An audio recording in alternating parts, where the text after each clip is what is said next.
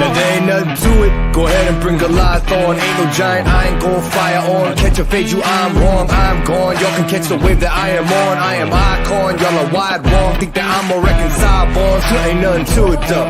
This is on me, ain't got much to do with who you know. Keeping it true to form 10 L's into a milli though. But they already knew that those for to your opinions, know that he is something. This is all me, ain't got much to do with who you know. Yeah, keeping it true to form, but they already knew that though. Here we go. I'ma show you who I am unbreakable. I'ma make you understand. Watch me escape. Good evening, good morning, good afternoon. Whatever time it is, we're glad you're watching. Tonight, we are going to be covering games from the Virtual Diplomacy League. As always, we'll be covering 5 games tonight. And for our feature league tonight, we're going to slow things down a little bit. Just imagine your favorite Sunday afternoon roast or an afternoon barbecue, a little bit of slow cooking, whatever it is that makes your mouth water when you envision something that's just calm, relaxed, cozy even. Because tonight we're covering the Nexus Extended Deadline Press League. So really excited to have an Extended Deadline League on our coverage tonight. And helping me cover that, we've got a wonderful cast of characters. We've got Ed Sullivan and David Hood, longtime DBN analysts. Welcome. And hello, we also have the man himself, one of the main organizers for the Nexus Press League, Andrew Pixie Zick. Andrew, welcome. Yo. All right. Well, since we are running a little bit late, we're going to go ahead and just skip quickly to our games. I'd like to thank everybody for their patience. Ran into a couple technical difficulties. It was entirely my fault. And we have a wonderful group of people behind the scenes working to help get this broadcast up and running. So with that, let's get right to it. Before I do that, though, is there anything that anyone would like to shout out while I am bringing up the broadcast? Well, let me just say quickly, the Asia Pacific Championship is coming up at the end of this month in Brisbane, the Cane Tone Classic. If you are in Australia or can be in Australia the last weekend of August, check that out. You can go to the DBN schedule page to get the link. That is going to be, of course, the championship for that region of the world, the second annual, or I can see it's the third one. And I think it's going to be a great time. It's shaping up to be a very awesome event, as is the North American Championship, which is coming up the first weekend in October. So those face-to-face events, I just wanted to do a quick shout-out. Yeah, appreciate that, David. I'm one of the organizers for DipCon, the North American Championship. We're really excited about some of the stuff we've got cooking. This really is going to be a celebration of the diversity of play within the diplomacy hobby. It's a little more than a tournament. This is a DipCon. It's about collecting and celebrating community. And to do that, we're adding a little mini Era of Empire tournament. We're going to have an 1862 game run in parallel with the entire regular classic tournament. So we're going to have beginner games if we can get enough people interested in that. So we're really excited to kind of bring the community together. And I know that the Asia Pacific group is going to have a similar kind of thing. That's what makes a DipCon special, is it's just a great way for the community to connect. Now, not to leave the Europeans out, of course, the beginning of November, I think it's November 7th through 9 in the Netherlands, is the European Diplomacy Championship. But again, all this can be found on the DBN schedule page. Yep, diplobn.com/schedule. All right, well, we'll get right to our very first game. But actually, before we do that, let's take a quick look at our standings so we can remember this before we see the rest of our games. We can understand how things play out. First place, we've got Jamal, followed by Justin, Jason, Cody Miller, Christian Brown, Darcy Morris, Zoe Cameron. We've got Patrick Jacobson, Jaden, and Tukbot Tully, which I believe... I just had that name. But it's a great group of people, very diverse from a global scene group of players. So let's get to our first. Hey, one thing, Brian, before I get off.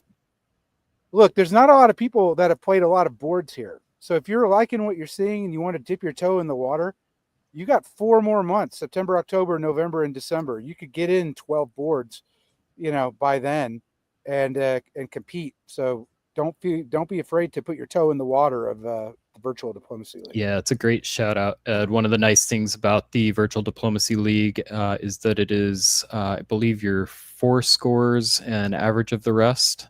So you definitely don't need, like, we've had a player make it to the top 7 championship game with 3 scores.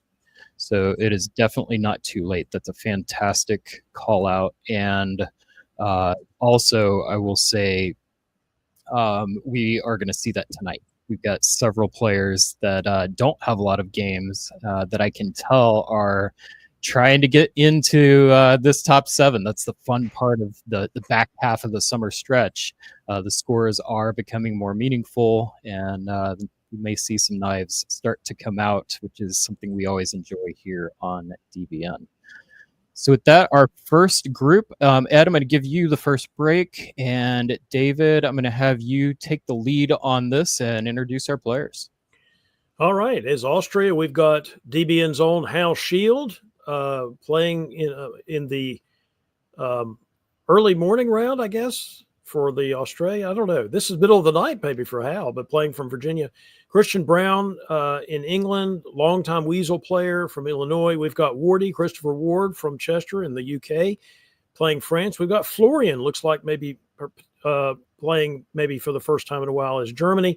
Patrick Jacobson, another DBN personality from the Bay Area in California, playing Italy. Nicholas Comarides, yet another DBN commentator playing Russia. And then we've got our favorite diplomat, actual diplomat, Karsten Brat Fodenhauer, who is playing from Rwanda, from Kigali, Rwanda in this particular game. So he's, of course, a world traveler in his job. So this will be awesome.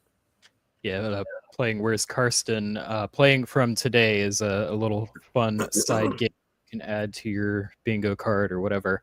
But for now, we're going to travel to Europe and take a look at spring of 1901. Well, let's take a look at that. We've got Florian going to Holland, the German fleet to Holland move. I did that in a recent tournament, but it is not a common move. So we'll see how that goes for Florian. Let's see. Anything else look particularly different? No. Patrick doing the Tyrolean excursion there to see what's going on in the Alps, I'm assuming. It's the only reason he's going up there. But obviously that Italian move is for flexibility purposes. Pixie, am I missing something? Don't think so. Andrew, what's your take on that move to Holland? That is worth calling out. I probably said it on this show before. The first person I saw do that live was Chris Brand. It didn't necessarily work out poorly for him, and it definitely left me with a lot of questions about how to make it better. So I'm interested if maybe they solved it here. The downside is that the army is not the best piece to be in Denmark. That's a downside. But obviously having additional play on Belgium is a plus. Yeah, not saying that's what's happening here, but this is the classic opening for a Sea Lion. The one thing that would give me a pause on that is we don't see a move from France into the English Channel. Sea Lion being a traditional GF and sometimes R dogpile on England. So maybe Florian thought that's what was going to happen, or maybe they just wanted to try something new. We'll find out. I will say, I don't think I've ever done this move though, and not moved Munich to Ruhr, so I could have 2 on Belgium. So that this is a different gambit that Florian is going for.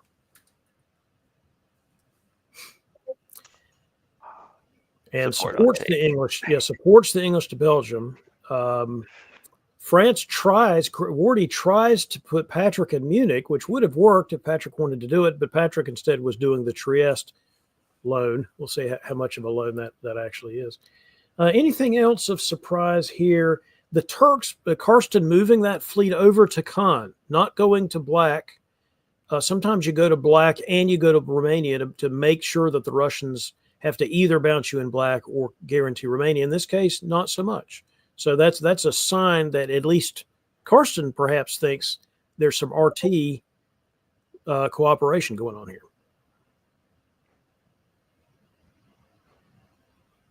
All right, it's going to winter of 1901. I'm going to transit. Florian.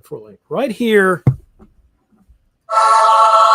on DBN, we always like to talk about the fact that Germany should probably build a fleet if you got two coming. Two armies is a bold step. I understand that he's broadcasting EG, but that is giving yourself very little option. So that's what jumps out at me. What do you guys think?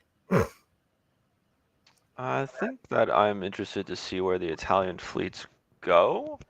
I was really hoping actually that they would take the move to Munich. I think, interestingly enough, with like Kiel having to then go to Denmark, there could have actually been some very early France-Italian cooperation that I think that two experienced players I think could have pulled off very effectively.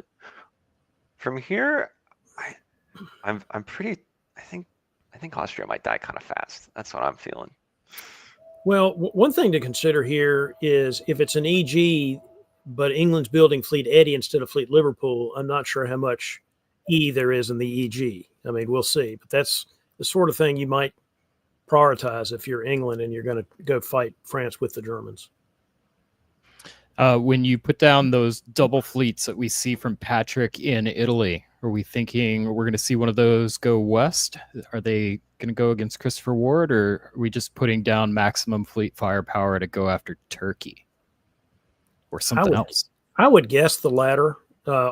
Sometimes the loan of Trieste is build the fleets, build the two fleets, and then potentially give it back and get rid of the army or that army in Tunis or whatever. So we'll see what the situation is. The fact that there may be RT cooperation might force the Italian fleets to go east if in fact there was a theory that maybe one of them would go west. I doubt that's going to happen here unless there's some sign of RT fighting.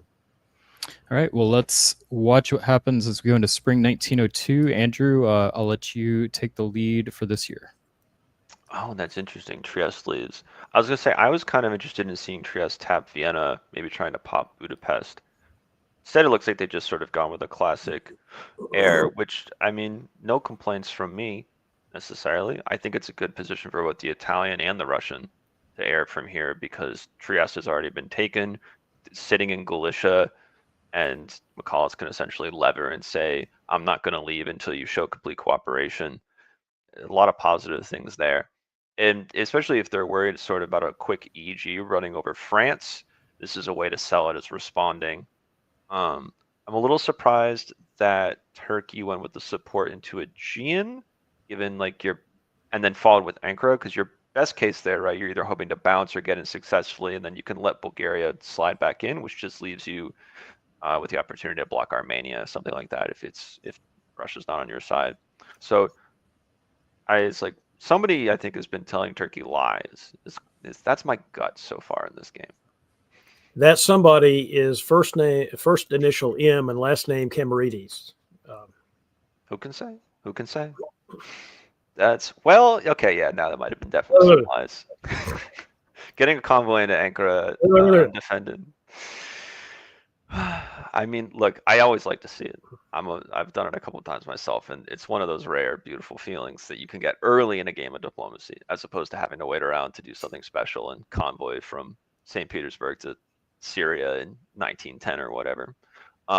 This also, I think, very much accelerates the air game in a way that, like I was saying, I think Italy needs to start looking. And I mean, with the convoy to Syria, they are positioning to just squish the sandwich, make this a wintergreen, and then roll from there. And I think it's an excellent board for the wintergreen because the West really is looking like it's going to be a long slog. I think what I don't really have an answer to, because I've been enjoying the South so much, is what should the West change now? It feels like two people need to pick to be friends in order to deal with how quickly the South is progressing, but I couldn't tell you which. Well, it's clearly an EG up there. I was talking about the fact that the English didn't build Liverpool, and then they immediately moved all their fleets west anyway, or southwest anyway. So Christian was hiding himself well. Let me say one more thing about the East. I think in all my years of watching diplomacy, I don't think I've ever seen 3 armies land in Turkey at the same time in fall 1902. Maybe I've seen that before, but I'm not sure I have. That is a lot of foreign boots on the ground in Turkey in 1902. Andrew, I could not agree more with you. I'm hearing the sound of Christmas bells because this is the perfect alliance for a wintergreen, or the perfect board state. I just don't see why Patrick and McCallus would not do that. And I mean, it might be to the point, like it may be so dangerous that the West has to triple up in response. It is that powerful a position. Now, I will tell you, Hal is a alliance player extraordinaire. I mean, he is really committed to alliance play. So it's also possible that they could use him even as a junior partner, and he might be fine with that. He actually likes to work on strong alliance play. All right, winter of 1902. Take a quick look at the adjustments. Did we see a wave from Hal? Yes. Yes, Hal has waved, and that is not good.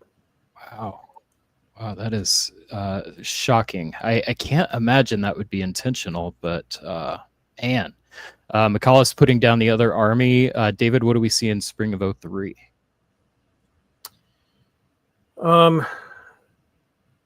Let's see. Continued AIR moves is what we see.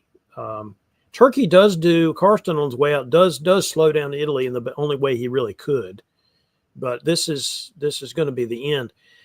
The Austrians going into Romania there is probably, of course, by consent. We'll just have to see how all this goes, but I think this is still pretty heavy AIR. And like I said, doesn't really surprise me because Hal is that kind of player, and we'll have to see whether the I and the R want to keep that air or let the air out of the tires, so to speak. All right, let's go to the west here. The English do get into Mao. France, what was he actually thinking? I guess he was thinking that the Mao would go in the fall, but instead it was lost in the spring. Obviously, he could have held it for the spring turn, but he just didn't do it. Yeah, he did. He does kick he does kick the Germans out of Picardy, and that's not insignificant. Oh, look, he had to retreat to Belgium.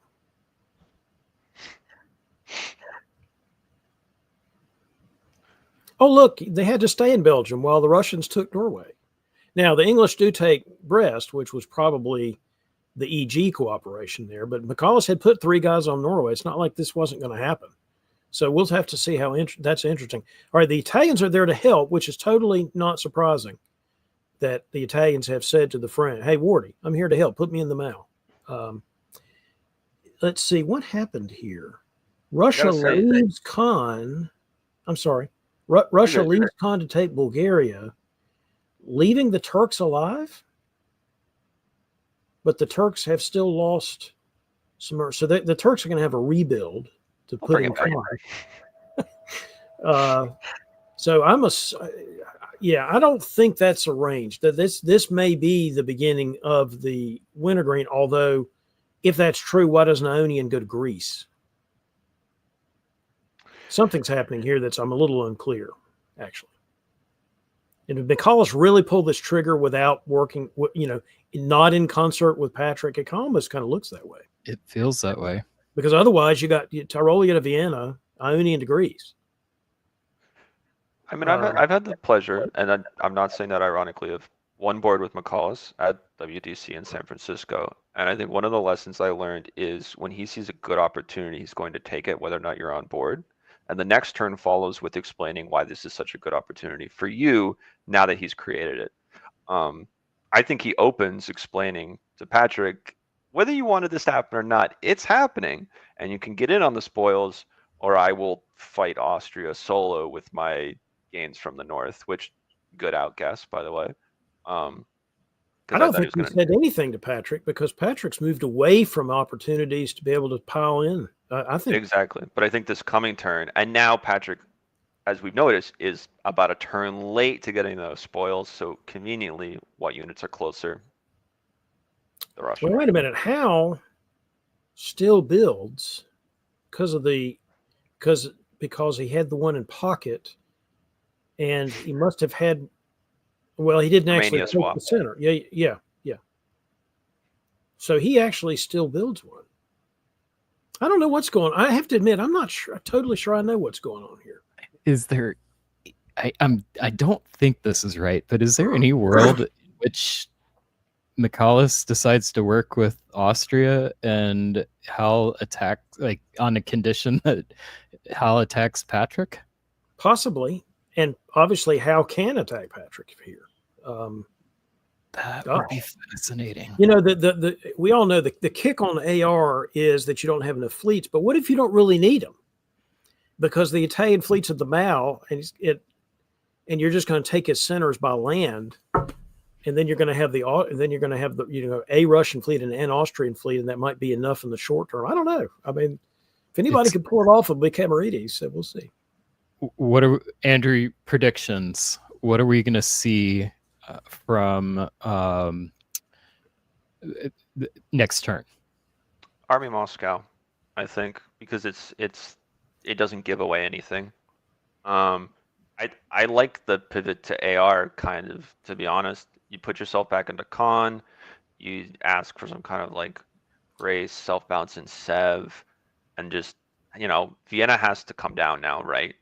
Italy can't think anything about that, can't say anything about that, and it walks into Tyrolia, and there's no fleet near the Adriatic to respond. There's only one army hanging around, and if you take two off of them, then it doesn't matter that Smyrna might decide to get itself piffed rather than retreat somewhere. Like, they won't have a rebuild. They won't be able to disband enough to rebuild at home.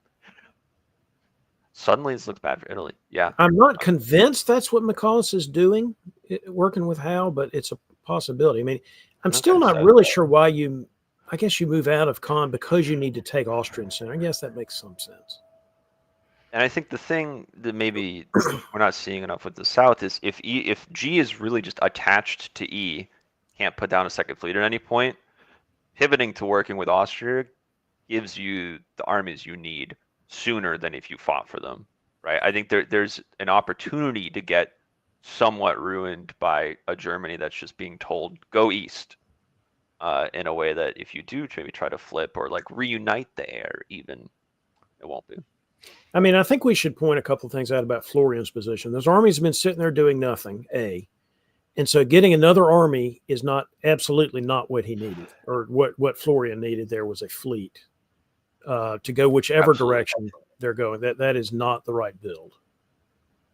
And there's no one can say anything about it. England can't complain because Russia just took over everything. Like, yeah, you got to put another fleet in the Baltic. I mean, you got that. There's something is off here. Even if Germany and Russia are going to work together, you'd still want a fleet. So there's some kind of problem here. Well, it's an interesting board state as we go into spring of 2004. David, what do we see? Or I'm sorry, Andrew, what do we see? I mean, what do we see? We're both looking. So that's the advance, right? Germany being told, hey, go that way. I think Moscow would have been a worse build. And certainly you wouldn't have any negotiate around Romania. And it's a build that tells me that, yeah, it's maybe Patrick is considering the wintergreen more strongly now. Yeah, I mean, part of this, I think this is stuff that we've seen a bunch before, where if you're Germany and you're going to go east, you kind of need a little bit of a weaker Russia, or you need more of a jump, right? Weaker comes from building that fleet, forcing Sweden with England's help through Norway, clear that out, and then once you have that, you'll have a couple of builds, and maybe you can work out a new position. But here, you're just going to get repelled over and over and over. Even if you try to do like a slick little move to Livonia, surely someone is going to have an army rotate from somewhere. And it's just not really going to get anywhere.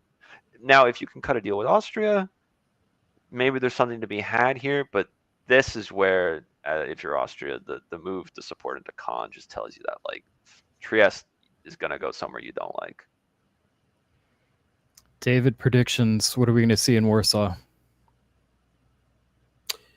Yeah, it looks like Hal and McCullough are not together. I mean, it's hard to imagine all that was arranged in some way. That seems way wasteful. So I'm assuming that there's going to be a German in Warsaw. That's what I'm going to assume. I'm wrong though. It's an Austrian, which is also fine from their point of view. Yeah, but it's like as the Germany here is like, why aren't you getting this build? Is my question. Like It's trying to hurting balance. Russia. It's trying to balance the win against the wintergreens. What they're trying to do. But again, Munich to Kiel, no. But I think I don't know. Maybe I'm playing this from maybe a more mean perspective, but I would go to the Austrian and be like, your game is lost because of Trieste. There's no recovery for you. I'm like, put me into Warsaw as revenge. That's how I open it. It's like, hey, I got the jump on your enemy. This dude, he's been messing with you all game. Just help me out here, or you can go cut Ukraine, and maybe it's a guess or something like that. Anyway, so we haven't mentioned Portugal though, which is a very confusing thing to have happened. And that's all I really have to say about it. It seems like maybe Wardy was so annoyed with the EG that he's just kind of like, someone else can have it as long as it's not you. Support self in Marseille, which it's like didn't trust Italy. I'm not quite certain what's happening here. So Portugal was trying to support Spain to the Mao. Is that what it was doing? Right, presumably England something taken, but confusing. A little bit, yeah. Yeah, my read on it is Christopher Ward doesn't have a lot to play for at the moment, outside of spite, and but he's still trying to maximize opportunity. So if you're gonna have to choose who's going to get your dot, you're gonna lose something anyway. Might as well be from the theater that didn't wrong you most, and then move in position that's maximizing defense. And then, I mean, with 3 units on Brest, I mean, there's a chance that they could make a deal with somebody to do something. I don't know. All in one. It's a long shot. I think there's more opportunity if you send Gascony to Marseille, kick out Burgundy, make them retreat to Gascony, and be like, you really want. And then, because then you at least have a setup to go to England and be like, look, support me in the Mao. I won't attack Brest. England's not going to get anywhere near Paris or Marseille anytime soon. Help me get Portugal back, and like I won't build a fleet, maybe something like that. Like I feel like you can negotiate your way back to a 4th center, and then Germany all of a sudden is looking a little stretched. Wardy looks like he's just going to sort of suicide against something. Is what he's going to do. This is not how you survive as France, by getting rid of your fleet and not trying to defend Iberia. Let me just say one thing though about McCullough and the Wintergreen. It's almost there must have been some jockeying around diplomatically here, because if it was truly a Wintergreen all along, McCullough would have said, "All right, Patrick, you take Vienna, you take Greece," way back when at that first move. So something has happened here diplomatically. I think. I don't think it was a strong Wintergreen that turn that McCullough moved on Austria. I don't think, because clearly if it was, Patrick would have joined in. Well, it's a good time to play Who Do You Like? We'll keep it short and sweet. David, it's your game to call, so we'll let you go first. Well, I will say this. I was going to say Patrick, but I just don't like 3 army builds. I just don't think that's flexible enough. So but I still think Patrick's in a pretty good position. Don't get me wrong, and he's a very talented player. But I think I'm going to have to go with Camarides. I think McCullough can come up with some way to figure this out. Get those centers that he needs from the east to help fight the EG, and I think that Patrick will be pushing. Although again, with the 3 armies, I'm just not sure that's exactly the right counter mix, so to speak, for Italy to push west like Italy would need to help here. But I'm still going to go with McCullough. That's a long way of saying McCullough. Patrick. I'm sorry, Patrick. Andrew. You're good. I actually kind of like England's position. Nothing against 3 Ps in a pod, which is what I've decided that build is. Really. But like I said, Germany's kind of spread out. he didn't take the support into Denmark in the fall from Russia, but I don't think that's the end of the dealings that could happen, especially if Patrick seems really this intent on perhaps trying to top the board from just fighting through the south on land as Italy. So I think there's actually a lot of growth opportunity. Throw in a little mix of a spiteful France, who's not necessarily trying to live. So Italy's going to pick up probably Spain, also Marseille, which puts them as the clear threat units wise. And I think it's going to keep Russia occupied to a point where even with maybe working with Austria, sorting things out, I think England might have a really good chance to just swallow a bunch of the like coastal provinces very quickly. I don't think I would love seeing the three armies if I were McCallus. I view that as putting a ton of strength into the Balkans. That seems like the area that they could project the most. And if you were truly allied, I feel like there'd be some way to capture that diplomatically. I'd be a little worried about Ankara right now. I'd just be worried right now if I were McCallus and seeing that with that build. We'll see. Spring 1905, David. All right, so the army convoy, I knew the Naples army was going to convoy somewhere. I was not expecting Greece, which is probably what Hal wasn't expecting either. Hal's expecting Albania, so that's a nice fake out there. The Russians taking Budapest, not worrying about Warsaw, but taking Budapest there is probably the right move also. So this is the wintergreen doing wintergreeny things, and this is what happens, I guess, when you don't have anybody in Marseille. The Germans leak in there, but I'm not sure that's going to help that much. It's going to be potentially too French to kick them out. Of course, I guess they retreat to Spain in that situation. So it's just really terrible for Wardy. I was thinking with the three armies that his plan was just to kill Brest and try to pop the fleet, which is not what he ended up doing. But that might not have been a terrible idea, is to use the three armies against Brest, assume that the bounce in Mao is going to happen, and then that Brest fleet would be dead. So that did not happen. All right, England going to Helgoland and England going to North Sea and England going to Sweden is an interesting set of moves that I'm not totally sure that I totally get, but it's probably not good for Germany, but I guess we'll find out soon enough. Well, it looks like Germany and Russia both wanted England in Sweden. I think Ska's going to land in Denmark.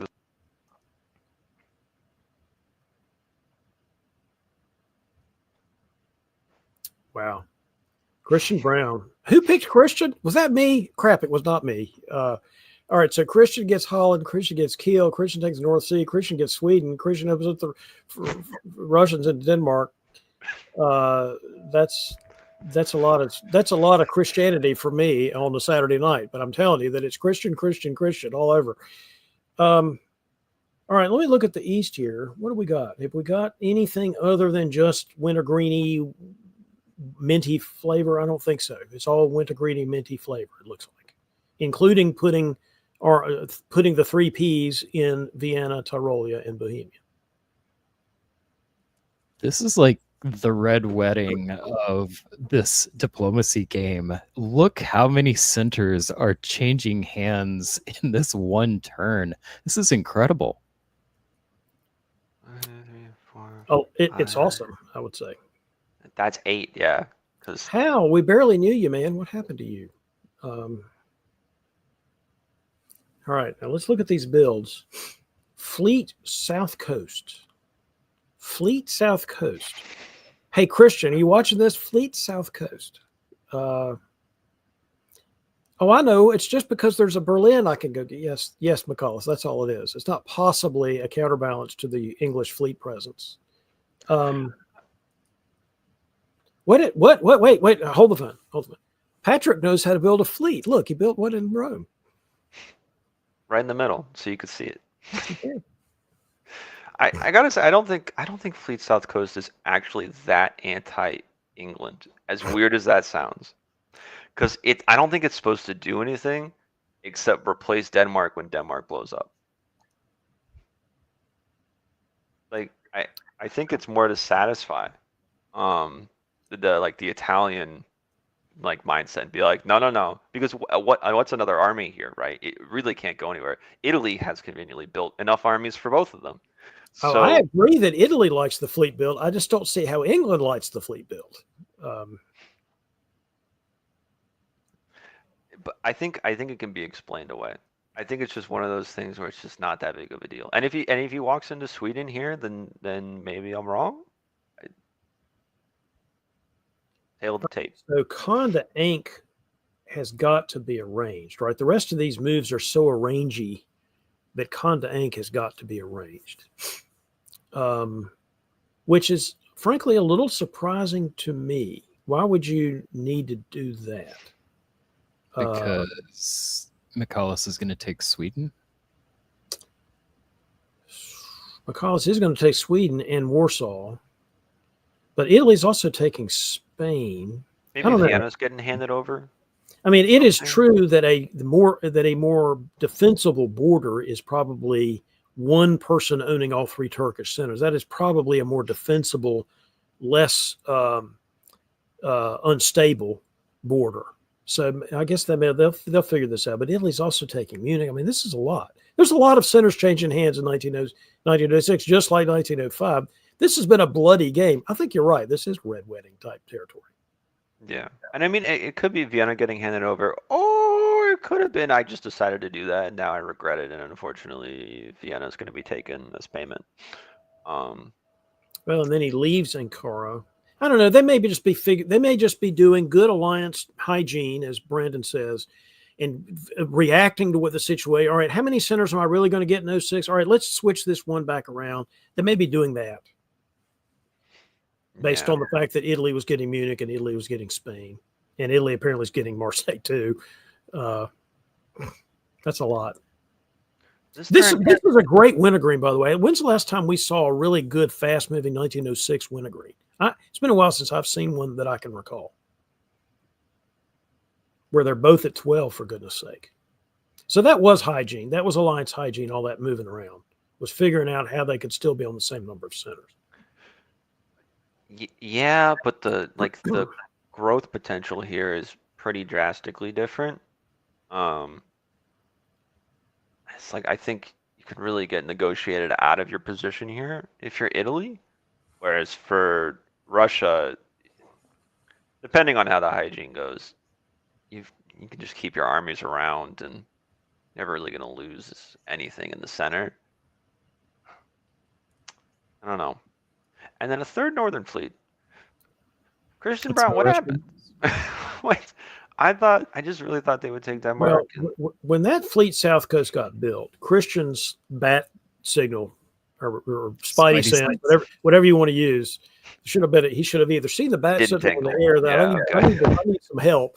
I need to call Batman in, or should have realized that something was tingling. It's both. It just, I don't know. It just felt very like, yeah, of course he builds another fleet. But I mean, I guess this is a great showcase of if your friendly Russia that just helped you stab Germany, your game-long ally, builds another Northern fleet, that does mean something. That's a sign. This is an interesting retreat that McCallus is making in Denmark. He could have retreated in North Sea, which maybe that wasn't worth it, but man, it's hard to resist the temptation of being in the North Sea, I think, if you're an enemy of England. But he didn't. He goes to Sweden. There must be some tactical reason, and that's probably the right move. I haven't studied it enough. I just think it's interesting that he didn't go to North Sea, because I would have been very tempted there. I think McCallus doesn't want this game to end in a solo for either player. And I think going to the North Sea really ramps up the index, the volatility. There we go. You can bet on it. It's a whole thing. That's what, like, the volatility of moving to the North Sea is extremely high, and England's going to pull everything back to deal with you, because that's a particularly frustrating thing to do to someone. And at that point, then Italy's going to be fully around the corner, which they kind of already are. So I think this is more about, I guess, what you've been saying, good balance of an alliance. All right, so the Italians taking Ankara, and this time they keep it. This is no longer going to be an equal center count. Look at Wardy taking Belgium. Wardy's trying to get his revenge here. Yeah, it really felt like they went right across the stalemate line faster than I even noticed. I just sort of felt very much like, yeah, I think they'll probably run into a little bit of a wall around Munich and Berlin, but this is probably the most advanced winter green I've ever seen.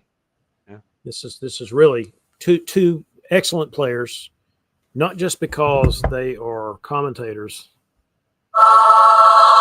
right here on DBM, but they're really showing some good. One other little note, intentional or not, St. Petersburg didn't have to hold, right? It could have been supported into Barents to open St. Petersburg for another build, but since it's not, there won't be another fleet coming down. I think that's more excellent balancing. Having something in reserve if you get stabbed. You could also put down another army if you really wanted to. Well, all right. You're thinking Army and Sev to bounce with Ankara. Is that what you're thinking? Yeah. Maybe. That might be the right answer here. So this is a interesting board state. So we're going to go ahead and do a second. Who do you like?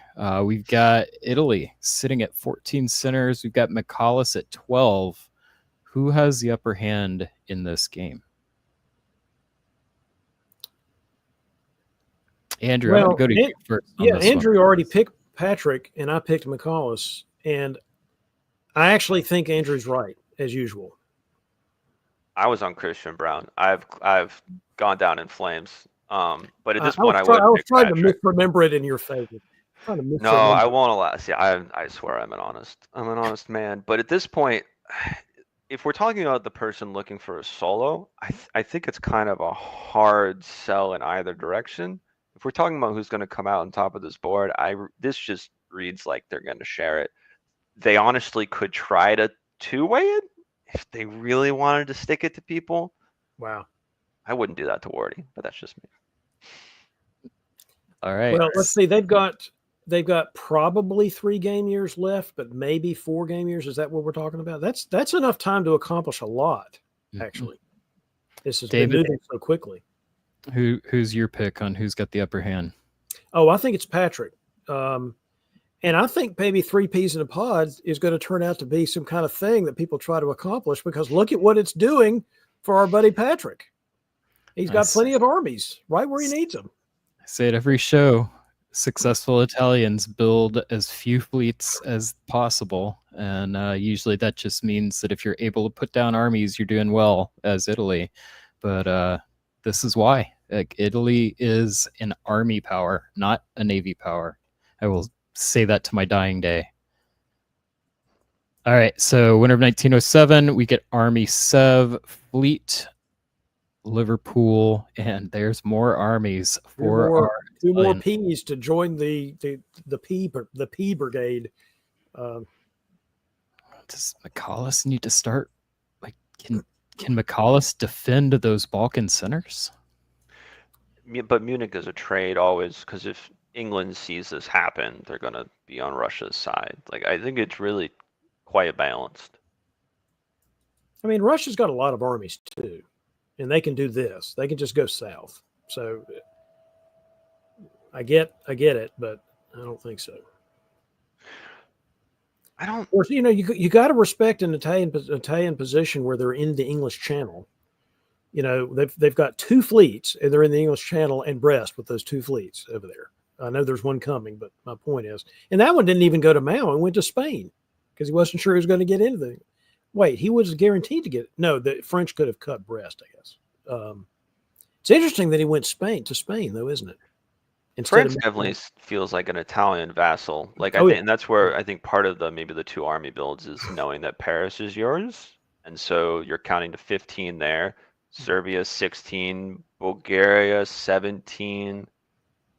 But where's 18? That's my question. And like I said about Munich, right, that's immediately under threat. You're not going to be able to hold out long term. And I think ultimately with the move to North Sea as well, this is where it's, if you actually try to go for this solo, I don't know how it works out. I don't know the context. So maybe this was all, McCallus was the one that really was like, Patrick thought would go for a solo, and Patrick just now looks bad having made what are maybe defensive moves, but it's like I don't know. I don't know. I think you got to try it if you're Patrick. I'm glad that Patrick is doing this. I think it's worth trying. Yeah, and I I don't see don't the think 18th. is Munich at risk without, like, with France on side. Well, let's see. But you got to remember, Trieste is at risk here. Serbia's at risk. I mean, there's lots of guessing to be. Yeah. But actually, there's no guessing. Serbia just may be lost. Now you might lose Vienna in the process. Yeah, there's the guess. Well guessed. All right, so they lose Vienna in the process. But you'd always rather be in Serbia. Yeah, no question about it. And of course, you take Bulgaria.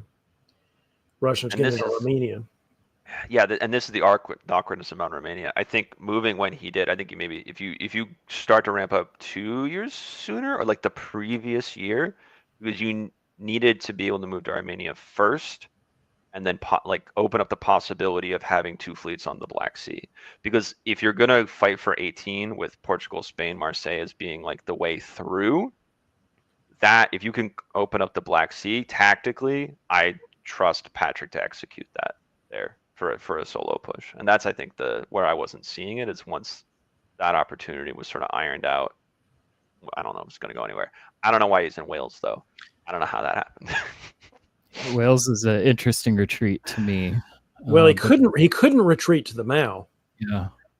Because you had nowhere else to go, and you're not going to. So there was I got nowhere else to go, as Lou Gossett Jr. once heard somebody say in a movie one time. And you know what? Shout out to Wardy, Picardy cut breast, because Wardy doesn't like to get soloed on. So I mean, who does? Who does really? Someone who's angrier than Wordy. All right, winner of 1908. We've got Army from Christian Brown. That makes sense to me. Good defense. More armies from Patrick. More P's in that pod. McCallus, 2 rough disbands, but chooses to do them on the northern side. That does make sense to me, and we draw. That's fair because Patrick probably doesn't get 18 here. But I just think, again, I said earlier, it was worth a shot. It was worth a shot. And what's wrong with 16 to 10? There's nothing wrong with that. 160 points in the Virtual Diplomacy League. I think Patrick will take that every single time.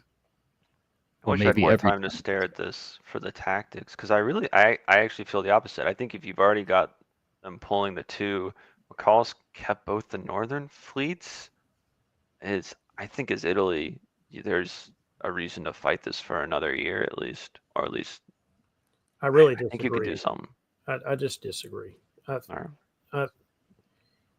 Well, regardless, that was one heck of a game, and what a way to start out Virtual Diplomacy League and League Night tonight. VDL 239, that was a treat. Monster wintergreen. I have not seen as an effective wintergreen maybe ever on VDL. It's definitely among the best that we've seen, if not the very best.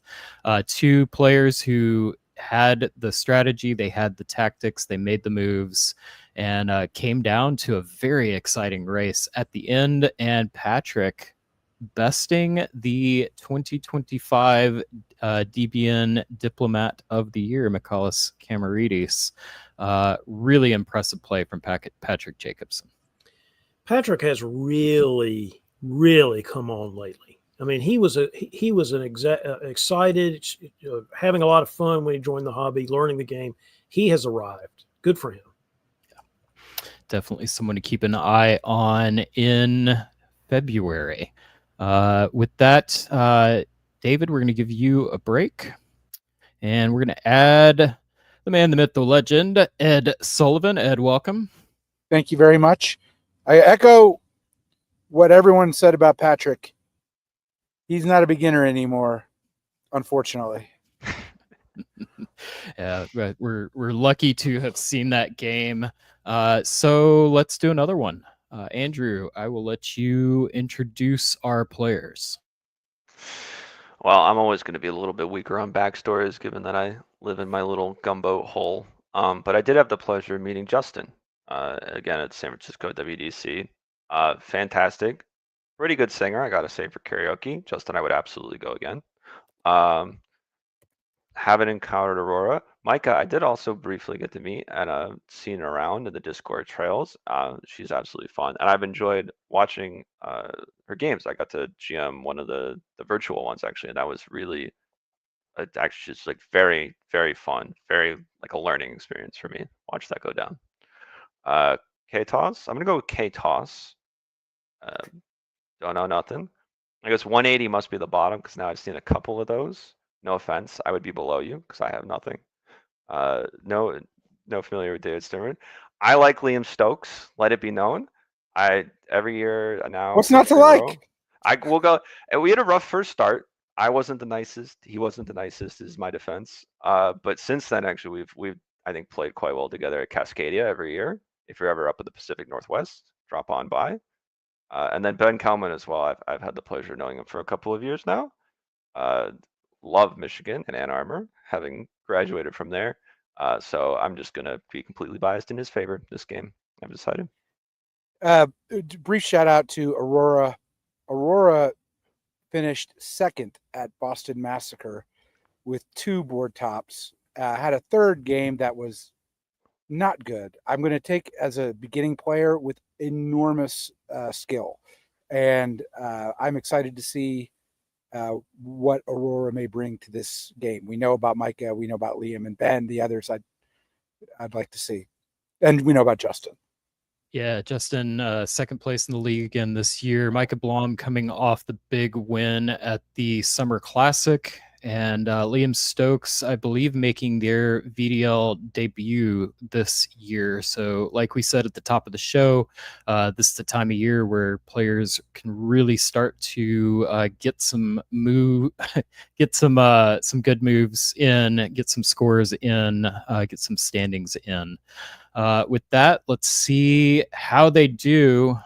Andrew, lead us off. Well, this game is much more straightforward than the last one. Nothing strange out of Germany. Nothing really much to blink at in the West at all. Warsaw Hold, I think, is something that I haven't seen enough of. I'd actually like to see more of it so that I can learn what its uses are. I think it really gives Austria a chance to defend itself in a way that you can build a strong alliance from there. And then the usual bouncing is black, Smyrna falling to Ankh. Trieste, I think, is the biggest thing of interest. Maybe it's another game of Italy and Austria getting into some early conflicts.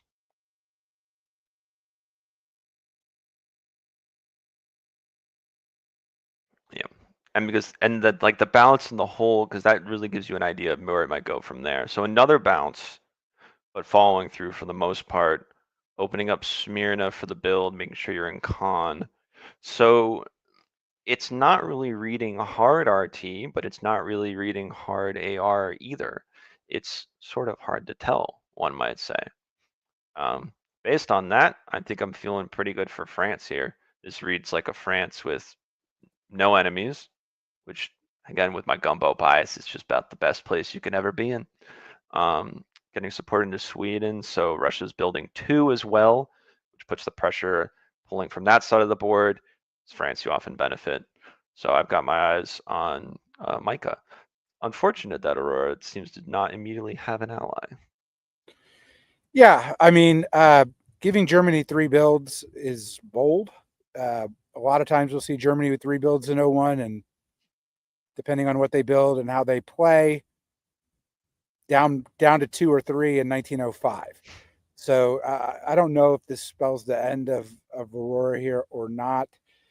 I do think Liam's being awfully cagey, pledging friendships to both Justin and Ben.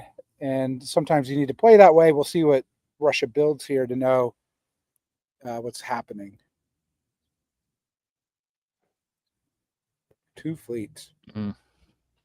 That's not good for Aurora. 2 more from France, too. Yeah. A lot of fleets on the board. Ed, what are we looking at in spring of 02? So the first thing I notice is Aurora is getting help from Russia. Russia built in St. Petersburg and is playing a counterbalance weight in the West, which is good for Aurora and well played by Liam. There's a retreat to Baltic. There's nowhere else to go. There's no danger of a convoy here to Livonia, given the fact that there's no Army in Kiel or Berlin. So that's not so bad for Liam. Let's see. English Channel gets bounced, which you would expect if France is attacking England in this situation. And so it's basically a 2-on-2 situation right here. Liam definitely helping. And he's the one that gets Sweden. So great for him. In the East, we see the Italian moves to Eastern and Ionian and looks to be setting up a convoy. And obviously, Austria's anti-Turkey here, bouncing in the Aegean. Bulgaria still was not taken. There's a choice there to be made between letting Aegean happen or going to Bulgaria. I note that Romania is supporting Bulgaria and going to Galicia. So it does look like RT versus AI. In the modern game, this is usually advantage AI, but it's slow. And I know Liam is not a very slow player. So I don't know if he turns on Ben here or just is patient.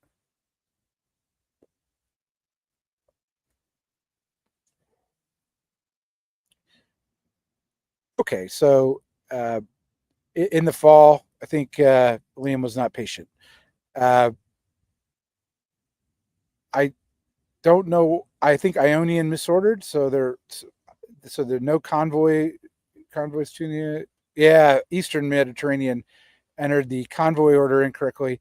Quite a pity for Italy, and great news for Ben Kelman here. Except he does get the Bulgarian army PIF. That would have happened in any circumstances if there's an air. Clearly worried about Germany here. Russia moves to Silesia. Vienna bounces in Bohemia. And I note that there is a defense of Denmark successful. So Germany will be going down one. Micah chooses to go to Irish.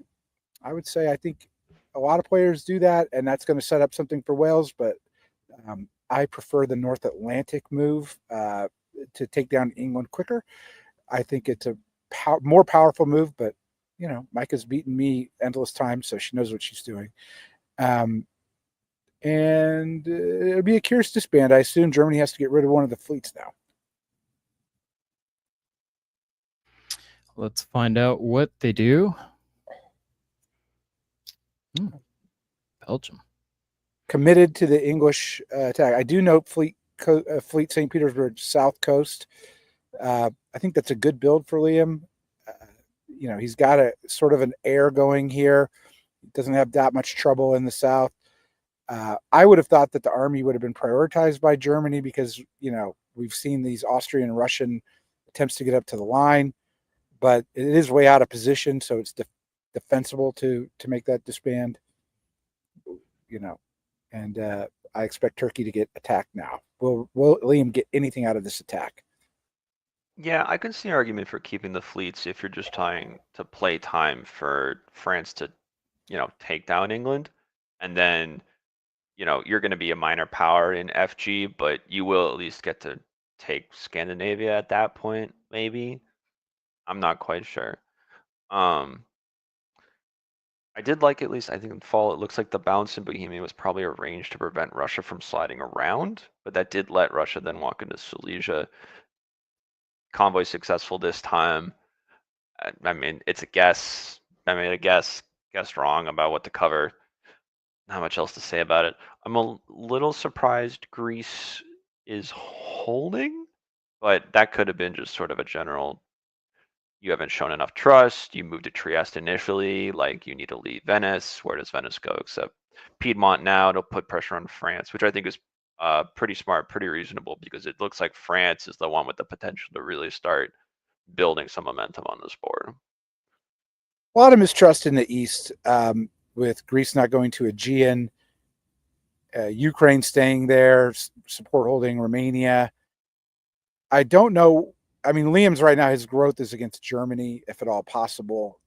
But he's going to want something out of this Turkey thing. And then Justin has been burned enough in diplomacy to where I think wants to maintain his options and not get overextended. So Trieste to Serbia is curious from that standpoint. I do like Venice to Piedmont. It hurts Germany in the defense of Munich now, and because Burgundy is forced to cover Marseille, or Michael leaves it open, which I doubt she does. So I did want to call out Tanglewood saying Venice to Piedmont's good move. So I do want to, I agree with that. I like to see that from David, who also gets the convoy successfully. So much better turn for David this year than last. Andrew, what do we see in the fall? Yeah, great note about Munich. And then so interesting that we let Marseille fall instead. I guess the Belgium's not guaranteed there. So It's not maybe something guaranteed. was worked out with England because of the whole not moving to Liverpool. And Liverpool moving at all suggests that England really feels like there's somewhere for that army to go, because you simply wouldn't do that without like a plan or some kind of a thing. So maybe the board is going, oh, this is going to turn into an air if we let them crack into Germany. Like, even though Germany hasn't necessarily been on the same side as E or F or R, it's still worth at least keeping some of their stuff around, because I don't think I've ever seen 3 German fleets in that position before.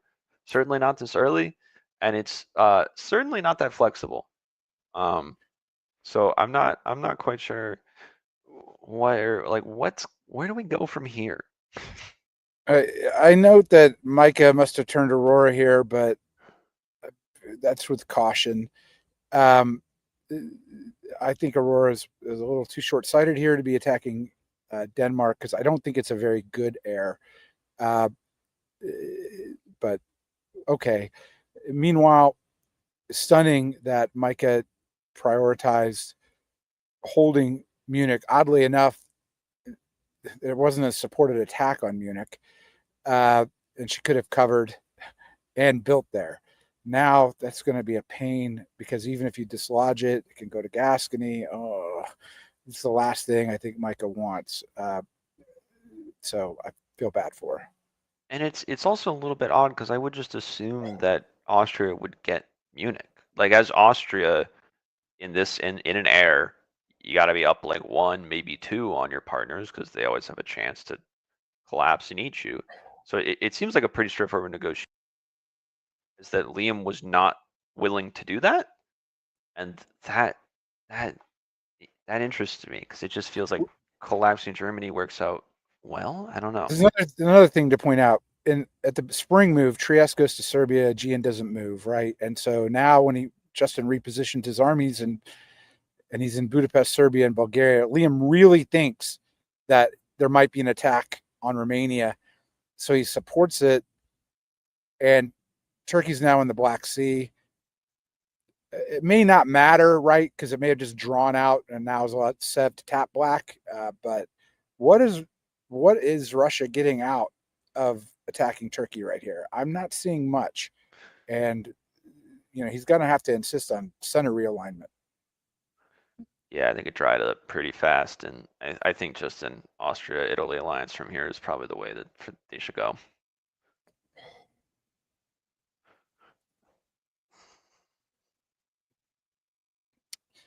So in 1904, Sev does tap black. The fleet goes to Khan, which I'm pretty sure Liam hates. That can only be Austria wanting to get presence in the Black Sea. That's not good. And couple that with Vienna supporting into Budapest. This is bad news for Liam. And the good news, I guess, is that Turkey's not going to die for Liam right now, but can't do anything other than be bouncing. Well, that's not true. I guess it can support Smyrna to Ankara. So, yeah, that's bad for Turkey and bad for Liam. Worst news for Liam is loses Denmark here. I assume this is a trade for Norway. Makes a lot of sense. Liam's gonna have to go to Norway now, but he won't be building. He'll just be static. Let's see. England was sweet talked by Micah, but it's not to attack Russia now. It's to attack Germany. And that's what we see. I think this may be some deft maneuvering by Micah to cover Gascony, get to Marseille. I don't know what Italy intends to do with that army in Burgundy, but I think this was arranged in some way, except burying the lead, Ionian to Tunis, Naples to Tyrrhenian. So this is not what I thought. This is a full-on attack of France.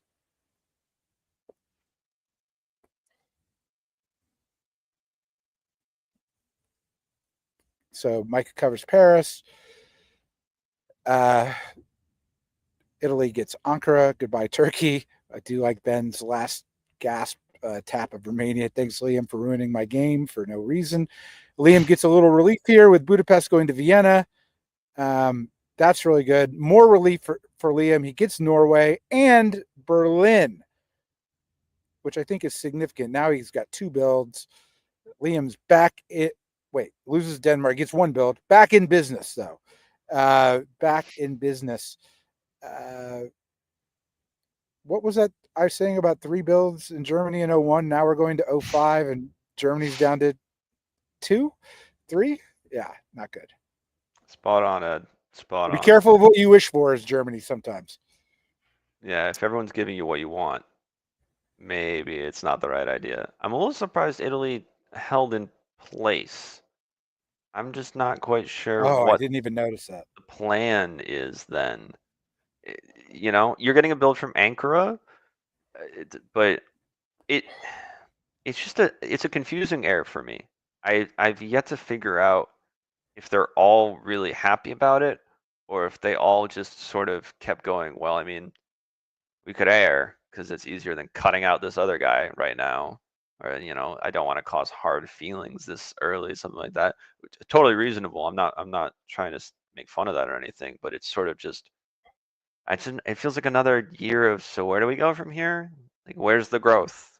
Meanwhile, you know, the North, they're gonna have Germany pretty much dead soon, and I mean, it's not like there's a pressing problem that, like, you know, it's not, France is not out of control, right? They didn't take down England. England is not also out of control either because they've got Russia balancing, but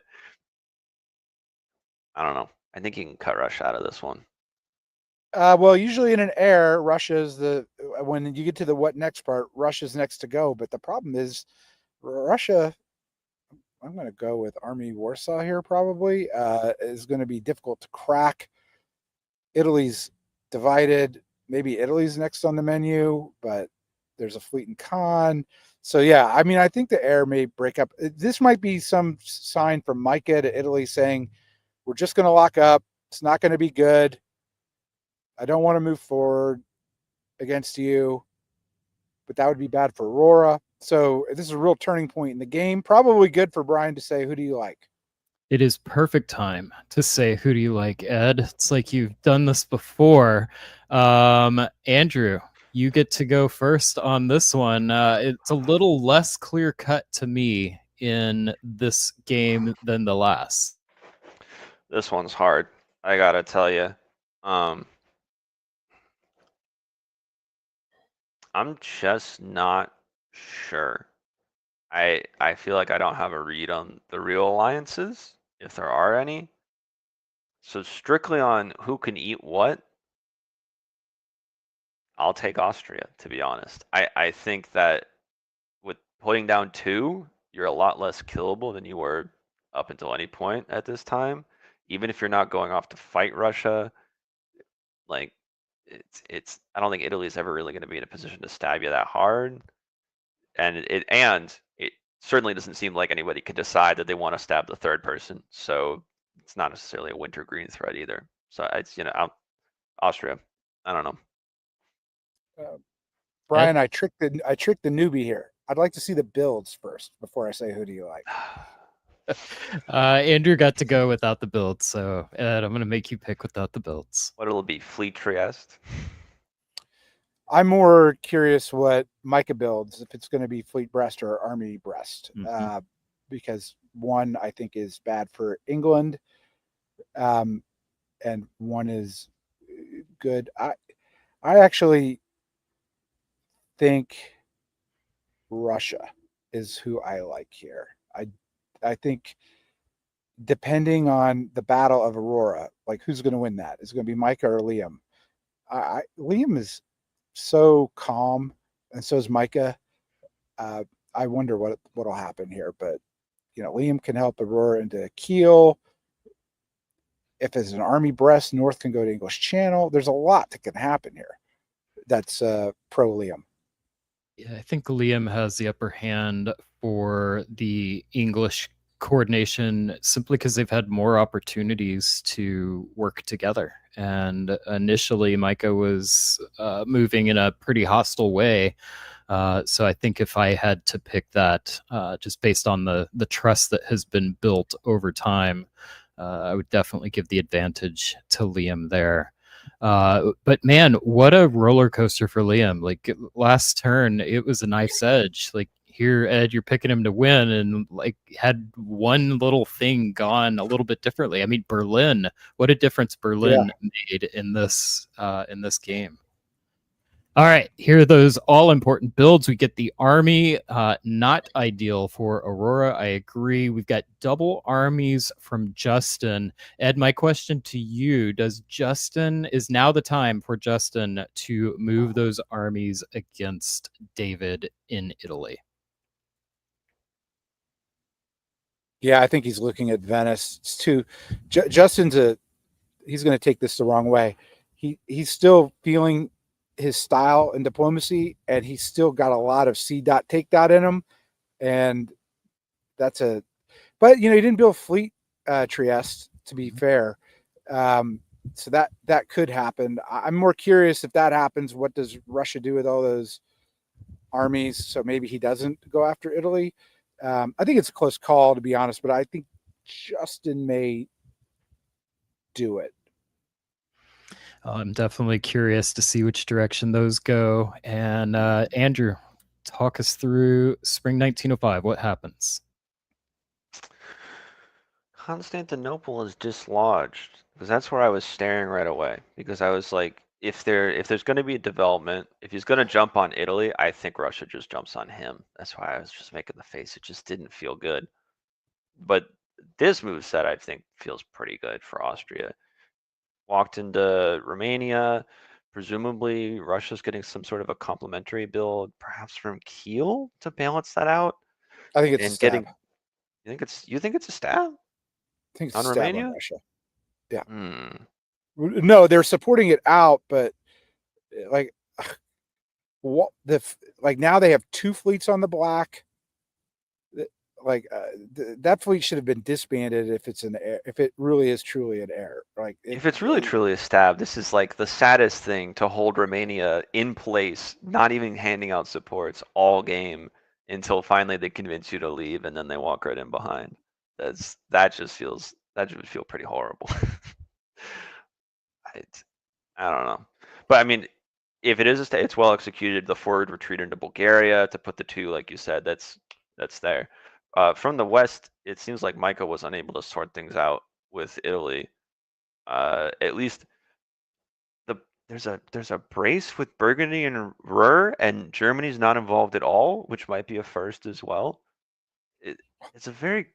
It's still like a curious situation, because then not building Fleet Brest, even though that makes England feel a lot better, the way that you cover things is now just much more awkward as France, and there's no build for you to get. To be honest, maybe having Ruhr blown up might have been a gift, because you would have time to move back and rebuild as Fleet Brest, and then move from there. Yeah, this is disappointing. There's a raider Mid-Atlantic is just wide open. This is going to be a little difficult now for Micah. An army in Burgundy is bad, a fleet in Mid-Atlantic, and an army in Burgundy. They just touch so many centers, all of the French centers, and Iberia with just those two units. Not great. And Italy will get a build here. Unless.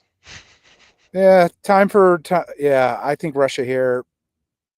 We'll know if it's stab or not if Galicia tries to take Romania.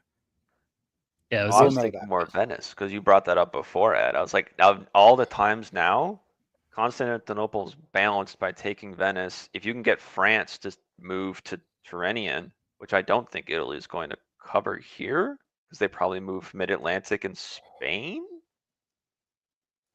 All of a Best sudden, offense is a good defense. I counter think raid. is that the other way around, Ed?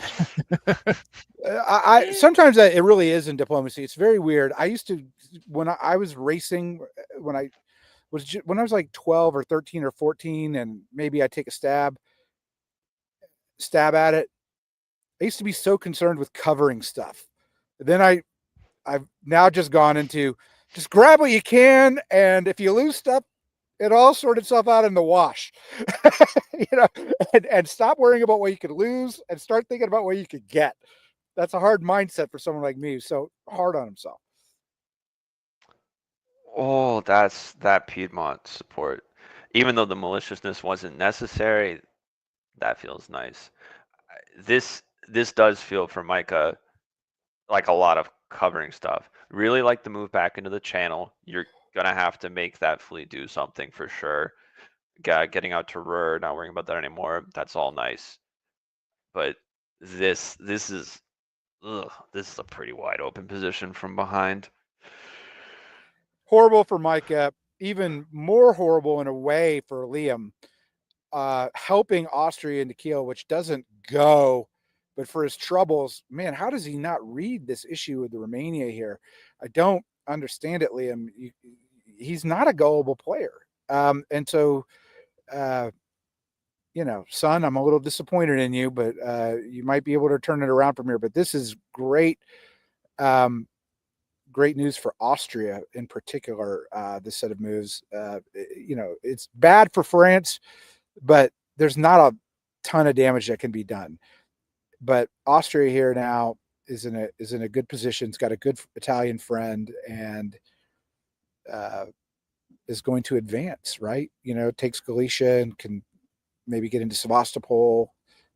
Ankara goes to Armenia. These are all things that can happen. The only thing I wish I'd seen is Anchor to Armenia this turn. David Seymour, definitely impressing again. I think I kind of wrote David off a little more than I should have, if I'm honest, because of that failed convoy. That was a lot of tempo to lose, but definitely finding ways to make some good guesses, good plays, and they're in a pretty good spot. You don't see Mike on the back foot a lot. Mm-mm. You see her killed or running away with it. That is not either of these situations. I'm just curious to see how she handled it. I mean, you haven't seen this type of pressure put on her. All right, take a quick look at those adjustments, and then Ed, take us through spring of 06. Yeah. Good defense by Micah. Loses nothing here. Nothing further, I guess, is the way to put it. Making Belgium to Ruhr, I guess, making an attack on Munich here. I guess Aurora built a fleet in Edinburgh. That's not good news for Liam.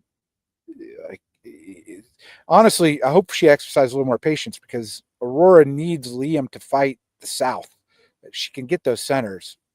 Russian centers are going to be there. You can see Liam sort of running away. He loses Berlin thanks to Austria helping Germany. That's smart by Justin. There goes Galicia. Like I said, now Sev is gone. Horrible news for Liam. You figure it should have been Army Edinburgh then instead. Convoyed into Kiel with support. Start moving through the middle. That's way more justifiable. Or London. I mean, whatever. But, an army. It's a build that doesn't come from Russia, even though Berlin is where it comes from. I think that would be a cleaner, and then build your base from there. Yeah. Now she's going to take Kiel and Norway, and that's good for her center count, but that's bad for what she wants to do in the long term. And that's hard for new players to see how So look, trust me, it took me years, okay? But it is difficult to see what you do on your side of the board, just in your own interest, may affect your longer term interest in the game. And I think just if Liam can talk to her a little bit, maybe even Micah, about just chill, this could work out. Is there a world in which you give Micah London? Is that, if you're picking up Norway and Kiel, does that help? She might take I'm going to it. say what Brandon said to me once when I asked him for Tunis. And I took it, by the way, but he was right beforehand, which is like, your unit is going in the wrong direction. Okay. Yes, you're getting a build and maybe that helps, but you're taking one unit out of action. And I think that might happen here. Plus, she has to cover breast. Yeah. Yeah. All right.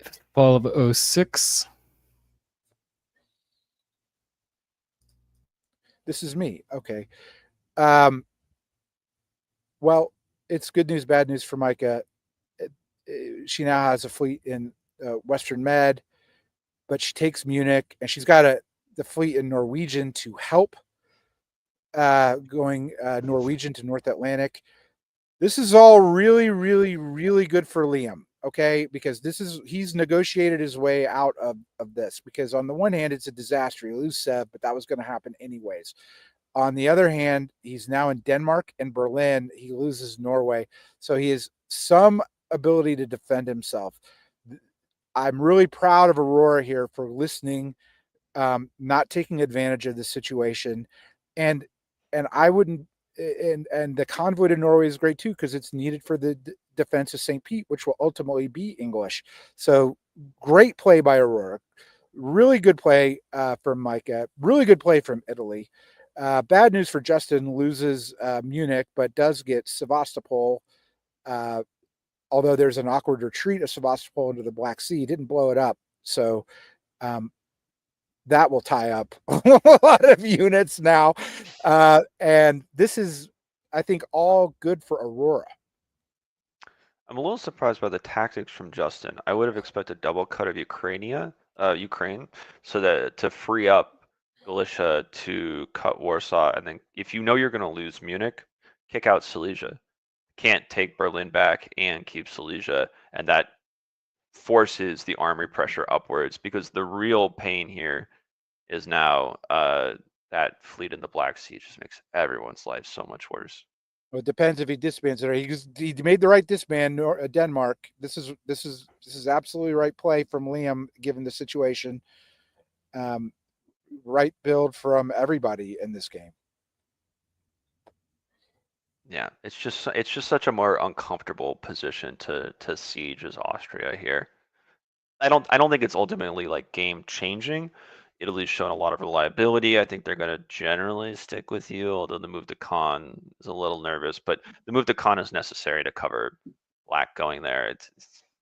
It's kind of a mixed bag. I think I got to give the more compliments to Aurora. This is the right way to go about eating Russia. Ultimately, it's not as clean, I think, as if you'd have Germany cleaned up, because then you could have had a new third army to convoy over to Norway and then move along from there. But they're in the right position at the right time, right? They're there to help correctly. Germany has not shown me that he's disciplined enough not to take Holland here, but I hope they tell him we'll put you into Berlin or something. Steve. All right, let's see. Germany has certainly lived a lot longer than I would have expected, given its initial prediction, which turned out basically correct. But yeah, I mean, Holland this way, that way. There could be some knowledge of the stalemate line here, where you realize that Kiel, if you're going to make it to the end of the game, you'd rather stick around in Kiel and sort things out from there. Let's see. For the East, tactics are tactics. Ultimately, Liam's defense is going to crumble simply because England benefits from him going down at this point. It's mostly sorted out. I don't know how North Africa happened necessarily. I don't think it's the end of the world. It's going to be annoying to cover though, and I would just never support myself back into Mid-Atlantic.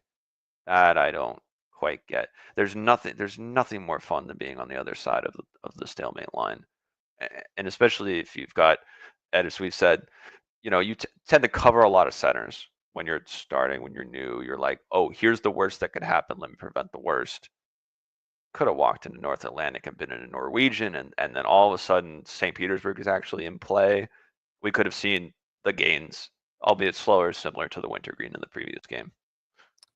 A couple of little things here. This may just be me. I actually like the taking of Mid-Atlantic because I think it means Portugal is gone, maybe, depending on things. I'm not so excited about Denmark to Sweden. I think I would have held Denmark here, built an army, because you need another army up north against Russia right now, and the only one available at this point is Kiel.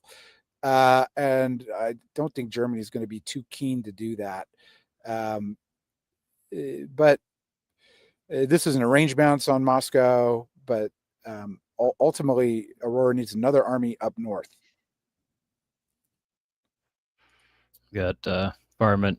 Aurora's playing the same style. She did Massacre, so do like to see that as well. Winner of 1907. We're starting to move towards the back half of this game if it goes according to most. Take a look at those adjustments. And Ed, what are we looking at as we move into 08? First thing I looked at was Portugal. It's gone, and the army's piffed.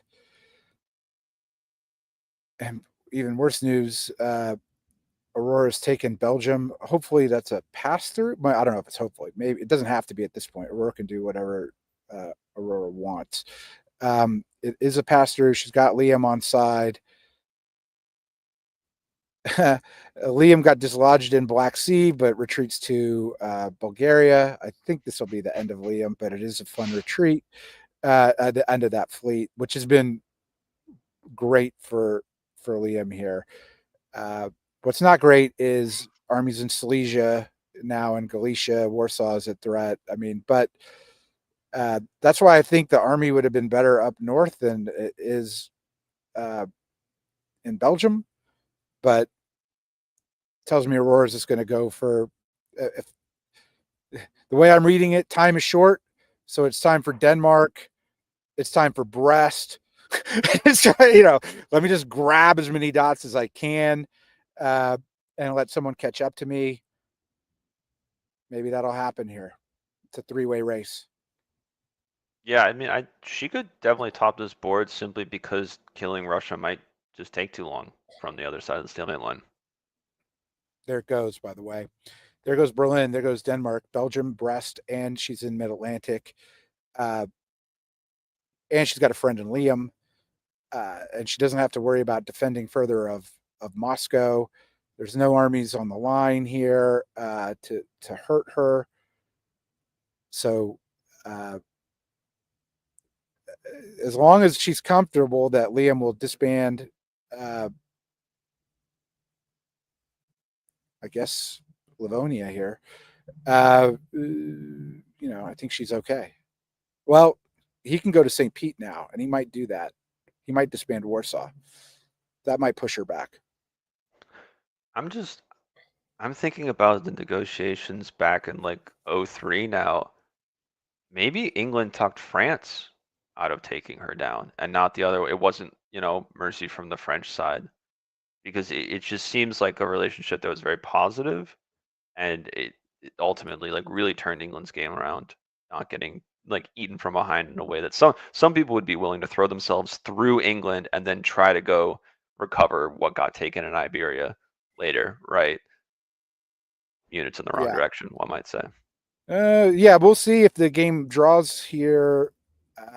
If it doesn't draw, then there's problems, right? Because you got Berlin at risk, and depends on whether she can maintain Germany on side. Maybe Micah will help her. So, hey, look, I've now seen 3 games in a row from Aurora that are phenomenal. So, Andrew, your point of, hey, maybe she's the one driving the bus, very well could be. You just don't see a lot of new players electrify like this. This is quite amazing work by her. It happens every year. We've had some new player just kind of explode on the scene, often in the back half of the year. Maybe Aurora is that player for us this year. Certainly this game. Right now we've got 11 center England, we've got a 10 center Italy, and 8 center Austria.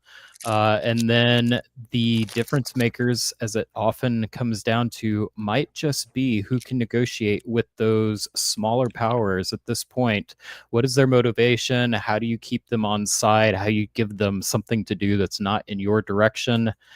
Ed, you asked if we draw here. The answer is no. Andrew, what are we looking at? I mean, I started looking at the center of the board in Munich because now I'm just wondering if there's going to be enough armies to really settle a stalemate line. I think the answer is yes, though, because you don't need all armies. You just need to generally be able to hold what's up. They went with the support into Warsaw. Liam correctly being like, actually, let me try to maybe stick it out in St. Petersburg because you might not have time to truly finish me off. Good stuff there. Let's see, what's the west? There's a lot of bouncing. There's a lot of bouncing. I don't see much Aurora of a needed to start go to line. Norway here. I think this is an error. It seems to me that she might be setting up for an attack on Kiel here, but it's more important to be able to, I think, defend the north better. But I think this is the end of Germany right now. I think that's what Aurora is setting up to do. Nope. It's like, I don't know if taking out Germany is great. You sort of lost the moment because now Yeah. it's just awkward to cover a lot of the things that you need to cover. And, you really wish that was your army instead, certainly. See, She's so concerned about St. Petersburg when she could have taken Kiel that missed that Germany could support Austria into Berlin. That is sort of horrific, coupled with the loss of St. Petersburg here. She really needs the game to continue for a year now at this point. Good negotiating from Justin, though, to keep playing the game. I think I sort of looked away from him because I'd figured that Ed's made 11-11-11-1 sound quite convincing, to be honest. Like, it's a way many people have ended a game before. It's a way that this could have sorted out in a pretty clean manner. Aurora absolutely earned her 11. The other two people earned most of their 11 and would get handed the rest. It would be hard to pick between France and Germany who should be the one. I'll say that, but credit Justin, keep pushing. Game's No, this is the end. Fleet Trieste means Venice. He's going for Venice. This is not drawing unless they give it to Justin. Oh no, my God, he goes to Albania. Wow. Oh.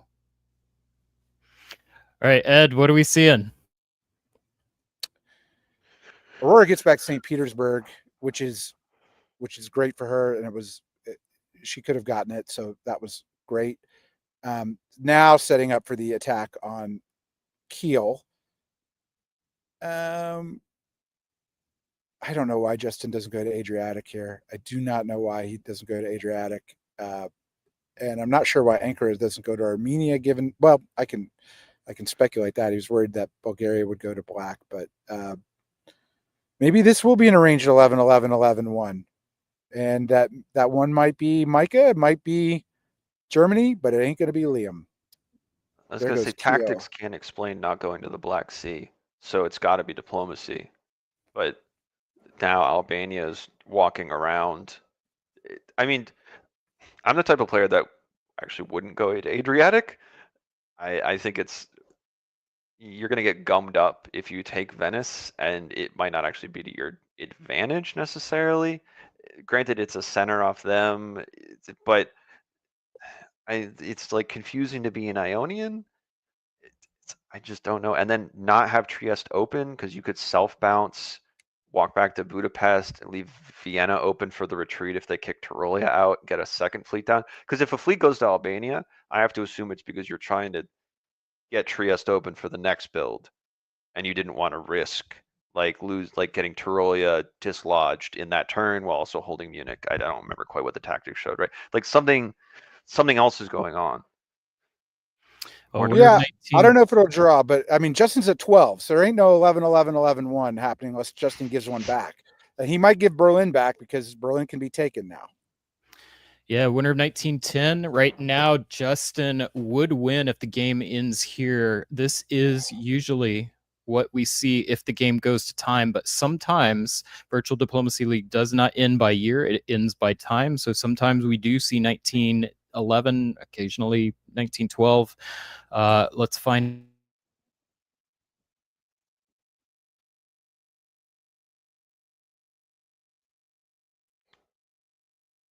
Brian, you're trying to lead us in, but you've accidentally muted yourself. So I'll just hop in here and say, "Woo, more armies." I'm hyping up the game so much that I came in on mute, saying that this is where the game usually ends in the Virtual Diplomacy League. And let's find out, and it does. So Justin Lohr manages to pull this one out from behind. Huge four-center adjustment from 1908 to 1910. Andrew, this was your game to call. How did Justin do it? I mean, he finally made someone commit in the air well enough. I didn't necessarily think it was. I did pick him to come out on top, might I remind you, but I didn't necessarily believe that it would work out exactly this way. I really was pushing for Austria, Italy. I thought that they could clean up Russia. I think that the way that he approached the mid game was, I learned a little bit there in the classic taking it slow, the same way that Ed was trying to be like, let Russia fight, position better, then take centers. I think Austria let Russia fight, positioned better, walked into Romania, and then sort of slowly the inevitable happened. I think they also did a really solid job keeping Italy on side. Granted, where Italy's units ended up also did a lot of that convincing. And the fact that the West looked so promising for Italy, and they ended up with a couple of those Iberian centers that it really helped sell the AI vision. I'll say that. Ed, what do you see? Well, Justin won because he was able to trick Liam, and that is a key component of diplomatic strategy. Like why Liam believed him, I'm a little stunned by. And I really don't want to overlook Aurora. This was a tremendous game, tactically here or there. I think could have done things a little better, but people say that about me every game. So no worries. Man, what a presence she's in the. I can't wait to play a game with her. I'm a little worried she'll kill me, but I can't wait to play with her. David, what do you see? Well, I'll talk about the other member of the triumvirate, David some more. I'd say some more, because that was a good game from him too. This was an exciting game to watch. I didn't watch every single move, but I watched the last several years. What an exciting finish! Had two exciting games so far tonight. It's been great to watch. But I mean, obviously, everything that's been said, Justin has been coming on strong for the last year and a half. I mean, the fact that he was able to pull this out doesn't totally shock me, but the play that we saw from David and from Aurora, I thought was also impressive.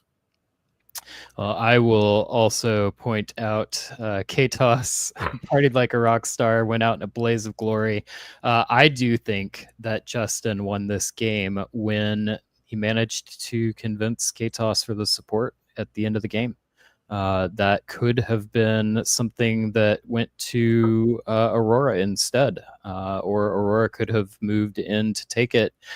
Did not happen, and to me, that's why Justin ended on top. And good on Katos finding a way to make a big difference in the game, even at one center for that amount of time. I love seeing players that stay engaged to the very end. I'm also really proud of Justin for not stabbing Italy. Yeah, I'm really proud of him. That's growth. Yeah, absolutely. Lions player. I'm disappointed in Justin Lohr, and I just want to be on the record as having said I'm disappointed in the I really am. All right. Andrew, we're going to give you a break. And Ed, I'm going to have you lead us off for what should have been our first game of the night. This is VDL 238, Edinburgh. Ed, who are our players in this game? Well, we've got just chilling Brandon Austin in Austria. I'd be curious to see if a just chilling strategy works in Austria for Brandon, but he likes to chill. We got another Australian, Shane Armstrong, obviously a very good player, playing England. I don't know Sigurd. Darcy Morris is basically on every game ever played on DBN in 2025. So good on him. Somehow commenting also. Yeah, I mean, he needs to take a break, as do I. Alex, I don't know. Connor, I can see Connor's from Australia. And Florian, who we've seen before. All right, let's get right to it. And we need to make up a little time. So we'll go ahead and go quick. Move quick. Okay, so everything's standard in the West. In the East, we do see Warsaw going to Livonia, which is usually a convoy to Sweden that you see happen sometimes. I think the most interesting thing is the old school Turkish opening by Florian and the incredibly rare, but now I've seen it 2 times in the last 2 DBN episodes, of a bounce in Tyrolia. McAllis has talked about how he hated the bounce on the Boston Massacre broadcast, which I think is coming tomorrow, so you should watch it and see what happened to the parties that did it.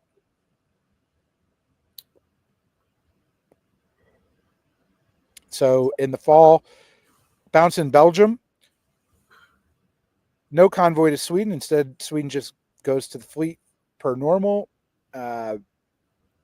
Germany and France take their 2. Turkey functionally does not move, and Russia is in the Black Sea because of that. Ankara doesn't go to the Black Sea, and Khan doesn't move. It sort of looks like an air because Trieste has been lent, and strangely, you don't usually see Apulia go to Rome in the fall, but it actually doesn't matter. It can go to Apulia in the spring next year.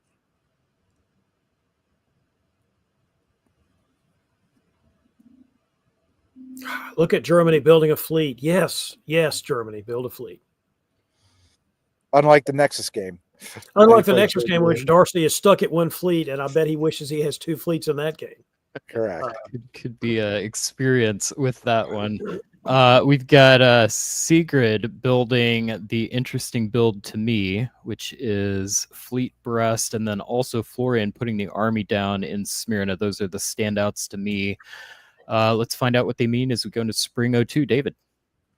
All right, Florian not giving himself much flexibility for defense. Loses Bulgaria there, which if it's in the air, that was obviously going to happen anyway with the Russians getting into Armenia.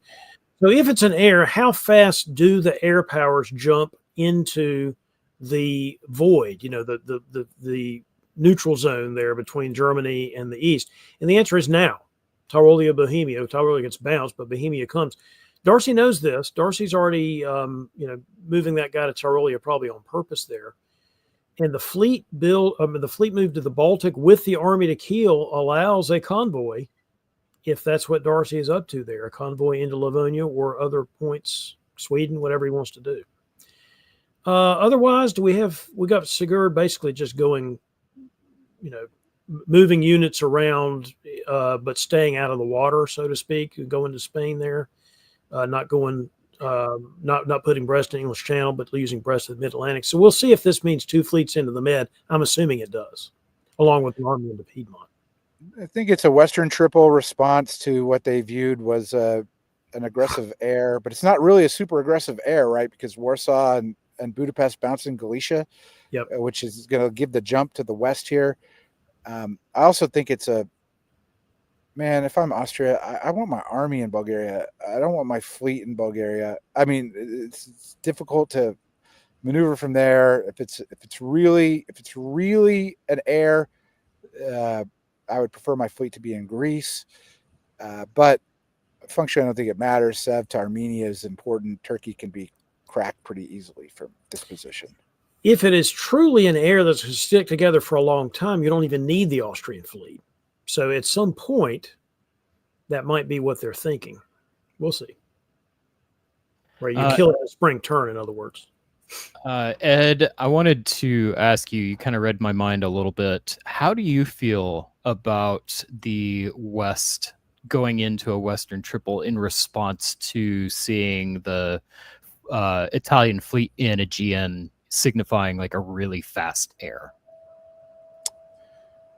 Well, first of all, we got 2 Australians, so they're breathing Western triple. I don't know if Sigurd is Australian or not, so that might be that they just want to do Western triple. But as someone who likes air, I mean, some people say too much. It's depressing because then when you see all these moves, it's like I'm probably not getting over the line. I do like that Darcy doesn't move Holland or Ruhr or anything like that. You want to show. I think ideally you want to show the air that they're going to have to fight each other, but you really, as Germany, don't want to continue it, and you want to give them. If you just went all to the line, then it forces them to go to the line. So maybe there's a chance here that it doesn't go. But I mean, hey, like England's going to go to St. Petersburg now. Maybe now we see a convoy to Livonia or something. Also, there's but I assume we're going to just see Sweden taken, St. Petersburg taken. But yeah, I mean, it looks like it's going to continue as Western triple. I think they have the jump on the air, to be honest with you. Now, let me just say one thing before we see Fall 1902. Sigurd, do not convoy gasket in North Africa. Don't do that. Put the fleet in North Africa. Please don't let me see that convoy. And before we get to the spring turn, just some kind words from Luke. Luke, thank you for this. Really appreciate it. I can't watch the stream, but want to give big ups for getting me into diplomacy, making me a better player. That is exactly what we are here for. That really means a lot. I appreciate those words. We're kind of doing some like branding right now, kind of talking through like what is our mission, how do we distill it, and words that we're kind of landing on are we want players to play, we want them to watch, we want them to grow, and really happy to see that that is what you're doing. So appreciate those kind words. Perhaps some players with some not as kind words are those on this board. What are we looking at, David?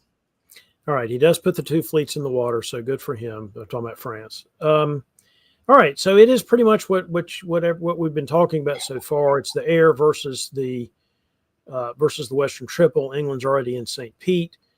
Kiel to Munich, Munich to Tyrolia. I'm not sure about that, Darcy.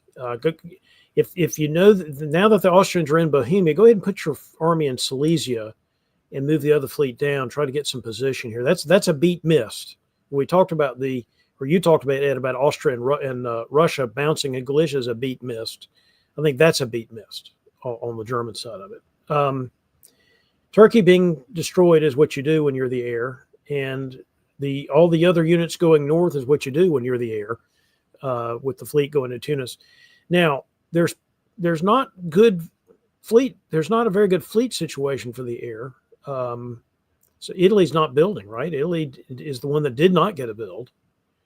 So there's no way to build another fleet, in the Aegean fleet stuck way over there and the Austrian fleet way over in Bulgaria, as Ed had pointed out before. So this is definitely advantage Western triple, I think. First of all, Italy needed to advocate for Brandon not to get a build and for him to be able to build a fleet west. Yeah. If it really is a Western triple, Denmark needed to go to Sweden, and Germany needed to be in Baltic Sea. I think this is a signal, in addition to what you said, David, this is a signal by Darcy that I think I don't really want a Western triple, guys. Like, I just took the dot in front of me. I'm not 100% committed. Don't come to the line. I'm not in Baltic, blah, blah, blah.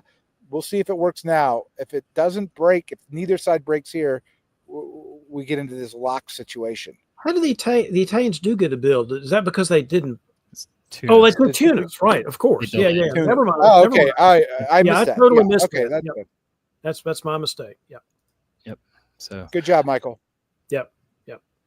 yeah, so I'm going to be watching as we go into 1903 if that fleet in Bulgaria gets put into Khan and then perhaps moves up against Russia. It turns into kind of an AI dogpile with the rest of the Western Triple while they're negotiating to have someone in the West stab.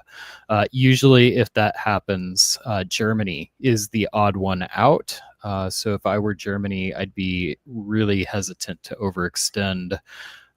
So we'll see what happens. 1903. Russia Painful and disband. be Painful interesting. disband. Yes. Yeah, painful disband. I think he had to get rid of the Northern Fleet as much as I hate to say. I was gonna say maybe even get rid of Prussia and try to negotiate something with the Germans. But keep the Northern Fleet so that you have something to negotiate with Germany about. But I think Ukraine. I mean, we understand why they did it, but still. So yeah, it just sort of induces the continued attack on Russia here, I think, and that's what we're seeing. Darcy now does go to Baltic, convoy to Norway. Of note here, though, Brandon is helping Russia. Sort of be careful what you wish for. It does get into Khan, but now, I guess Moscow has a choice between. Well, I guess it's going to maybe go to Sev. I don't know. It's annoying. I know Vienna's in Trieste. I don't know why, but this is a big victory for Darcy. All those units are off the line. It's sort of an odd series of plays here. Patrick's saying AR, and I think this is what it is. Yeah, Austria just pulled out of the air. Looks to me like, yeah, exactly. I think I think this is right by Patrick here, but it's not a very good AR, just a good A. Your R is dying. I'm not sure it's the right move when you have a Western Triple to be eating your own here, but it presumes that Darcy will make a move now. But Darcy's put himself out of position now, except for maybe Belgium. So let's see. Moving out of Denmark doesn't really give him much. Well, he didn't have much play anyway, even with Denmark. Darcy's move is going to be against England, which is not what the AR would want. Wouldn't they prefer going against France? Well, they want to take pressure off of Russia. So going after England is what Russia really wants, is for Germany to help him against England. But I don't see how that's going to happen, particularly since you're moving out of Bothnia. Why is Kiel not going to Silesia here? Or Prussia? You mean Berlin? Berlin, I'm thinking because Darcy really was trying to make some kind of deal. I mean, he didn't need to stay there and defend Munich. So there's clearly was negotiation going on, probably between Darcy and Brandon, which is how you've got Brandon doing this and Darcy not doing that. Because here goes the attempt on Venice anyway. Well, I looked at the north first, which is St. Petersburg to Livonia, Norway to St. Petersburg, and now Darcy does go to Prussia. So we know that England and Germany are working together here a little bit, but there's some scared Darcy here covering Holland and Denmark.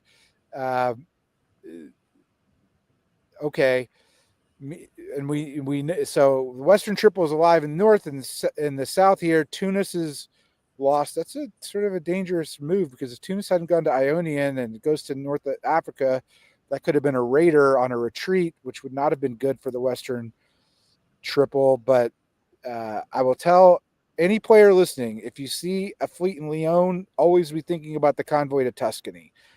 This is what happens here. It's an unfortunate move from Alex covering Rome, which I guess he had to do because of Tyrrhenian, but it ends up being just bad news. Clearly is a stab from Brandon. Not that we didn't know, because Italy's pulled back, going to Adriatic and Ionian. And sorry, I went too long. Florian is out. It's always rough when you lose in 1903 as any power, but particularly as the Turks. Thank you for playing, Florian. Looking good for Brandon Austin here. Maybe good for Sigurd as well. Spring Looking of good for Brandon unless the triple sticks together, and then it's not looking good at all. David. All right, so we do have French fleets in Onion, Turanian, and Lyon. This is full bore France in the Med and early France in the Med, and without the ability really for England or Germany to turn on France in the short term. Now, I don't really like the whole Paris to Gascony business. I don't know why you got to do that. If I'm France, I want to stay in Burgundy and just bounce with the Germans or something. I think Darcy negotiated that. That's why he's not I understand, but I guess. But at any rate, it doesn't matter. The triple's still on. Shane's still involved here, self-bouncing in Norway, not advancing the fleets towards anybody else in particular. The Germans putting the armies in Prussia and Silesia. So it's still Western Triple. And the got to get that fleet out of North Sea. That needs to be that is really disturbing if this is what's happening to Darcy. You mean if you're Darcy? Well, that's fine, but I really think the idea is for Shane to leave it there to eventually move on France would be my guess. But because the Germans, the Germans are moved, they got stuff back there too. I feel like that was the plan, was to move on France, but France is doing so well. I don't know if that opportunity's there. Well, we shall see. There is a fall turn, and of course Naples is gone here. Try to see that Onion. Let's see. The Austrians take Venice. Interesting that the Tuscany guy didn't just take a shot at Rome there. What was it? What did he? Still working with Italy. I think still working with Italy. Who? The Tuscany? What is Tuscany supporting there? I'm trying to read that. Is it supporting Tyrolia? Okay, supporting the Austrian move to Venice. So this is working with Brandon, theoretically. That's why the French go to Adriatic to cut a potential support for Venice. I mean, it's one thing to go in there and work with Austria if you've got a plan. England, I guess England was in North Sea because he's being ceded Belgium by the otherwise powerful France is what's happening. What else is happening? Germany's taking Warsaw because he had all those units there with Austrian help. So Brandon is literally helping the triple and has been ever since he turned on Italy. Takes Smyrna. Is that on purpose? Is Connor just giving the center to Austria? That's what it kind of looks like. Connor wants to go home. Because Austria, going to Syria is the same thing as going home. There ain't nothing really going on in a diplomacy map if you're in Syria. I mean, Brandon. Interesting. I don't know what Brandon. I mean, he's big. He's got 10. It's just going to be if they should probably stick together here. We'll see if it's like Fleet Liverpool or Fleet London, and we'll know more. But it could be that Brandon's trying to get in a 3-way or part of a 4-way. But as a person who's run a lot of triples this day, all you need to do is find some rat on the other side. Some guy is ready to squirm. And if Brandon was the one who just did this, he's about to die.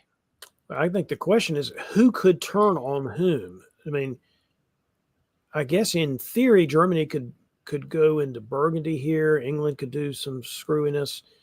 The French are not building.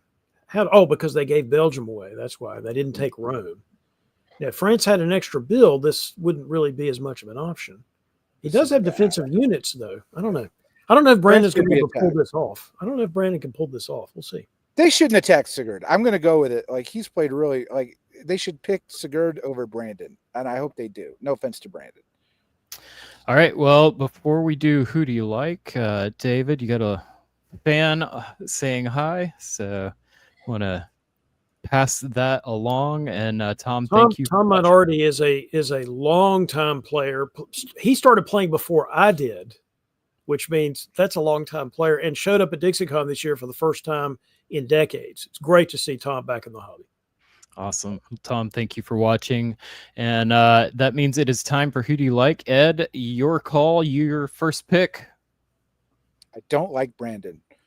I like him as a person, but not in this game. I think Shane's got all the options. And if that's what I'm looking at Shane right now. I also think Shane has a good shot. Sigurd, I would probably be picking Sigurd if he had a build here. If he had made the right guess and not cared about putting Austria into Venice, but just taking Rome for himself, I'd be thinking Sigurd. I also think Brandon's going to have a tough row to hoe here, but I'm going to pick him just because Ed said he didn't like Brandon. Brandon, I like you, man. I've always Out of context. Out of I don't know context. why Ed Sullivan has this hatred in him that he sometimes has to spew, but I am here for you, Brandon. I am here for you, just chilling. All right. Well, we get Brandon Austin with +3 and only one center to build. That's my curse as Austria. If I'm ever lucky enough to get 3 builds, nowhere to put them down. Otherwise, we've got an army from Darcy in Kiel and an army from Shane and Eddie. Spring of 05. Kiel, not Berlin, is notable. Well, not if you do this. Western Triple continues is the short of it. Taking Moscow into Ukraine, Silesia, covering Munich. That build from Shane was really good for France. So France continues. This time does take Rome, now is in the Aegean. Usually I say when France is in the Aegean, stop, turn back. That's my normal bit of advice to France, but he's got 2 armies there. He's not really super vulnerable to a stab. So I'm reading this as it's good for the Western Triple. They seem to be playing nice with Brandon, but not Russia. Russia kicks Brandon out of Smyrna, even though they ceded to him. A Russian Empire will live in Turkey for as long as the Western Triple will let them.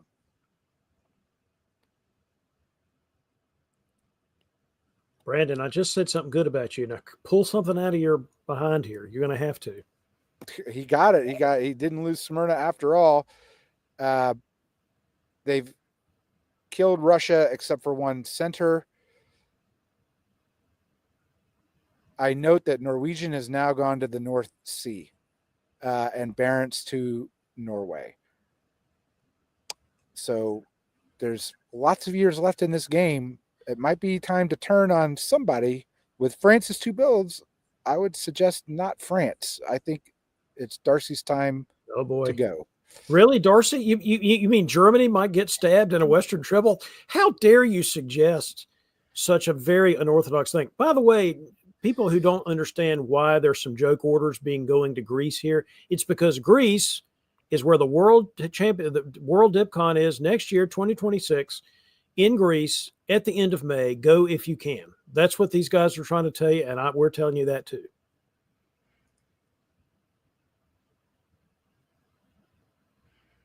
Oh, hopefully it doesn't look anti-Darcy. Darcy is a big winner out of this, I think. Darcy with the silver tongue matched that silver color of his units, and we draw. Whoa. Brandon, how did you do that? What in tarnation is going on here, Brandon Austin? All right, I'm going to count this as a win for my pick because neither of us picked. It's a win. You won. I did. Thank you. Brandon thought he won, but it was really me. All right. Well, I'm speechless. Doesn't happen very often. I am often shocked with draws, but this one I was particularly shocked. Ed, your game to call here. Help me understand what just happened. There wasn't enough trust in the Western Triple. The Western Triple is a difficult alliance. We've seen some successful Western Triples here, but you could tell that everyone's worried about stabbing everyone. Brandon took advantage of it, and he's got great diplomatic skills too, right? So, he's able to. He's got all these armies. He's got to build in pocket. It makes sense. If I'm in one of those Western Triple powers, I'm like, come on, guys, can we just get Brandon down? Like, we work together here. Let's just have us 3 be the ones that profit instead of Brandon from the implosion. But great job by Sigurd. Like, Sigurd needed to take this draw. Those 2 builds are devastating for France. Mid-Atlantic's gone, big problems. I think everybody should take this draw except Shane. Shane shouldn't have taken the draw. That's the surprising. Now, maybe Shane was fine with the result, and I don't like to criticize people because they get to decide how they want their own game to end. And so if Shane was happy with this outcome, then good for him.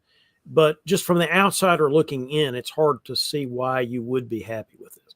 Now, it could be you're looking at that number of Austrian armies thinking, how long is this going to take to crack? And the answer would be a while. Now, you do go around them. You go to Armenia and stuff like that. I get it. But maybe that was the theory. They just didn't want to play this out anymore. It's possible. David, I've got a theory. I'll make up a story to try and help make some sense in my mind, at least. The two powers that we saw coordinating the most were Austria and France, the two powers who ended up on top. So if I'm Shane Armstrong, I've got great position, but I don't know that I'm going to be able to convince the two of them to fight each other. They seem to be working well together.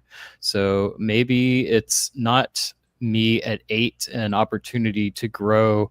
It's me versus the 18 that those two have, and that might be an uphill battle. Big winner Darcy here, because if the Western Triple was going to break, it should have probably broken EF. That would have been the better way to do it. Those, like, Darcy implodes from here if it's EF, and Brandon, and you tell Brandon he's part of the three-way now. Like, that's like, it's very tempting to a lot of players. So good for him. Yeah. And Zoe pointing out Shane Armstrong's VDL debut. Seems surprising. We've seen Shane play so much through all of our coverage on Game Day Live for our tournament coverage. Welcome to the Virtual Diplomacy League and League Night, Shane Armstrong. All right, that was a lot of fun. And Ed, we're going to give you a break, and we're going to bring Andrew onto screen. Andrew, welcome.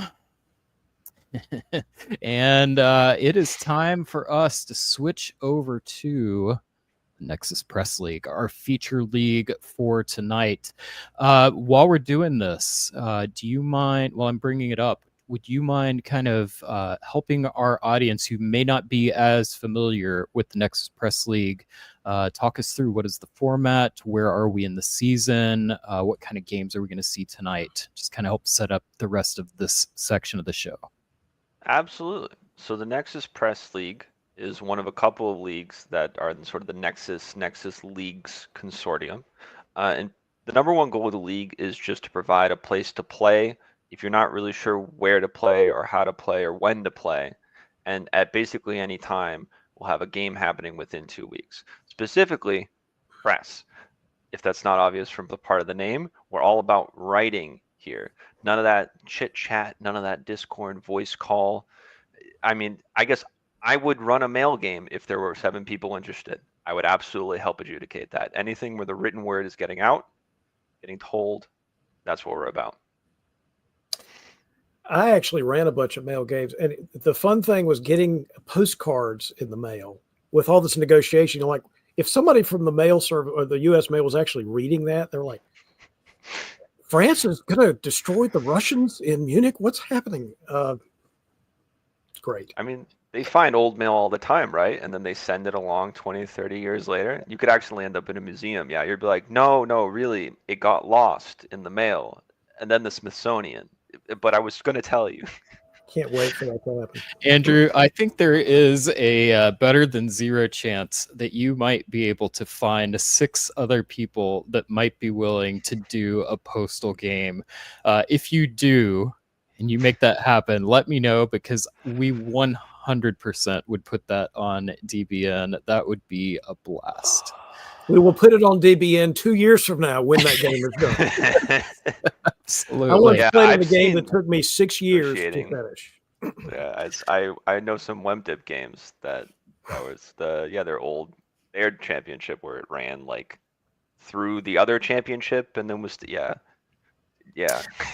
1907. Hard All stop. right, so a couple things I just want to kind of cover here. One, I crashed Dipcast right at the top of the show. That's why we had the technical difficulties. As a result, the programming that we put in for our player names and the scoring and all of that, we lost. So we do have the orders. But Andrew, we're going to need you to help give us a little bit of context if it's meaningful. But for the most part, we're just going to kind of focus in on the games themselves and enjoy them. Absolutely. I can give context immediately. The first thing, which everybody knows is the most important, what's the scoring system? Great question. It's something that Ebert calls duct tape scoring, or DCTS. This was created by him as part of his long arc of making scoring systems and then leaving them behind for other leagues to use. We've been blessed with the most recent one, in my opinion. And it's also something where the players, as we sort of yearly, we go for feedback. We say, hey, what's good, what's bad, what do you want to try out next year? And this is something where they helped adjust the numbers. So the whole thing is real straightforward. If you're alive, you get 5 points. If you have centers, you get 1 point for every center. And if you're on top, you get another 5 extra points, but you have to be on top by yourself. No sharing the top of the mountain over here. If you solo, we'll just give you 50 right away, and that just solves the math. And that's it. The whole point is just, we want you to try to be on top. As someone that likes playing for tops, I am in favor of it. Spring 1901. David, what are we looking at? The Bouncing Burgundy is one thing I'm looking at. The Bouncing Galicia is another thing I'm looking at. But you know where I'm not seeing a bounce? In the Black Sea. And that could be very important depending on how this game progresses. Looking at bouncing again, Holland also kind of jumps out at me. Now, I think Patrick said in the comments he did not take over the English position until, did he say 1903? I can't remember. So I'm not sure who was playing here, but bouncing Holland, yeah. So bouncing Holland is interesting. Anything else we got here? We've got really the Turks are just getting out of the box immediately. I mean, not out of the box necessarily, but getting in position to get out of the box immediately. But otherwise, I'd say the moves here are relatively standard. Russians going into Galicia can't be what Austria wanted, with Austria going down to Trieste, not worrying apparently about the Italians. Andrew, from a meta standpoint, I know that I started my competitive diplomacy career, hobby, playing through press and extended deadline. It's always been near and dear to my heart. But there was kind of I don't know, I want to call it an older school meta. It was very influenced by the 90s, 2000s articles that were built. Do we see carryover with that? Or do you feel like more of the modern meta is slipping into the extended deadline games in Nexus Press League? I think it's a little bit of all of the above and their own flavor as well. The players, it's because it's literally you can sign up the next and then get a game, and I don't need to know who you are. I just need to know how to ping you on Discord, right? You get a lot of different ideas about how to play the game. Some good, some bad, some new, some experienced. And I think that leads to a lot of variation because there's not so much of a consistent community idea how to play the game, particularly because it's extended as well. So it's going to be 2 weeks till your next game, 2 weeks till your next opening. You're not going to get the same country again. And given you are spending either 24 hours or 48 hours negotiating for these turns in this league, you have plenty of time to come up with unusual ideas or convince someone that actually this is a better idea, or to figure something out after they went to bed. And so I think it's actually pretty hard to nail down what's popular, not in the same way at least that I think in Gunboat Nexus, you can kind of like get a better sense of what people are feeling. I just want to point out the Russian build situation. They wave one and they build St. Pete's South Coast. That is quite a combination you got going on there. And I can add, that's keepsake. an absolute regular in our league and not a novice. So there's intentionality behind that decision. Yeah, that feels, you can feel the intentionality along with the intentionality between England and France. We've got some early commitment in these 1901 builds. Andrew, let's talk through how that plays out as we go into 02. Wow, off to Finland right away, I think is what's most interesting to me. It almost feels like it wasn't coordinated with Germany or that Germany wasn't on board. Because I could see a situation where you're trying to bait them into walking into Skagerrak and then you're slipping behind, you blow up the German fleet, or you flipped it. Right, there's like tactics here I can imagine, and then it's sort of we got a little bit of spaghetti. That's what I'm seeing. Then on the south, it's like effective RT. It leaves me a lot of questions about why didn't you just build in Sev and then say, oh, Austria, I'm totally going to walk to Armenia. But maybe the alliance was so strong with Turkey that you're just like, I would rather risk Romania, and maybe Italy's on board too in attacking Austria. It's a little unclear. I think the thing that's most clear to me is that France is going up. At the same time, England's going to the Helgoland. So that looks like a good opportunity to me. Yep. And indeed it is, because Germany is certainly happy to have someone on side, given that it looks like a bit of a mess. It looks like Keepsake and Russia tried to get cute again with Sweden. They'll support someone into something, then walk out of something else. But they did get Romania back because of Austria wanting to cover Trieste, and I don't blame them because this Italy is giving me a lot of nervous energy. I'm getting a lot of I'm not sure what I'm going to do, which means that you can't be sure what I'm going to do either. Well, and they couldn't really hold Romania anyway because they were trying to hold Greece or something. Not really sure what they were trying to do. Well, they couldn't. No, Turkey had taken Greece, hadn't they, and killed the Austrian fleet? Is that what's going on there? I might be making some guesses and extrapolating, but this reads like people aren't talking to me as much as they're talking to other people, and I can tell. And sometimes that's like a feel you can get in online press. You can kind of be like, it's been a little sparse compared to the spring, so I'm just going to cover my bases, know that my four centers are my four centers, and try to reset things this year. Yeah, and sometimes I've found time zones can be a factor in that kind of situation as well, where depending on the time of day and when the deadline hits, sometimes it can be really hard to just get in touch with the person you need to coordinate with. That's definitely a skill that you have to learn how to manage, especially with 24-hour turns. Winter of 1902, we've got France continuing to put down builds that implies they are continuing in the same direction. Spring of 03, David. Yeah, there's a French Congo line of fleets there that, couldn't, in theory, could have been stopped with English Channel, but the English had to pull that. Couldn't afford to do that. They had to get that person out of Helgoland. So interesting. They're going to lose Liverpool now for sure. What's going on in the east? So we've still got the RT here, but Austria is helping the Turks into Greece as well. There has not been a good AI relationship from the very beginning of this game, and it continued. It's something they probably should have tried to figure out, and they just haven't been able to figure it out. So you've got the RT still doing its thing there, but otherwise, I see a lot of stasis in Scandinavia. Definitely feels blocked up. And France is the only one really making anything happen. I'll be honest, I'm surprised at Turkey and Italy. I really thought that they would be working together here, and that is not at all what it looks like. Unless they're trying to do something clever, I don't know. Now, Spain should be in Gascony, just in case somebody had slipped into Burgundy to cover Paris. There's not really much of a reason I can think of to leave it in Spain. I know you're not. You're trying not to spook the Germans, but still.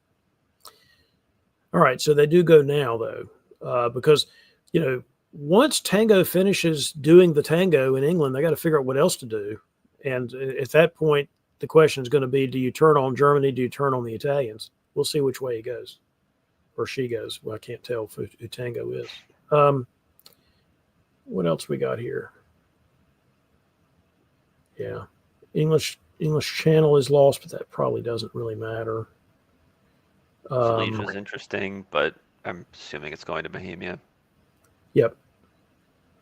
Army going up to Denmark is interesting. They're trying to put some units on the, put 3 units on Sweden. So that's an attempt to show you this is really an EG, which started with a bounce in Holland, by the way. Shows you how things can turn around in this game. Yeah, maybe the most interesting there was Serbia and Albania moving into each other's spots. Mhm. Just highlights more discoordination. Third Turkish fleet. Third Turkish fleet and That's 3-2. disband That's Adriatic. Yep. Now we've got the fleet in France, and this might actually be a time where France is coming to help in reality. We'll see. Well, they couldn't build in Brest. This one may just go to Spain and go back out to the Mao. Yeah, you called it. Now we see Patrick in charge of England. I was going to say, will things turn around? And immediately they do. This is a situation, subs aren't that common. I think I get maybe like 1 every 3 games that we get asked for. But it is sort of that extra little bit of flair or uncertainty, and it can really change the alliances in a game, even stuff that's progressed quite far. I think at this point, if it was still the other player, France just presses the attack. But from here now, especially if you're like, ooh, this person knows how to play tactics, this is going to be a bit of a grind. Can I just, get my build elsewhere? That kind of a thing it can really change your analysis. And I think the supported move into Ruhr, particularly, they gave Germany so much space before that Germany was probably pretty trusting of anything that came in. And you can also sell Germany the line. Why would I flip for a sub? Yeah, he's experienced, he's good, but he just did it because the other guy left. He needed to come in. He doesn't really care. I would never stab you now. That would be silly. Roger and Nikita, it's like Nikita Khrushchev and Richard Nixon here or something. They just cannot get along at all. Look, you're retreating to Adriatic to make sure the Austrians, by God, don't take Venice. When you got the Turks, they can now just walk into whichever Tunis, Naples they want. It's that relationship has been poisonous from the beginning, and it is not doing either of them any good at all. By the way, great move from whoever's playing Turkey, coming out of Greece there to the Ionia. That's a great idea. I'm surprised Aegean didn't cut Eastern just to prevent that for spring. In the fall, make your guesses. If you lose Ionia, and that's that. But spring basically guarantees something bad's going to happen. I mean, maybe Adriatic. Maybe didn't expect to see Greece as the moving fleet. I mean, that's one of those things that you have to be, going to the next level to realize actually that should be the moving unit. Forget about trying to defend Greece. That should be the moving unit and put myself in good position. I'm going to take this opportunity to point out this little triangle right here. That visual reminds me, I am recording a series right now with Keith Worstel about Era of Empire. And we are doing an unboxing. We are doing some early comparisons. And one of the things we're doing is we're pulling out Keith's variant guide and kind of comparing the lessons that he and many in the community have made creating their own variants with Era of Empire. And it's an interesting it's an interesting game with some of the changes that have been made. It's hard to do accurate analysis, but one of the things that we do get into is this concept of adjacent centers and strong defensive positions and these triangles, going really deep with it. So can't wait to get that one out. We're still in the early phases of the recording, but we're trying to get that out in August, and stay tuned for that. Yes, we really are going full vlogger. But for now, we are looking at those holds, not very active from Nikita. But I feel like to me, that's a sign of not everybody being on the same page, like you were saying, Andrew. So what do we see in 04? It's a nice convoy. That's basically what I would have done myself. There's no opportunity like putting an army on the Italian mainland. It's sort of an irreversibly good position.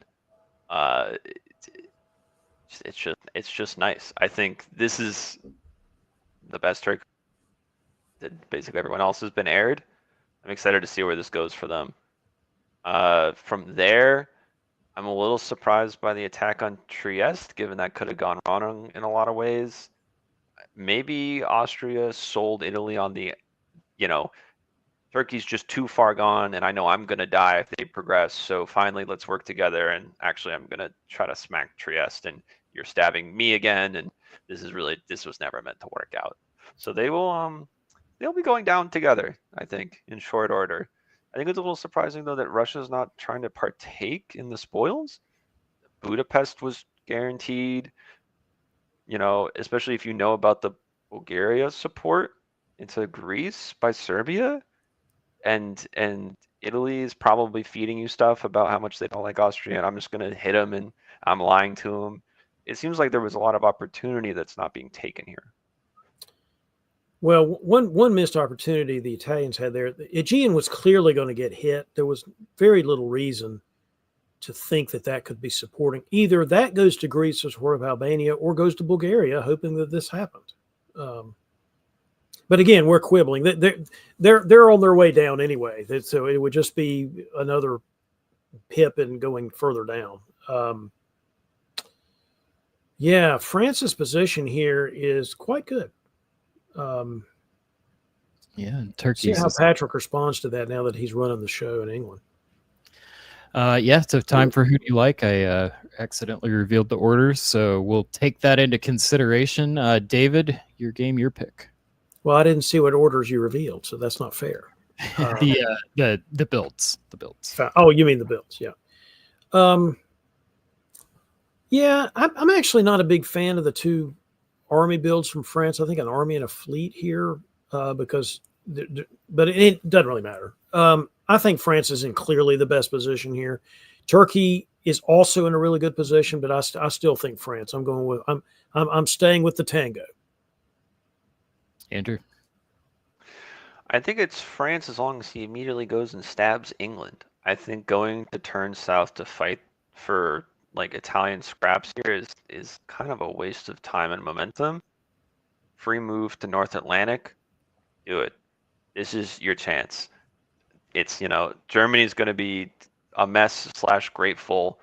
The South is going to turn into RT or something, or maybe Turkey gets so big that AR has to do what they can to delay the inevitable. Either way, if you go just fight over Tunis, I think you're going to be on 8 for the rest of the game, if not less.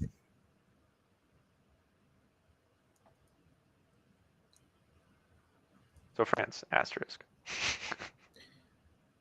Yeah. The other option was, of course, to go down in the mid, like you were talking about. Ruhr going to Kiel is big. I was thinking that France was going to have to try to figure out how to kill that guy or something, but instead he just moves to Kiel while France holds. So there must be some negotiation going on here, as you might expect. All right, so what else is happening? Of course, Austria prioritizes killing Trieste. It almost goes without saying that that's what needs to happen. While the Turks prioritize getting into the Tyrrhenian and the Ionian in the eastern and the Aegean. Turkish fleet is assailing.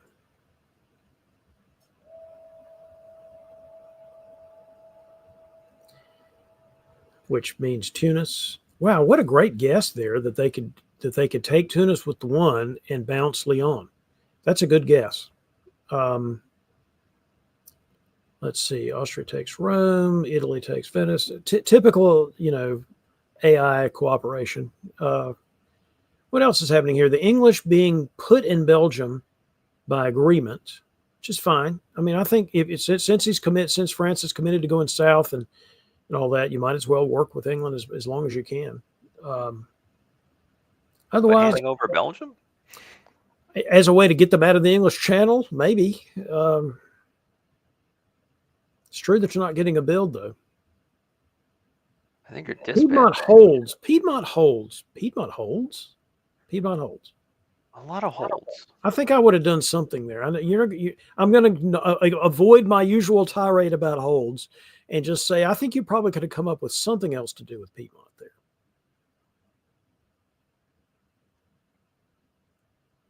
All right, Gaskin looks like the right pull. Patrick's build makes it look like that Francis has kept him on side, but Francis' position here has gotten not so great. Turkish position somewhat better.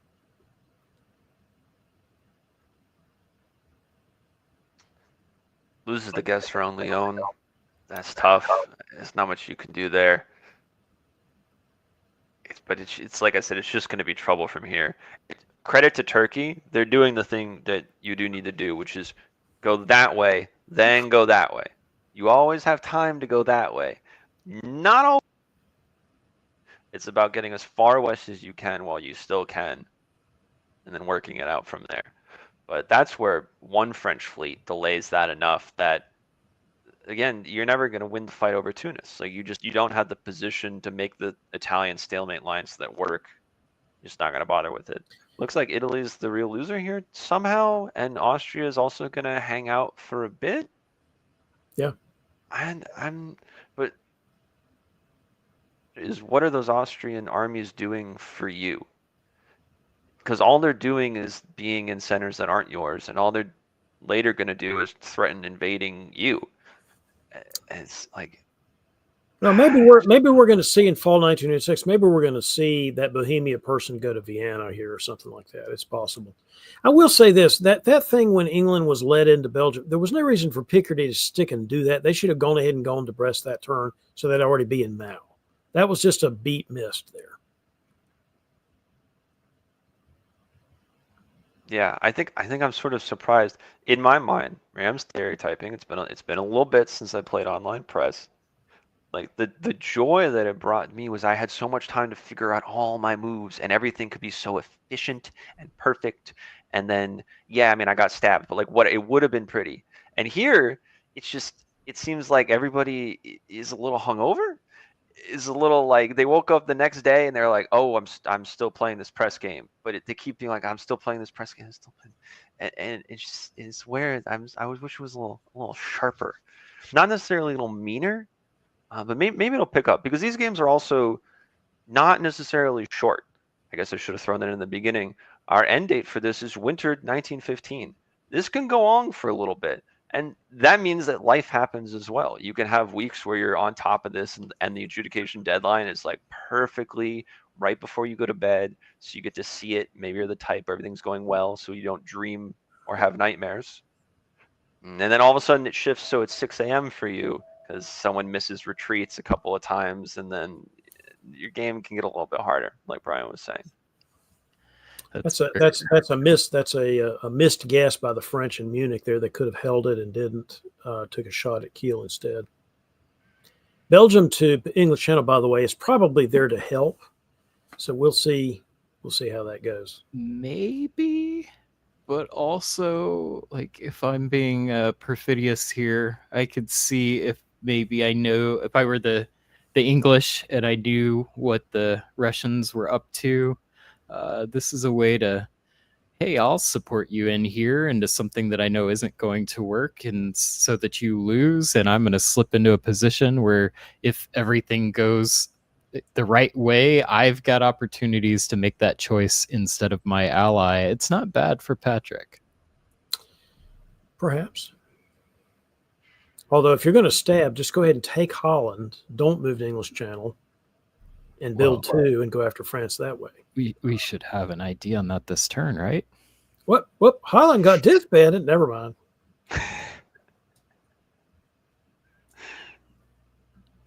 I got to go in there with the army because I'm defending against the Germans. So it's just what happens. Munich leaves. Okay, because there's now AR war. That's what's going on. So Munich leaves and goes over to Bohemia to maybe try to take a shot at Vienna, which actually is going to work maybe potentially when we look at the fall turn. What else is happening here? The French are, okay, yeah, the English are there to help at least this turn. St. Pete to Finland is interesting. So that's it's obviously an anti-German move. Probably put 2 on Sweden. It's not really going to do much good, and then you still got to cover St. Pete. So maybe there's some diplomatic overture going on between England and Russia. Yeah, I mean, you might be willing to hand St. Pete back. You say, hey, look, I needed it. Teleport into an army somewhere where I can use it so that I can set up, convoy to Holland, take Sweden this turn, maybe take Denmark this turn as well. You get the +1 from Sweden to offset Romania, and Munich. But Russia's not any stronger, right? They're not actually more of a threat by giving them St. Petersburg back, and they slow down the progression of the other side of the board.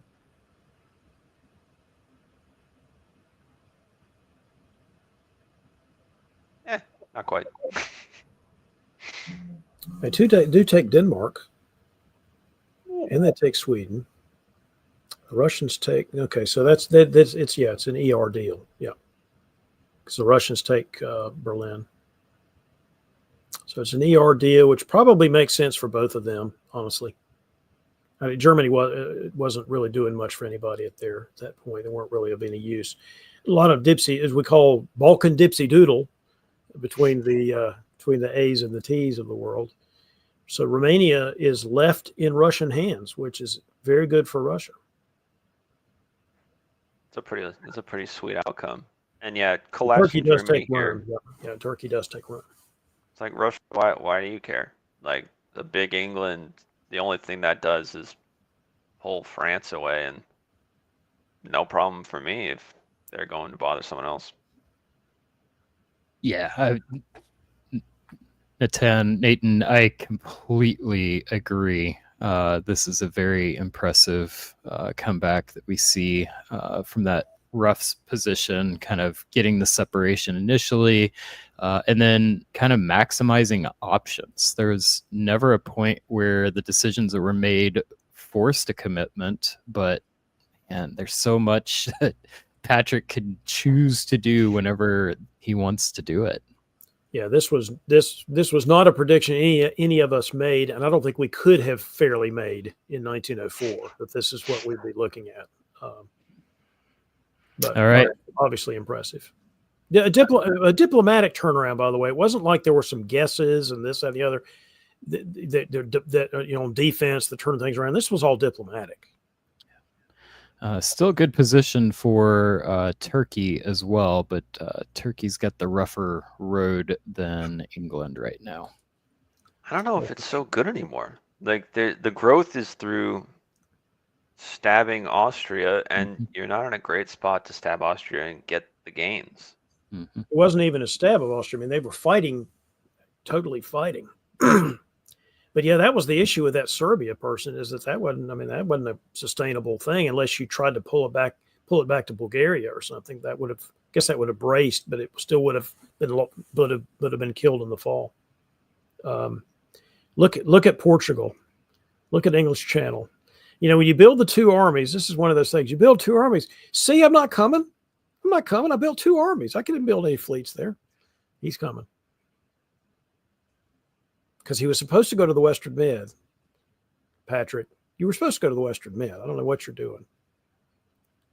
The answer is you're convoying to Brest. That's what you're doing.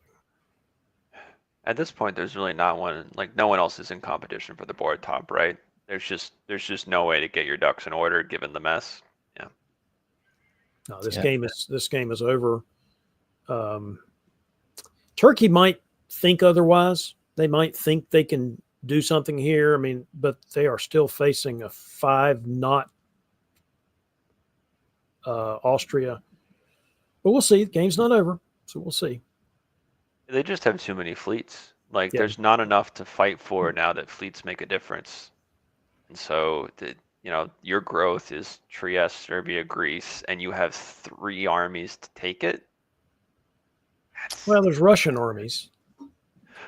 Yeah, but then that's not giving how you are you going to centers. fight them afterwards? It's not giving the Turks centers. It's just taking them from Austria. Nothing wrong with an RT draw, though. Like, E on top, you get some solid things. Again, with the scoring system, if you know that the top is like lost, grab the centers you can and call it a day. Yeah, that is what is happening here. We might as well move through here. It's really just a tactical cleanup. Patrick's position was so good; it just was not. No, but they weren't going to make some kind of grand coalition to stop Napoleon or something. It's not going to happen. Yes, this disband of the fleet in Kiel, I think, pretty much seals it. There's no one that's got any kind of ability to do fleet pressure against England from this position. Complete domination. Yeah. It's just a question now: how big do they get? It requires a prop, actually. I've realized. So yeah. I'm going on my screen list. I'm measuring the slope of the English gains. And I just simply have never seen something like that before, sustained over such a long x-axis. I'll say that. I don't know why you got to bring math into this. We were having such a good time. We were having such a good time. All right. So the question now is, I mean, it's definitely solo watch, but is the solo there if Patrick wants it?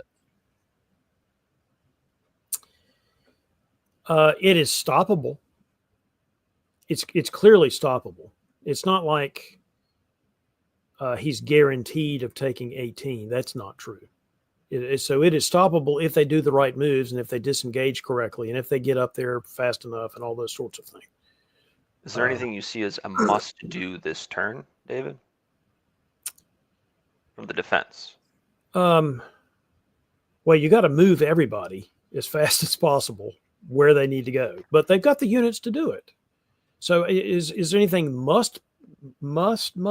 I would say leave a place for the Munich army to retreat, maybe, in case you might need to try to put it back in Munich.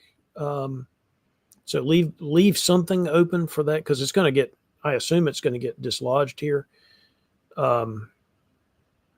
Maybe Silesia is where you leave it free and support Berlin with Prussia. Go to Bohemia, Tyrolia. But it's an Austrian army, and there's no way that if they lose Munich, they're going to have, like, they can't give it back. It's still, well, in theory, you could have 4 that you could give it. It's theoretically possible you could give it back. But what I'm saying is at least try to use that army in the fall turn instead of not using it. Munich is lost. Munich is not the one that you need to worry about. I mean, Munich is going to be, that's probably going to be English. I'm just trying to figure out what else they get in this situation. Berlin? I think that's wise, because you need Livonia to sort of stick around up there. You need Berlin to stay in Berlin for now. And so sliding down Prussia just weakens the overall. So even if you leave open Silesia. But Berlin and Munich is not, I mean, you lose those and it still doesn't really matter because that's 17. Where's the 18? I mean, you got to, we've talked about this on DBM many times. If you're England, you really got to get Tunis somehow, and you need to get it before you start your solo push, or you need to have a legitimate way of getting into the boot. Now, he kind of does here, theoretically. So we'll see if he gets, because that's really where the defense is weak.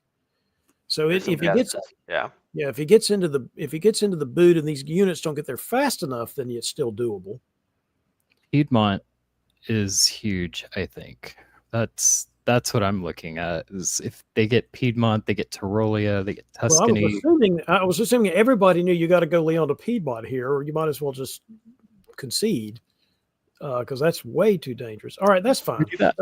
Yeah, that's fine. Man, well played, Patrick. David, what happened? Patrick is really, really good. If he, I don't care if he's taking over a position somebody else. I'm not sure if I were Tango, I would have let him off the mat. You're up there. You've got Liverpool. Why did you really need to turn around there? You really didn't need to. In fact, he probably could have simultaneously put pressure on England and do the attack on Germany. He had the position to do it. The issue here was Tango going into the mid. I didn't think that was necessary. I understand why they thought they needed to, because they were trying to slow the Turks down. But you probably could have done that with one fleet and try to help or something, try to slow things down. I think letting England up was the problem. You often need to kill your first target off. Andrew? Pretty much pretty much a thorough agreement from me. The one note I had is even if you do let them off the mat a little bit, and then there was the turn where England shifted that way, there's really no reason to be giving over Belgium, even that's a bit late. And I just think the Mediterranean is just not a place for success in the way that this game was turning out. It could have been one of those where France was so busy with the West, and also a substitute comes in, you're trying to like heavy press, and then you hit it off well, and your allies, and you kind of forget what was going on in the East. You're like, what was this? You look over and you're like, well, that looks like someone dropped their food tray, at lunch, and it's kindergarten or something like that, right? It's crayons, it's everywhere. Surely this can't be that hard. I think maybe they got baited into trying that out. Patrick says, I think most of these players didn't know me. They do now, I would assume. And someone else we know, do an awkward transition. Ed Sullivan, welcome back. Thank you. And David, we're going to give you a break. And let's get to our final game of our feature league, the Nexus Press League. We'll just go right to the map. And if you will help set up, what do we know about these players, Andrew, in game 256? Nice. You picked this one. Thank you for picking this one. So one of the things that we added, again, at the suggestion a bit of the players and then talking over with the rest of the Nexus directors, is we realized that with a year-long league, it can get a little bit like you can lose a sense of progress. And because we randomize rosters in every game, you feeling like I'm playing like the same people by accident, or I'm kind of like in a rut, or it's like I'm not feeling like I'm playing as people at my skill level in particular, right? Because we're open to anybody. So what we've added is 3 times a year, a couple times a year, we'll do what we call ranked rosters. So it's the usual sign up, but then we take your current standings in the league and we 7, 7, 7, 7 that way to make the boards. So this game is not literally the top 7 of the league at the time of this, which was let me look when this game was created. I don't know how to find that. This was a couple months ago. So about 4 months into the league, 4 or 5. So that means that we've had people finish 3, 4 games, which is a decent indicator of what's going on, but a little bit jumbled. And then not everybody signs up for the ranked stuff, right? Sometimes not everybody signs up for every wave. Sometimes you're busy this week. You can't take one on right now. You already have like 2 going on. You want to focus on those. But I can tell you that these are players that are experienced and that they know what they're doing. All right. Liam, we are doing 241 Brest is coming up after our feature league. We'll be doing the last 2 of the virtual diplomacy league. Tell your grandfather to let you stay up late, Liam. All right. Spring of 1901. Andrew. This is all looking decently standard. I think the 2 things I would highlight, the 3 things actually. France is taking a very backseat approach. Now it feels like they weren't under any pressure, so they have an opportunity to swing the fleet into Spain South Coast if they want. I got my eyes on that. Walking into Trieste, always got my eyes on that. In particular, I feel like maybe this might be a fast Lepanto this game. Let me check let's see, Jerry's in Austria. That's the unknown. He's been a pretty popular face this year, I gotta say. So I'm glad he's in this game. And then the support in Ukraine. Who doesn't love support for Ukraine? Even still, they still need it. So that's what I'm seeing. Yeah. Black Sea is interesting. And then no support into Belgium. So 2 builds for England here. I think that is immediately the highlight of the turn. 2 builds for Italy. Sometimes this happens. Especially it could be a situation where it's like Austria is not going to go compete for anything. And I think it's actually something I would be nice to see if I'm Austrian here is, Italy didn't immediately walk into Vienna. Life could be worse. I have something to be happy about. Not taking the opportunity for Spain. Yeah. What are you seeing, Ed? Okay, so look, Austria cannot accept this. This is war. Like, I'm not lending you a home center for you to convoy to Tunis. I hate that. You go to Galicia as Austria. Now you're supporting in Romania. Okay, but like, what's Galicia going to do? I've played, by the way, with Kevin before. Kevin's a great guy and a great player. I'm not sure I would have preferred this formation with an army in Norway and a fleet in Belgium. So we'll see how he gets out of it. I like Rob a lot. Rob is in the finals of Nexus Season 9. He's a good player. And he's on the broadcast. He's on the commentary, or at least he was. So we'll see what he does out of this. We've got Patrick saying this is a murderer's row. So I'm excited to see how this one plays out.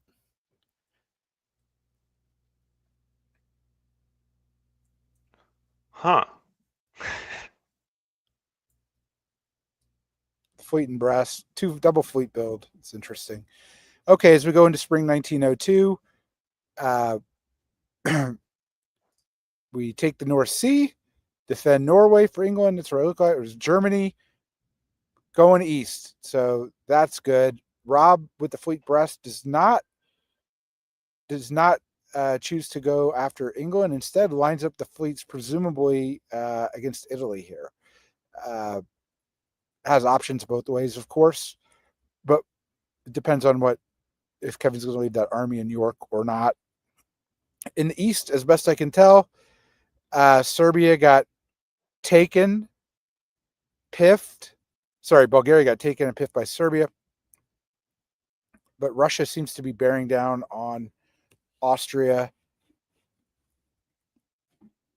It's always an interesting thing what to do as Italy, and you build that fleet in Tuscany. You're obviously alarming France, and then you bounce into Aegean. So Italy is in good shape not to get stabbed here.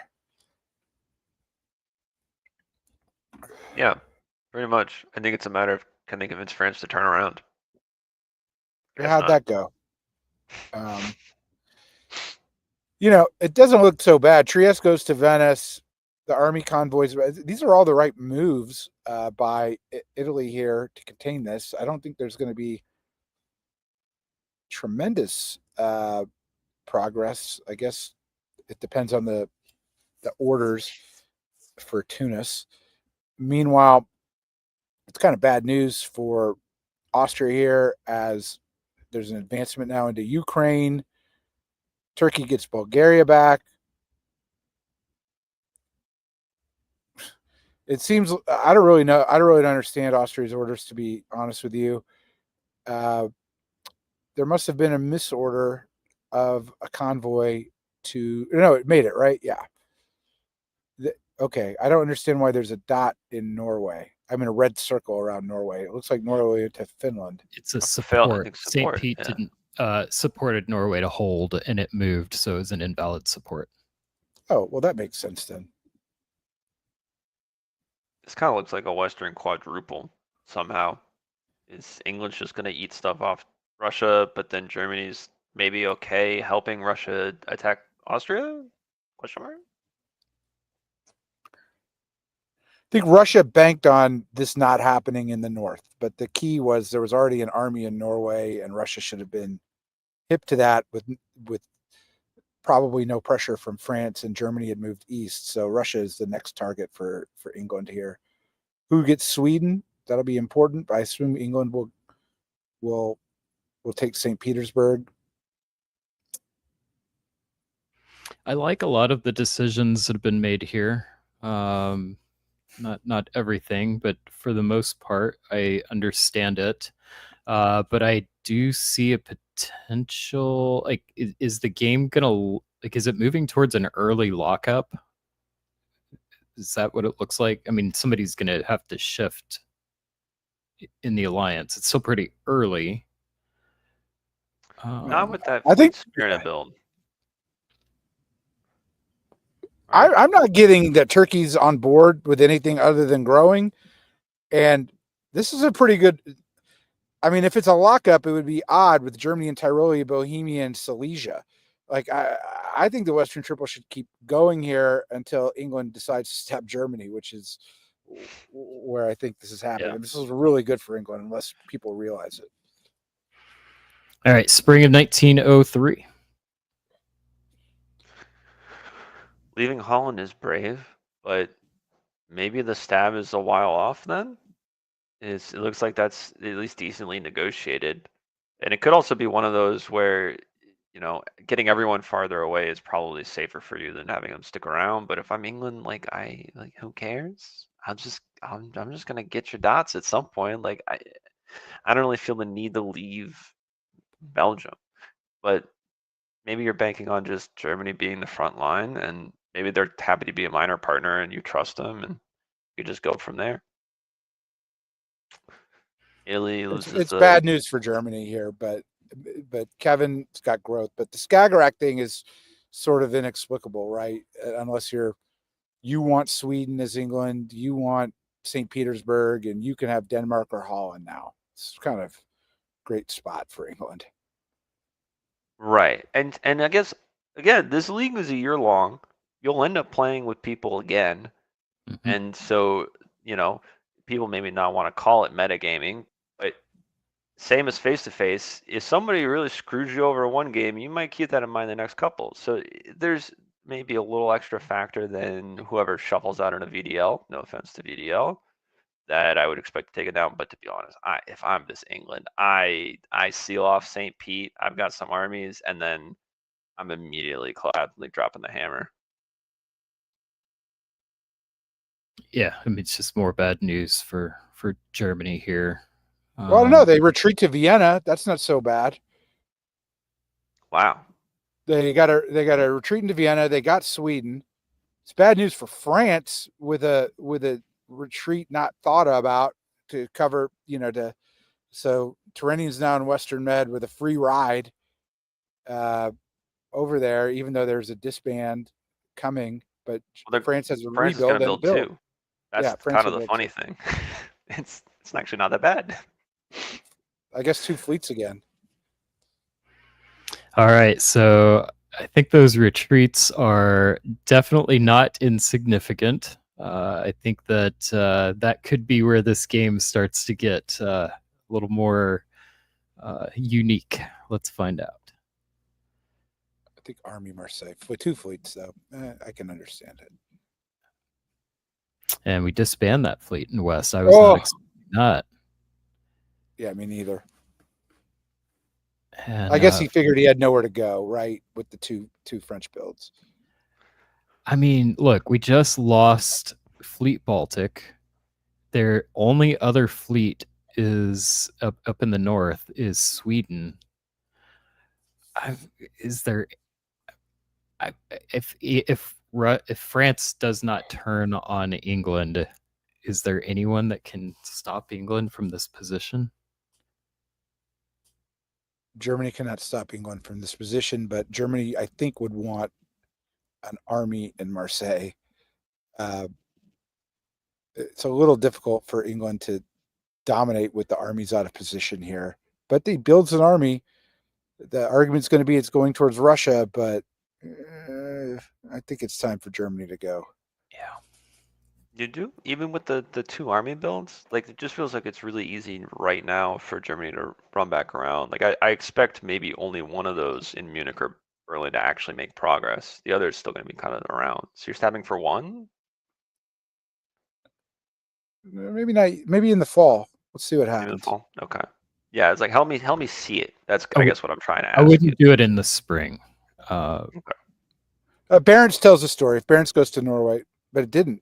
So I don't think you're going to get a stab now. You could, though. There's 3 available. With Sweden, Denmark, Holland. And I don't think we see France moving from this position against England. Oh, I guess it's up to me. Yeah. I mean, if you were going to do it this way, it could work, I think.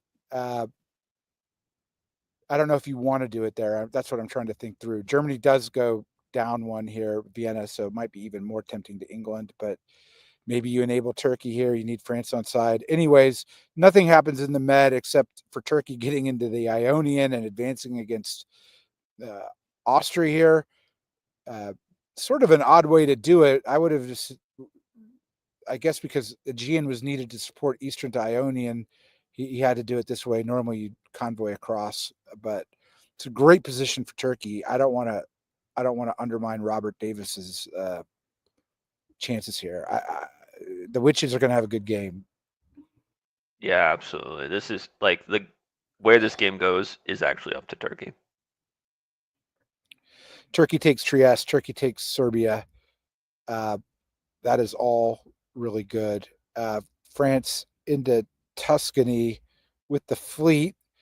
And so Turkey's really not going to make much progress against Italy now with those 4 French fleets in perfect position, but I don't think Turkey cares so much. Arrange bounce in English Channel, Germany into Galicia, and further commits east. 05 might be the time, fellas. It's not going to get much better than this, but on the other hand, because Moscow's not guaranteed. But hey, they're playing a good Western triple here, and that can contain Turkey if they stick together. I would have a really hard time not putting the hammer down as England here. Really, really hard time. Let's see whether Kevin's a better person than I am. Yeah, Ed, can you tell me more about containing Turkey here? Because it really feels like just, look at the jumble of colors in the Balkans right now. Like, where's the organized defense that's going to stop Turkey from just eating that? Russia, it's an RT, a weird RT, right? That's what it is right now. But Turkey can't advance. I think Turkey kind of had to make these builds, but I would have liked to. Now it's 4-4 on fleets. Let's see what Italy does here. I don't know if Italy's going to come on board. Yeah, but Turkey's got growth. But that stab is open to England whenever England wants. So if I don't even see it in 05, it's fine. Just maybe you're right, Andrew. Just push German units towards the center of the board. Yeah. All right. You're right. You're right about Turkey being forced because Italy's going to go down. You have to secure Ionian on your own terms. That's going to take 3 fleets. So that is a limiting factor, right? Is you need to basically bleed for 4 years before you eventually lose Ionian, because that is another 4 years where you're not losing Greece or Trieste or stuff like that. Yeah. Well, Andrew, we'll play Who Do You Like? Unless you know the outcome already. I don't remember the outcome, thankfully. I managed to send you all the links with Spring 01. How do you not like England here? It's up to you. Like the whole, it's you could drive Western Triple to the end and just be like, hey, now you have to let me be by 1 because the score needs someone to be up by 1, and I could just stab you for it, but it's nicer for everyone if I don't.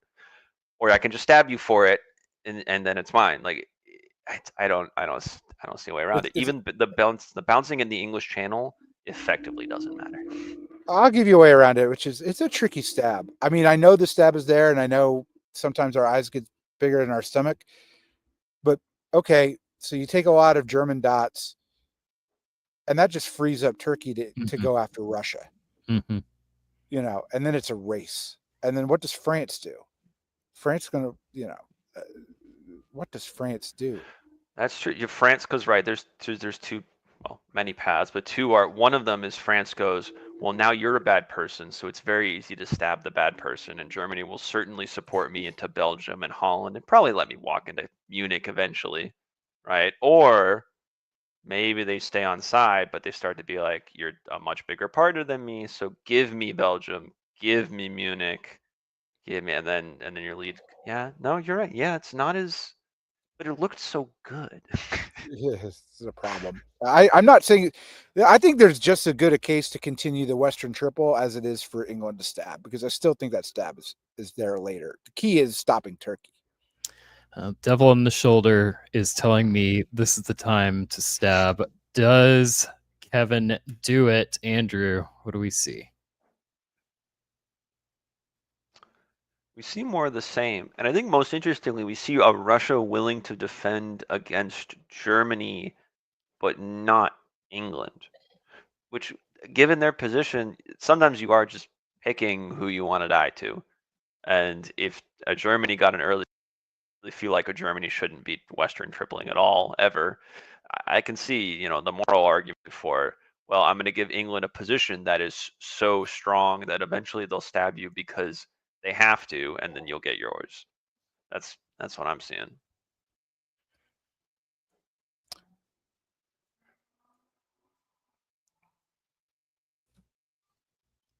Oh, doesn't do it.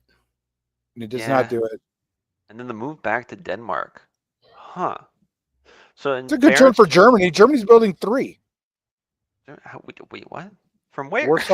Warsaw, Vienna, and Trieste. More people walking into Vienna? This is outrageous. What a mix. What's of Rob moves. getting for his troubles? Just getting locked up for 3 years. Yeah, that's pretty shocking. I mean, you can't be that upset as France. Like, nobody's really going to come and stab you unless it's England, and then Germany joins you. England stabs Germany, you go fight England. It's like, I would never complain about being Rob in this position. Ever, ever, ever. But it's like 2 years now with no center. So I'm kind of like, what gives? I would complain. Let's something for me, maybe. Yeah. So Ed, not only did Kevin not stab, is that much of a better player from restraint, but also helped Germany into Warsaw. Am I reading that right? Yeah, but the wrong unit supporting Prussia. Prussia. Why is Germany not going from Prussia? Interesting. And he's going back to Denmark. I mean, look, I think England really can't credibly stab Germany at this point. No. Kevin's a very loyal player, and I think if the game plan should just be to continue to press down, but big advantage by Chris Trout in Germany. I mean, on the other hand, Chris, don't be stabbing England now. Don't be doing all this stuff. Like one good turn deserves another. You're leading in the game, and there's growth in front of you. Keep pressing. Is that building armies into France? Is that growth in, where is that growth coming from for Germany? Fleet Kiel 2 armies, and then just push through the center of the board. Be defensive against all those English fleets. Yeah. Wow. 3 armies. Very much in the center of the board. Got an army from Kevin. That makes sense to me. All right. Spring of 1906, Ed. Everyone's playing nice in the sandbox. Kiel's protecting Holland, which is not unreasonable. It's covering Denmark. Again, we're getting these arranged bounces. Another convoy to Norway. The critical center of Ukraine goes to England, which means that Germany's fine with England getting Sevastopol. Revenge of Turkey.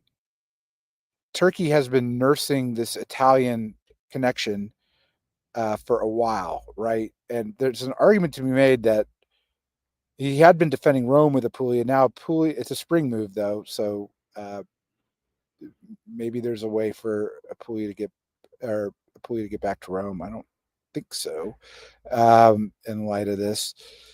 But yeah, Turkey loses a home center, but gets 2 others. I'm glad Rob gets a build. Rob's a little worried about Munich. Goes back to Marseille here. It's the same thing. It's hard to carry this Western triple through the end. I kind of almost want to see it just so we can say we've seen it. I've seen it one time before in all the years covering it. I feel like the thing that I'm really sad about is Armenia walking into Ankara is guaranteed. So Sevastopol should be walking into Armenia behind it, and then maybe you can get supported into Smyrna because Seb's going down. There's no if, and, or but about it. It's gone. So maybe try to live somewhere else. It's possible Germany doesn't cut it, right? Romania supports Sev, but I guess it moves to Budapest, or Sev supports Romania. When has this turkey helped someone else in the South? That's what I say. It could have done it. I mean, but I just assumed that Germany would go for Budapest here, and so did Turkey. And Austria gets a build, which is hilarious. You're not wrong. Huh. And then that's going to have like a weird retreat to Serbia, right? This really screws up. Because, I mean, I was really looking at this like Turkey's going to end on 8, maybe 9, glance at, and then it's not a true stalemate line, but it's one where misery eventually takes over. It's particularly in online press games when you're playing 3 straight days and nothing happens.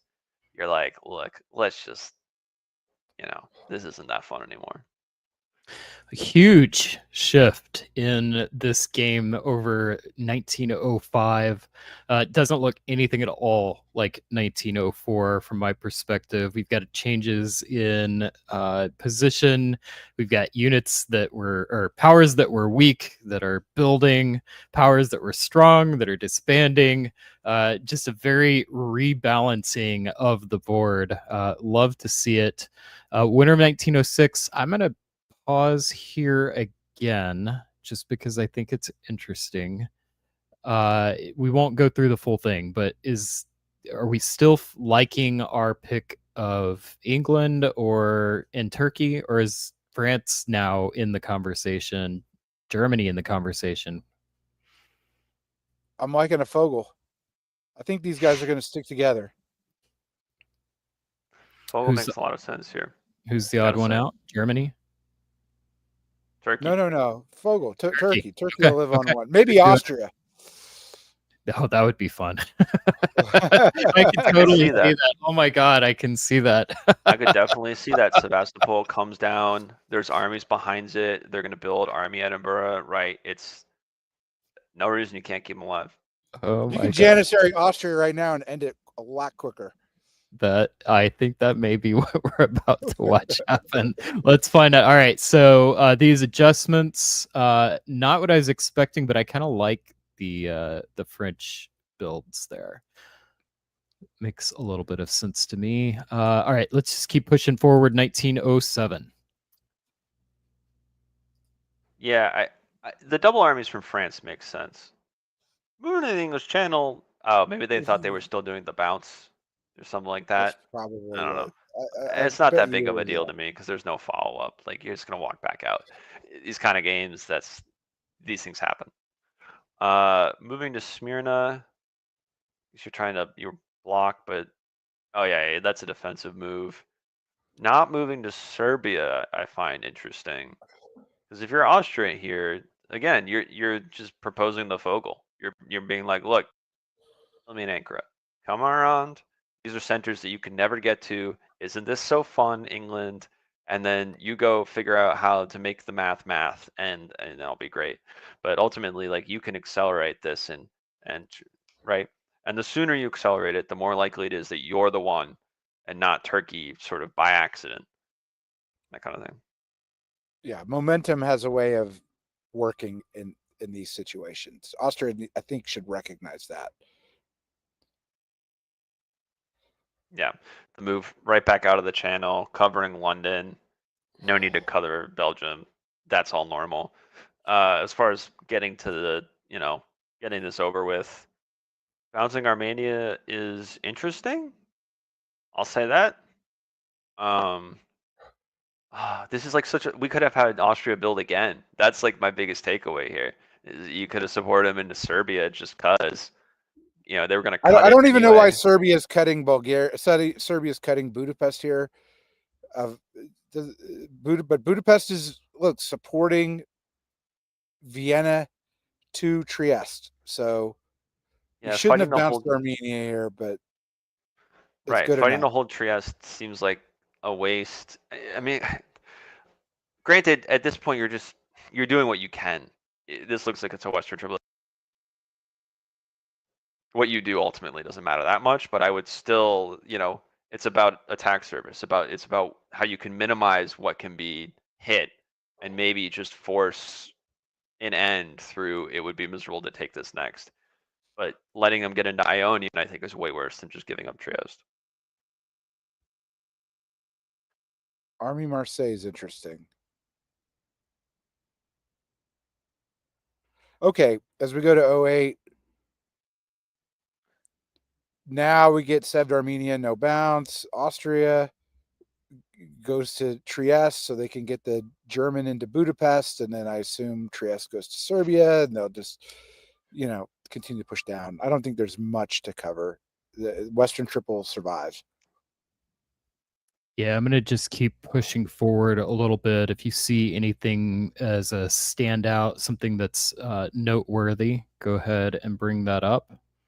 So Austria still lives, but just like I thought, goes to Serbia, and it's paint by numbers at this point till they kill Turkey or somebody stabs because they don't want 311s. But in league play, 311's probably not so bad.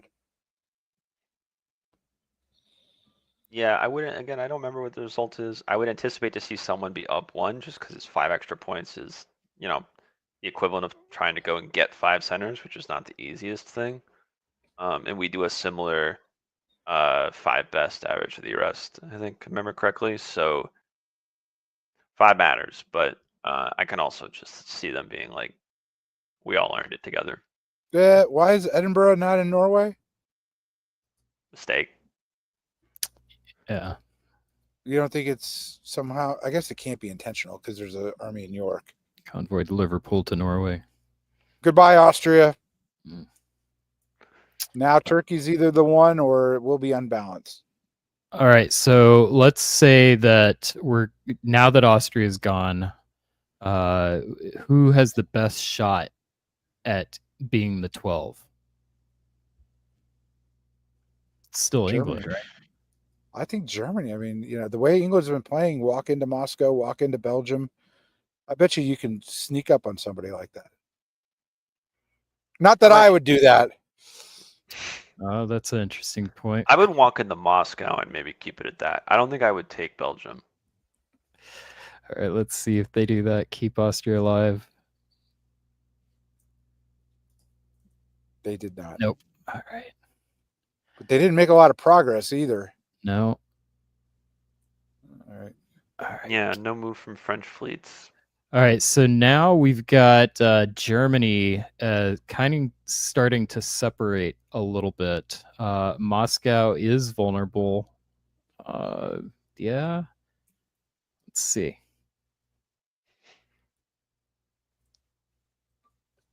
Well, Not with sense. that build. I was going to say not with that Oh, build. okay. Yeah, all right. All right, so game draws here. 11-10-9 with a Chris Trout German board top. Andrew, how did Chris pull this one out? I mean, this feels like you make the pitch where it's like I took on the most risk running this show. Y'all paid me back in trust, but ultimately, if we're all like said and done here, fighting this out, let's just end up where we end up. It feels like extremely friendly, I think is what I'm trying to say. It feels like nobody was upset to not get the 5 extra. So maybe we need to make the bonus a little bigger. Maybe we need to make it 10. I don't know. Even get them a little fighting going. But I think ultimately they're all happy. I think they're all happy, but like a 12-10-10 or something like that. I guess you can't do that. 12-11-10, maybe. But okay, I mean, it's fine. Germany can do well in a Western Triple. We've seen evidence of it right now. Right here, I definitely agree. If you're gonna play this long, what's one more year? What's one more? Just one more. What's one more? If you're gonna give it to Germany, then kill Turkey and take more centers. Yeah. Ed, does that count as seeing the Western Triples follow it through? Is that your second time to see that now? Yeah, they could have followed it through. They could have finished it if they wanted to, but maybe they like Turkey. Turkey played Turkey played a good game. I mean, a little dot grabby, but that's what turkeys do. So you can't begrudge Turkey for doing that. Yeah, you have to reward a lot of the progress was because Turkey was willing to hit people from behind and say, I'm actually going to play a game. Yeah. And so, it's like, I think I do agree a lot of Turkey play way more dot grabby than they should, having even with not that much experience. I think people should be way more chill as Turkey. But you also need to reward someone who's willing to put play in the game to enable your scores, even if they didn't end up that well off because of it. You want them to do it again. I want them to do it again for sure. I've been Turkey in that position, and it is difficult trying to talk the Western Triple off, if they really are there. Turkey makes a bet aiding the Western Triple that they will eventually eat each other. And it just didn't happen this time. Sometimes it happens, though. That's how you get turkeys to 17. David, it's your take. It is interesting to see Germany coming out on top of the Western Triple. That's got to be a diplomatic coup, among other things. But I'm with Ed on this. I've been in that Turkish situation also. What do you do to talk them out of it? You try every stratagem you can. You try to unbalance. You try to say, look what I did for you. That's what Pixie was talking about. Look what I did for you. I mean, there's all sorts of things you try to do. But ultimately, if the parties want to stick together with the Western Triple and the other two don't mind that Germany ended up with 12, what are you supposed to do? All right. Well, that was a blast, Andrew. Thank you for bringing those games to us. And give one more plug for the Nexus Press League. Absolutely. Thanks for having me. Thanks for running them. It's always a pleasure to be on here. My plug is simply, you can play whenever you want. We're simple. We're in Discord. You can send press over Discord as well as Backstabber.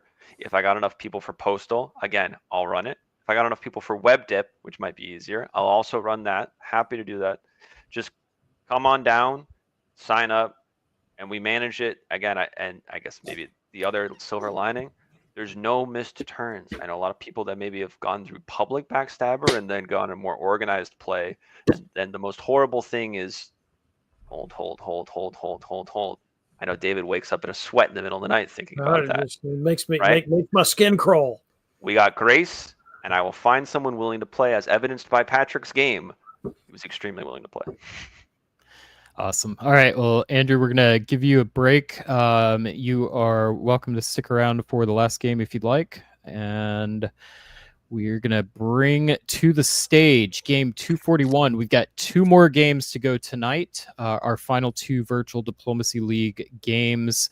Ed, I'm going to put you on the lead for this one. Introduce our players, please. We have Joshua Crowther. We've seen him from Australia. Very good player. England is Liam Bennett, grandson of Manus Hand, and has had many fine results in diplomacy.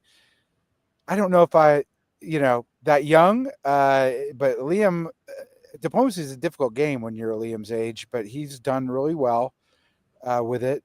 I don't know France. I do know Patrick Jacobson in Germany. And I think everyone who's been doing this program knows Patrick with 2 board tops in Germany. So that'll be someone to look out for. Vig, I have no idea. Karakal, I have no idea. I do know McAllis, just a little known guy, but he's in Turkey. Will they have the ability to kill McAllis, or will McAllis run this IT as Turkey? He always talks about it as Italy, never seems to talk about it as Turkey. Let's see if we get that going. That's what I want to see. I want to see McAllis have the vaunted IT as Turkey. Awesome. Good to know. Aurora Karakul is Aurora, so definitely we'll try and get those merged. A couple of that's how I crashed Dipcast, is trying to correct some of the errors for the players, trying to merge the records together. And I have to wait for Brandon to do that. So, well, McAllis is very aware of Aurora because we covered Boston Massacre on TBN. Yes. That will be broadcast. So I'm curious to see how they play together. All right, let's get to game 241. Ed, why don't you start us off?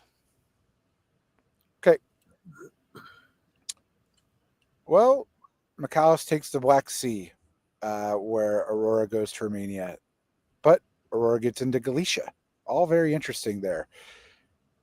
We see the Vienna to Budapest move not bouncing Galicia from Joshua. As McAllis always tells us, this is boom or bust for Austria. Might be bust with an army in Galicia, but with a fleet in Black Sea, who knows? Italy bounces in Piedmont. I've seen this now 4 times in recent DBN coverage, so very interesting play there, whereas France goes to Gascony and Portugal, and standard English and German openings. The Italian must not have thought that the Italian was going to be bounced in Piedmont, because otherwise you'd just go run to Apulia, wouldn't you? To them, this must be a surprise. That's how I'm reading it. Well, the Italian says, I'm going to Piedmont. I'm going to Tuscany. France does the Lisbon leap, which we've seen more of those, which, as McAllis also points out, is traditionally anti-England. England gets into Belgium, though, and fleet in Norway, so maybe we see a brewing EF conflict. But I doubt it with the Italy making this move, although Tuscany doesn't really get you anything in this situation. Italy making another, what I would call odd move, Vig going to Greece when that could have been taken with support from Serbia, which it was, and forgoes Tunis for his troubles. So no builds for Italy. Meanwhile, McAllis convoys Ankara directly to Romania with support of Bulgaria. So this is not good news from Aurora, but so that fleet is gone. Now someone will tell me that this is meant intentionally, but Russia does get Sweden. So there will be a build. Okay, is it time to play Who Do You Like? Because I like McAllis in this situation. I really think he's had a great 1901. Well, he could have gotten 3. He didn't do that. Yes, he failed. Clearly, he failed. He failed. He did. You know, when you were talking about how much you wanted to see McAllis do an IT, I was thinking I'd rather see McAllis do an AstroTurk, which is one of my favorite alliances, and that may be exactly what's going on here. We certainly do not have any flavor of IT that I have ever seen. Otherwise, interesting builds to me.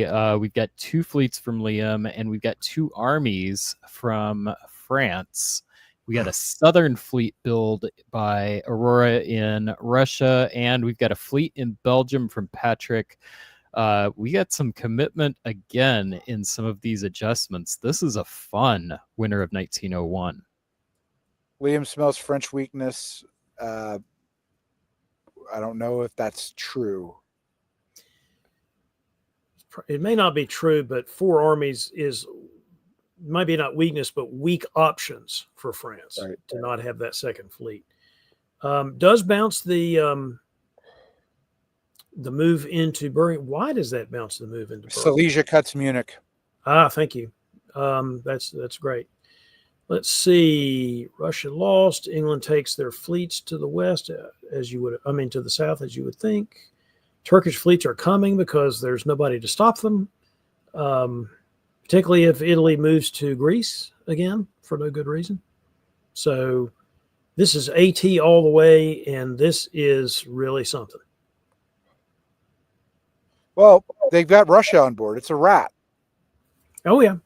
Aurora's on board now because McAllis could have gone into Sevastopol. They could have pushed that. They did not. Well, sometimes you kill the Russian. Sometimes you kill that southern Russian fleet, and that can lead to stability. It's the fleet that leads to instability in the RT relationship. I've said this for a long time, and I think it's true.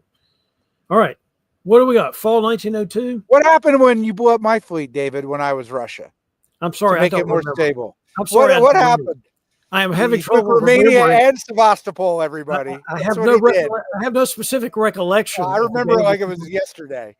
Anyway, more importantly, Turks and Aegean Turks everywhere. Austrians do not yet take Venice, and I emphasize the word yet. In the West, bouncing, bounce, bouncing, bounce, right? That's what it looks like. You know, the only one who's making significant moves here, Michalis Comarides, who I've already picked in 1901. He's already in the Ionian in 1902. He's got a Russian and Austrian friend. The world is his oyster. He's probably suggesting orders. I don't know how much Joshua cares about Michalis' suggestions or Aurora, but I like Michalis' spot. So pause here for a moment. David, you're in the analyst seat, so I'm going to you for this question. Let's say you've got a turkey in this kind of situation and you are one of the other members of the rat. Do you go along with the rat at this, or do you feel like you have to turn on turkey here and contain them a little bit? There's no ability to do that yet by either one of them. So it's kind of a superfluous question so far. Once the Austrians take Venice, and hopefully they'll be in a position to make some decisions, but they've got to take Venice first. The Russians really need to be in a totally different situation in order for them to consider moving against Michalis. So as much as one might be concerned about this, I don't think there's anything either one of them should do about it yet. Austria might be able to make a move after they take Venice in 1903. I'm not sure Austria's going to live long enough for that. It depends on what Budapest does here, because I think what need of Austria at this point if you're Michalis? Honestly, Italy is dying. I know they got to build here, but my God, I mean, this is horrible for them. Get Austria, continue to move west, and just eat up Austria. Maybe I would rather have already advanced my position in the Med before I turn on Austria, but you could be right. We'll see what the Michalis is more patient than I am, so you are impatient. I like growth. You know, I was wondering whether Italy was going to build in Rome and try to hold Venice or build the extra fleet. They opted to build the fleet instead of building in Rome. But the Army Rome would have held Venice for the short term. But it would have been a short-term issue because they would not have been able to block the convoy to Apulia, which was coming. So it's really not much they can do there. The fact that this is supposed to be Ed talking means I'm going to stop talking. Ed, this is supposed to be you talking. Well, I'm looking at pretty good EG progress here. Okay. They're in mid-Atlantic. They've taken St. Petersburg. They've taken Bothnia. They have a bunch of armies on the line here. That's not bad. Ultimately, I'm now looking at the east, which I think is where the action's happening. Trieste goes to Vienna. That's much better than what we saw earlier with Adriatic going to Venice. And, maybe there isn't a time for a stab with this EG, maybe, but there is some miscommunication here with Galicia supporting Silesia, but Silesia's moving. There has to be a coordination. Russia's imploding now, and someone's going to take advantage of that. Go ahead you might as well go ahead and take Warsaw now. That there's really nothing left of. I mean, English are, it's just you might just go ahead and do that unless you really think there's some benefit. So you're saying like Michalis try and take Warsaw? Maybe.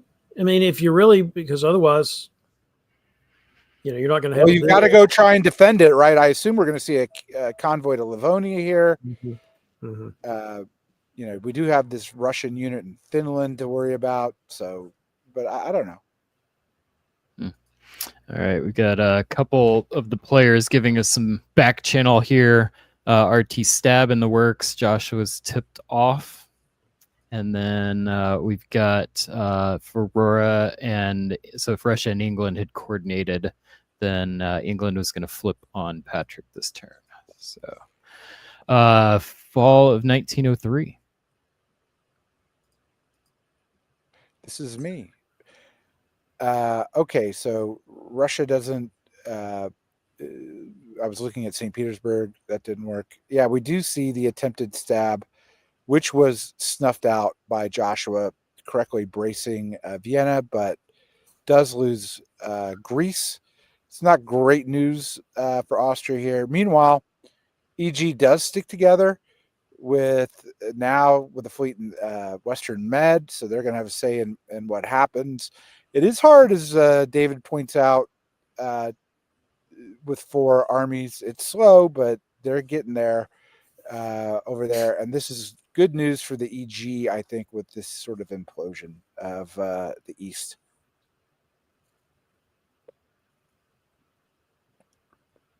Still like McCullough's position, I'll be on the record as having said.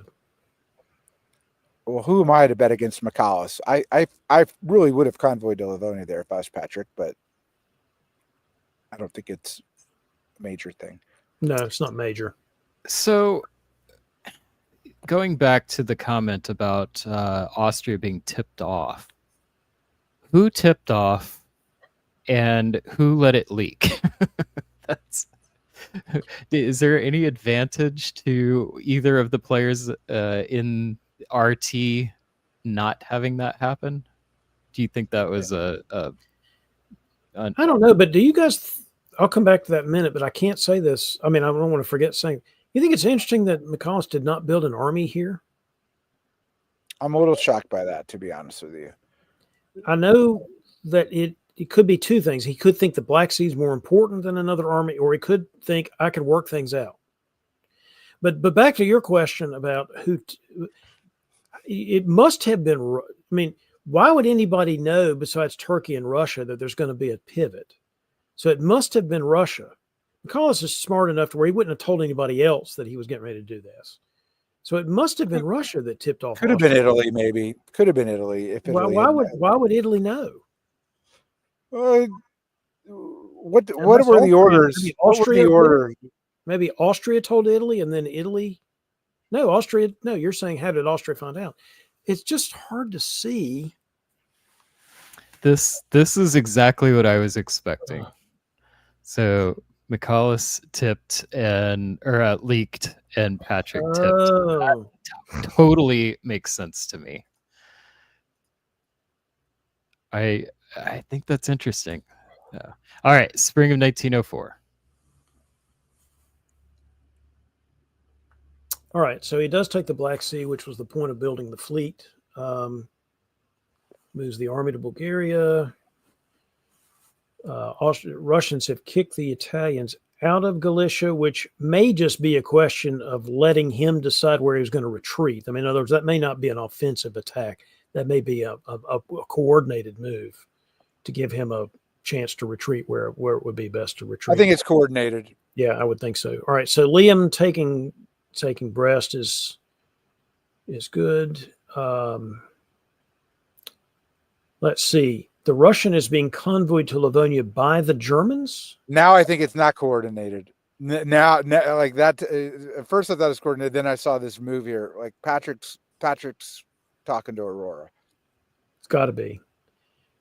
And Galicia is so that the Turks can't retreat that direction, I guess, or just because you might have nowhere else to go anyway. Interesting. We're seeing a lot of Patrick Jacobson tonight. We are. It's a Patrick Jacobson show tonight. Liam and Brest. Don't forget that. Well, I believe I said that. I believe we're saying twice. All right. Paris taken because it's an EG, for goodness sake. Still abounds in Spain, though. Oh, look, McCallus gets into Naples. That's got to be good for him. And Moscow and Sev. Yep.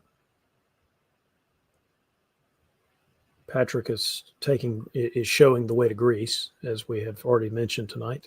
But takes Warsaw. Yeah, Russia really, I guess, wasn't doing much for anybody, and so everybody decided that was the end of Russia.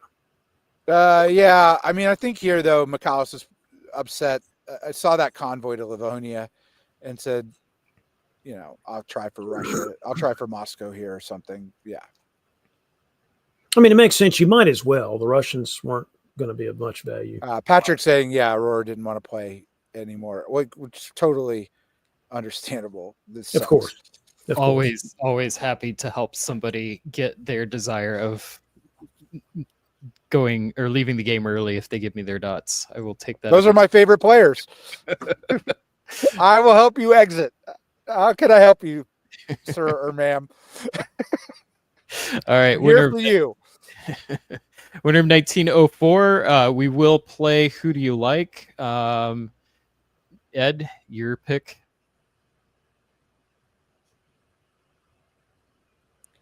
Too close to call.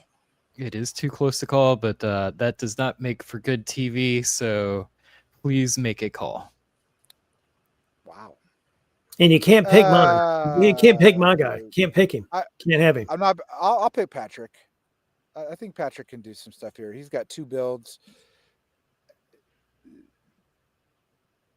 David, you're picking. Maybe he has Austria on side. If Patrick has Austria on side, I think it's a good pick.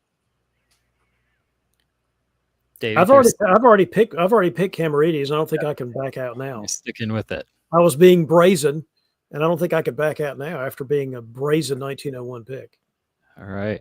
I think Liam could be the wild card here between the two of them. This could be an interesting spot of who's got the better shot at winning that relationship.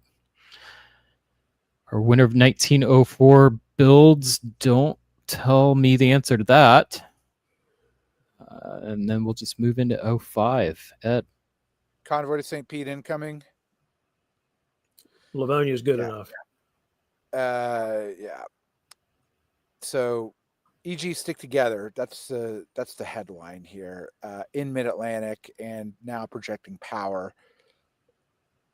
I'm trying to figure out if Austria, like, other than taking Rome here, which they did, but are they anti-Turkey here? Greece is vulnerable. I don't know what Austria's doing. The move to Galicia could be anti-German or it could be anti-Turk. I don't know what Joshua is doing. I suspect it's anti-German. I think he's worked something out with McAllister because Adriatic's supporting Ionian. That's all I can glean from this mess. I think that's right. I think that's exactly right. And I think it's probably Joshua's correct move. Yeah, Patrick is in a great spot. As we go to the fall here, why is Patrick moving his fleets back? I guess a little concerned about Liam. Safety first, I guess. Liam is in Galicia. That is key to cracking Iberia is Galicia, the most important thing. It'd be nice to also be in Burgundy, but that can't happen because Ruhr had to cover Munich and English Channel had to cover Belgium. Let's see here. McAllister is in Tunis, important, but loses Moscow for his troubles. But progress is going to be a little slowed down for the EG in this spot, I think. Well, there's been no pressure really put yet into the Tyrolia-Bohemia region. That's coming. Yeah, but the Austrians have stuff to use. Now, the Austrians and the Turks are leaving some people behind to watch each other. I'm not sure they can afford to do that. We're going to find out. I think Army Vienna would have been better. Yeah, I didn't quite get that either. But that's fine. You're going to do this with it. If you do it this way, it's fine. You do lose Ukraine, but it doesn't quite matter because Black Sea's there and he's backfilled with Romania. The McAllister is being very smart. I'm sorry. No, David? it's fine. It's fine. We should just tag team this and try to take it home. Supporting Spain is really smart. Was the point I was going to make. Like super smart. Yeah, and I like the fact that Bulgaria and Greece are now moving to where they can actually get into use. They can't afford to use units like that to just watch each other. They don't have the unit. They don't have the excess units to do that. So they need to put those guys into position. They've done it.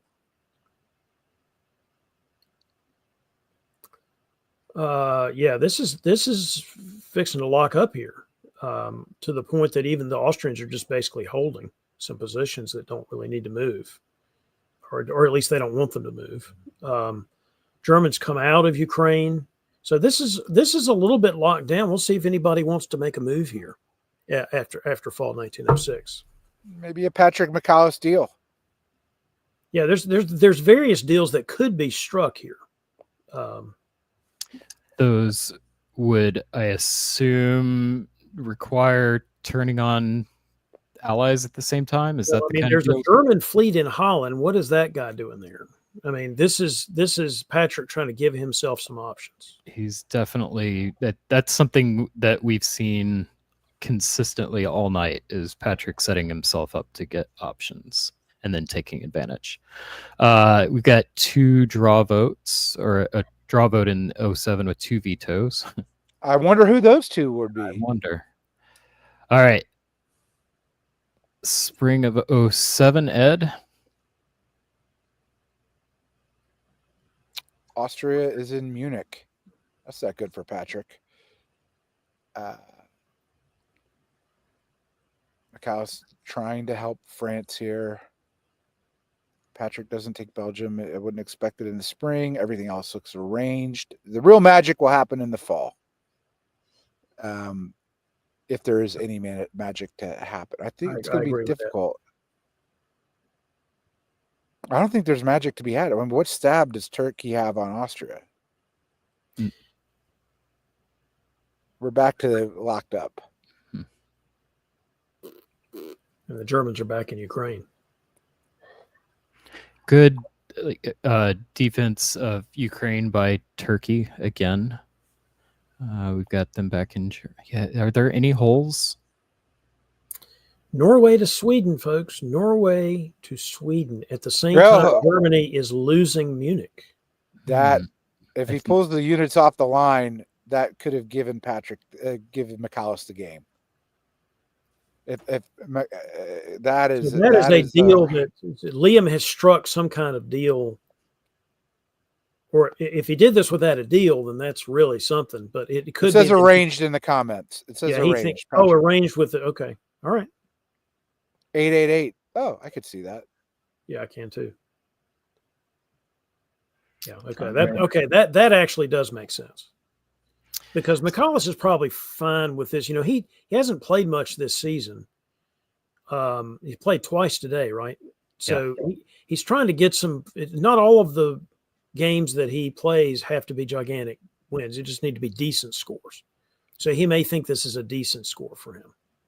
I think I disagree, but he may think that. I think I'm not sure he should have ended here, but whatever. I think he should have ended, but I don't think he likes it. This isn't like, I mean, I think he wanted more. I think he should play it out a little bit further and get in position to do a 1 or 2 dot stab at the end in 1910 or something. If you can. I mean, even taking a French dot or something could work. Well, we've got a first-time VDL player saying, I had so much fun. That is what this is all about. Liam, glad to thank you for letting us cover your game, and congratulations on a shared top. And congratulations also to McAuliffe and to Joshua in particular, for like kind of being behind everybody else, not really in the conversation for the top, and to come out like this. Well played. Yeah, I don't think any of us were expecting Joshua to be in a shared top situation here. Yeah. All right. Well, congratulations. Ed, what was the story of this game for you?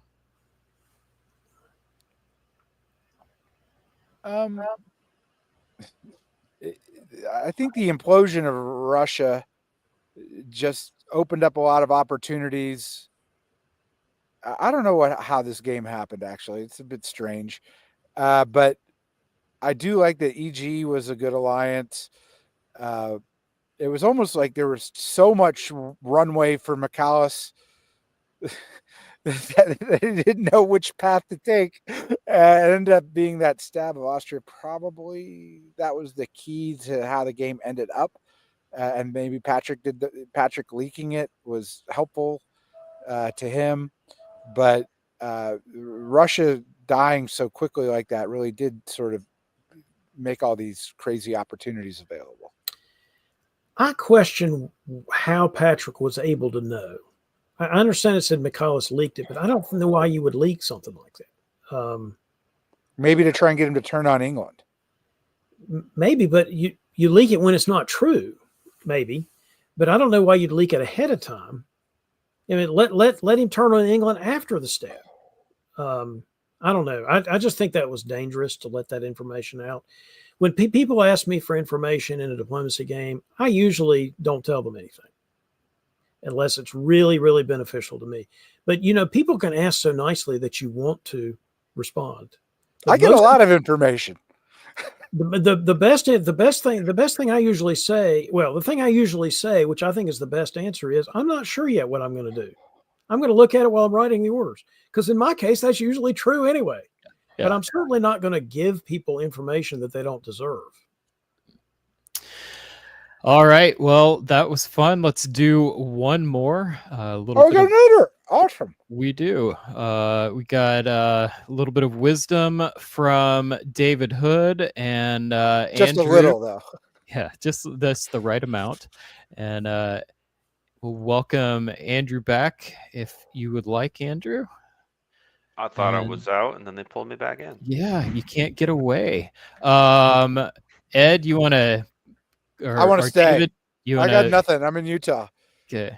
David, you want to stick with us and TriCast, or are you good for tonight? No, I'll go ahead and let you guys handle it. And I enjoyed it. I've had, frankly, as much Ed as I can take. Not enough Andrew, but too much Ed. So I think it's time for me to go to bed. Hey, David, I really appreciated the Nikita Khrushchev Nixon reference. I mean, I like that. I like that. I think we're going to have people go to Wikipedia now, because you really dated yourself with that one. Well, and I was pounding my shoe as I was doing it, just to give you another thing to look up. Another thing to look up, youngins. Generation XYZs, whatever you are, go look that up. Pounding the table with a shoe. All right, David, have a good one. All right. And with that, let's get to that's the content that our viewers are really here for, if we're honest. So, all right, our final game of the night, VDL 242, and Andrew, we'll bring you on. Have you take the lead here? Introduce our players for us. At this point, anyone who's been watching for the last couple of hours is going to see a couple of familiar faces, which I think is kind of fun. So now you get to see them work at it again. For me, Cody Green is a standout because frequent player of the Nexus Press League. So that's what I've got my eyes on. Okay, so we got Justin, we got Cody, we got Kayla back, right, which is Adam's daughter, and she's Delight. I've played a game with Jeff and Summer Classic, and I do not see any universe in which Jeff and Cody will get along. I'm predicting immediate conflict. Those two, they've never met each other. It's not going to work out. And then Christian and Ben, that's interesting as RT, and Zimone's obviously just off the top board. He knows exactly what he's doing, but very cautious. And he's in the right country to be cautious. Right country. Absolutely. All right, final game. Let's get to it. Andrew, take us away. Spring of 1901. I'm looking at normal in the west. I'm looking at a fist bump in the east. And I'm looking at an opening to Tyrolia for maximum effectiveness and options, which is my personal favorite thing to do with Italy. RT versus AI. I don't know what the West will hold, though. Could be. Maybe not, though. Maybe we get a little bit of an astronaut.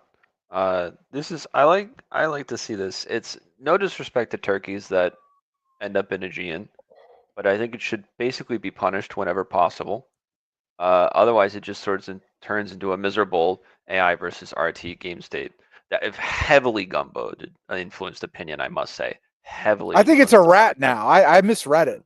You're putting the fleet in Romania. This move to Tyrolia from Vienna. I think that's what we're seeing. Supporting, I don't know why Serbia is holding, but you're right. Sorry, I was looking at 1/3 of my screen and I missed Tyrolia, which seems massive. Normally for an AI progression, right, this would be Bohemia, a bounce in Galicia, and then you support Austria into Galicia. You walk up to Silesia, maybe. Like that's one way to run an AI. In this case, you're just gonna maybe get run over. From the west, let him into Sweden. So that's 2 builds for Russia. Good work, Russia, negotiating that. Support into Holland, 3 builds from France. Excited to see what Kayla does with it. 3 builds is France. I think that'll really determine a lot of where the North goes. Will it be a 6-1, or it'll be a 6-10, maybe? Ugh, I kind of, it's difficult to give France 3 builds. Cody tried to bounce Holland. I don't think that's unreasonable because you would think that Munich might need to be covered from Bohemia there, or but if it's an EF now, I don't know if it's an EF or not, but Cody thinks it is by going to Holland. 3 builds with your ally. Ugh, I think this turned into an FG quick, but I'm not sure.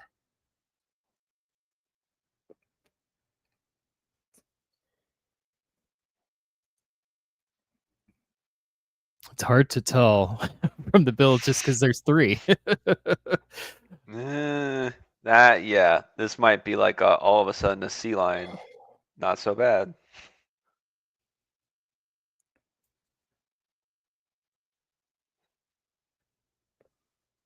Okay, Wow. so Kayla playing nice, even though there was a double fleet build in London and Brest, goes to Mid-Atlantic, whereas Cody, I think, read this as anti-English and went right to English Channel. I think Cody read it as a sea lion. I think I read it as a sea lion, but I don't think he believed Kayla. Kayla here is looking, I mean, she's got her options, but going to Lyon there might be more anti-Italian. It's a sea lion by Germany. Germany going to Helgoland, with Russia. I don't really like this. I don't like this self-bouncing Norway thing. I know Ben does this quite a bit, but I'm more of a proponent of, I'll support you to Skagerrak from Sweden, and then we'll trade Norway and Denmark. That's typically how I prefer to do it, but they can still do that if they want to do that. Meanwhile, I'm looking in the east here. Russia is going west with all those units. Turkey's there. So these are rat moves, I would expect. Although they do, I guess they don't think Venice is takeable. No Prussia. Yeah, not in Prussia. So it's not great news for Germany, though. It's not great news for Jeff. Ralph's got a lot of jump here, with Turkey already being in the Ionian and Aegean. I don't like that if I'm Austria. I'm like, Smyrna goes to east. If I'm supporting you into Ionian, Smyrna goes to east. It does not surround my center. So I'm not at all sure if Christian is going to be patient here. Oh, Pip, No yeah, Prussia. they go to Prussia to blow up Bohemia. That's so right. I'm actually going to quibble that. I don't think you need to. I think it leaves the Italian unit way out of the place. But also when they build Fleet Venice, I know it's technically a 50-50, but it's going to Adriatic because they built a fleet. Right. So either walk around and then Piedmont, Tuscany down. I actually don't think you need to pivot, but that's gumboat opinions. Well, now Austria's in Venice and Turkey's in Apulia. That's not good for Italy. You can't draw it up any other way. That's really bad. Although trying to get some French help, supporting French into Tyrrhenian. Germany takes Sweden. That's bad news for Ben. See, Ben, if you had just taken Norway, you wouldn't have had this problem to begin with. Maybe you would have, but there would have still been 3 on it. My opinion, this is pretty well done from France. How often do you see a 6-center France continue to have no allies after or no enemies after 1901? This is pretty France well got done. A bunch of friends. Granted, I mean, the rat maybe helps draw attention away, but it's still that's a good job. She's more. Let's see how disciplined she could be, because when I was her age, I barely have any discipline now at 53. But as a teenager, oh my god. Too What do you much want in to front see? of her. What do you want to see from France here? I mean, we see the moves, that's fine, but do you want to see just like another year being on 6? Are you looking at Holland? Like, what's? I'd be looking at everything if I was that age, but this is, I think, fine. I think Rome is fine. I'm sure Simone was fine with it also. Rome's great. Very trusting here that England was going to take Denmark. I'm assuming this is maybe arranged at some level, but maybe not. If I'm Germany, maybe Jeff is okay with it. Jeff loses Munich. Ouch. That's an ouchie. And he loses Berlin to Russia. It's another bad for. Can't spin it any other way. Kayla, it's time to take Holland. Don't prop up this sinking ship. It's got too many holes on it. Completely agree.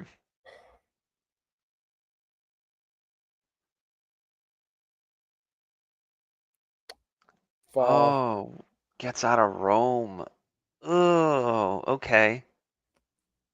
That is a mess of tactics in there. Maybe there was a reason you can but they're trying to kick someone out of Venice. So yeah, they I don't cut even know who was everything. in Tuscany. Who was in Tuscany? Austria. Okay. So it's a good to kick them out. Like it's a good to go for that, but I think you can make the argument where you're just like, keep me here. I'll support Tuscany, Tunis into Ionian over and over. With Adriatic, you could have actually made it a 50-50 where they can't cut Adriatic then. I guess you needed to cut Trieste. You do need it to cut Trieste. So that's not, never mind then. But yeah. All right. I think Simone is probably tactically assisting Kayla here. Simone tactically assists anyone. Like he's really good at it. So, and he's trying to stay alive. So I think that's the explanation here. Kayla, Cody's taking Holland and you're putting Germany into Munich. Fine, but you got to start advocating for yourself, young lady. It's time for you to get stuff. Yeah, certainly, going +3, you need to take a year off, right? You need to let the heat dissipate. But now you need to start heating up again. We've got -3 for Germany. We've got +2 England, +2 Russia. Any predictions for our adjustments here?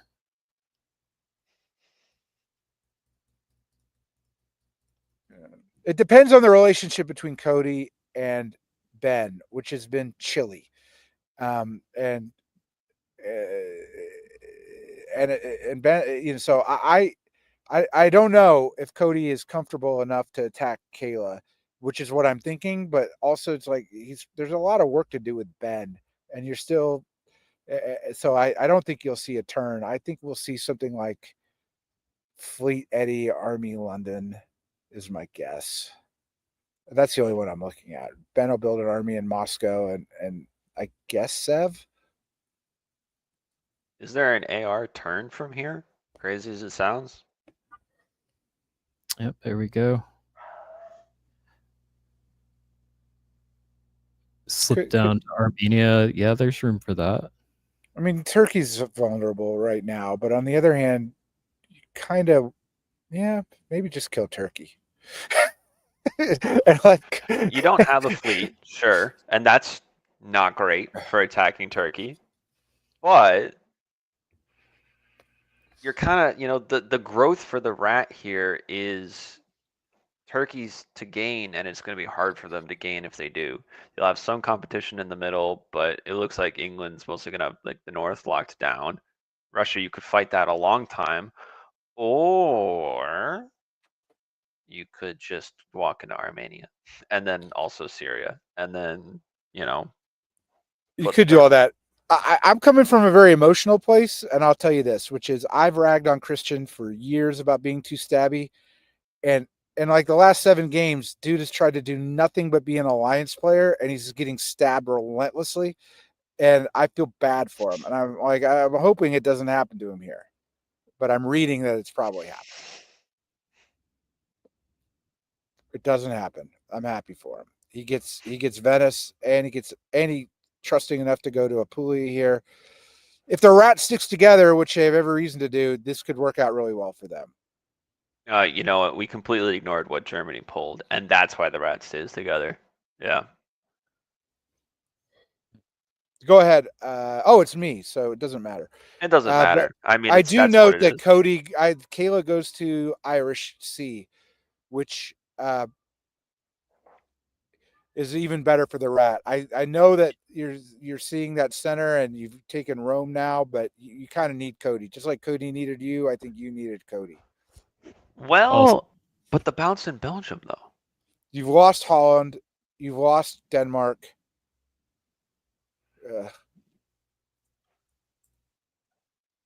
No, that was England losing Holland and Denmark. Right, Okay. exactly. It's like actually, it's not like it's not the best stab in the world, but Russia's only going to get to be able to make one fleet at a time in the north, so it's not a super.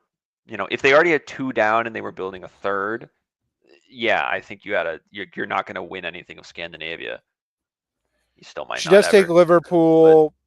She does yeah. take Liverpool. England does get Denmark back because Denmark leaves and Sweden doesn't support it anyways. Meanwhile, Austria takes out that Turkish unit in Venice, so good for Justin. And Justin takes Bulgaria. With French So help one, in Venice. French help into Venice. So Christian does get stabbed by Austria here. This is Italy and France should be bouncing in Tyrrhenian. Throw that out there if you know that Venice and also Puglia is going to get tapped. And then the other thing, I actually would have put Ruhr into Belgium, I think. If you're working with Austria here for Venice, give Austria something to look at, right? Give them somewhere north to move, being Ruhr, and maybe they look to turn on Russia, right? Give them a little opportunity. You being in Ruhr doesn't really get you anywhere, and you got to get it out of there. Like you're not going to hold Holland at this point, I don't think. It's a great turn for Austria. I'm wondering what Ben builds here because there's an argument for North Coast, but there's also an argument for something in Sev and join the attack on Turkey. I mean, drop that fleet in Sev. So sorry, Christian. Drop the fleet in Sev.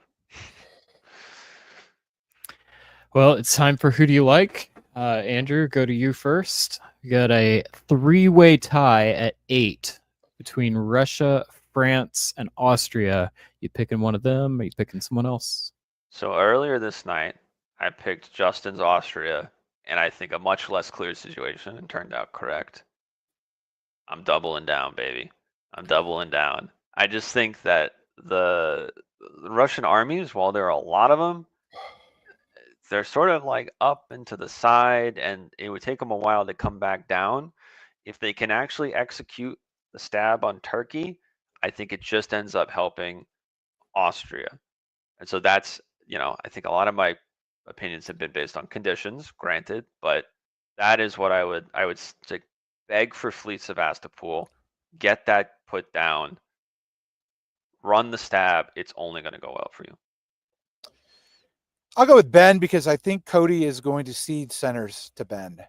And I think there's a lot of growth that way because I think Cody is going to try and send what he can against Kayla. And I think that means that's good news for Ben. And I don't even care if he builds and attacks Turkey, that's even more growth, at least one center there. But he might, I actually, I'm not taking Ben just to say someone else. I would prefer Ben in this position, although Justin's got a great shot, obviously.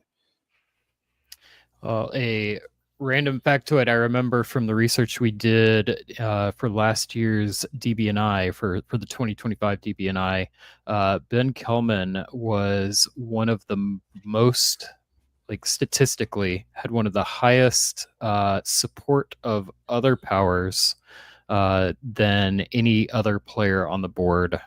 Definitely tends, not always, but tends towards finding that like true alliance style play that everybody claims to have. Statistics kind of backed that one up. So I would lean against Ben stabbing the ally. But the question for me is Christian the ally? Is Justin the ally? Or does it not matter in this case? He just kind of holds back and takes Cody's dots that he's given. He might help Christian, but I doubt it. That build to me, though, that's strange. It's not a fleet. Maybe he's worried that Justin's going to go after him and he wants to be a little more defensive and not attack Christian. Spring of 05. What are we looking at, Andrew? Right, I was going to say the other option here is Turkey could all of a sudden go, hey, Russia. You know, Turkey doesn't really have the units to get anything out of Tunis, Naples, Rome at this point. Not entirely their fault. Am I missing a fourth Turkish unit somewhere? Did we lose it? Did it go into the abyss? Like, it just feels, and this is part of my point, the firepower isn't there to take what they can. So take what's in front of you. It's not a bad pivot to RT at this point. I think this is great by Ben. This is, first of all, Cody is going to seed him centers. You can see this. This is what's happening. So he doesn't even bother taking them, which is great because they're in pocket. You just get those, drop those units down against Austria here and get Christian's help. Like, Christian throws solos. Like, he throws them if he has to. So this is great.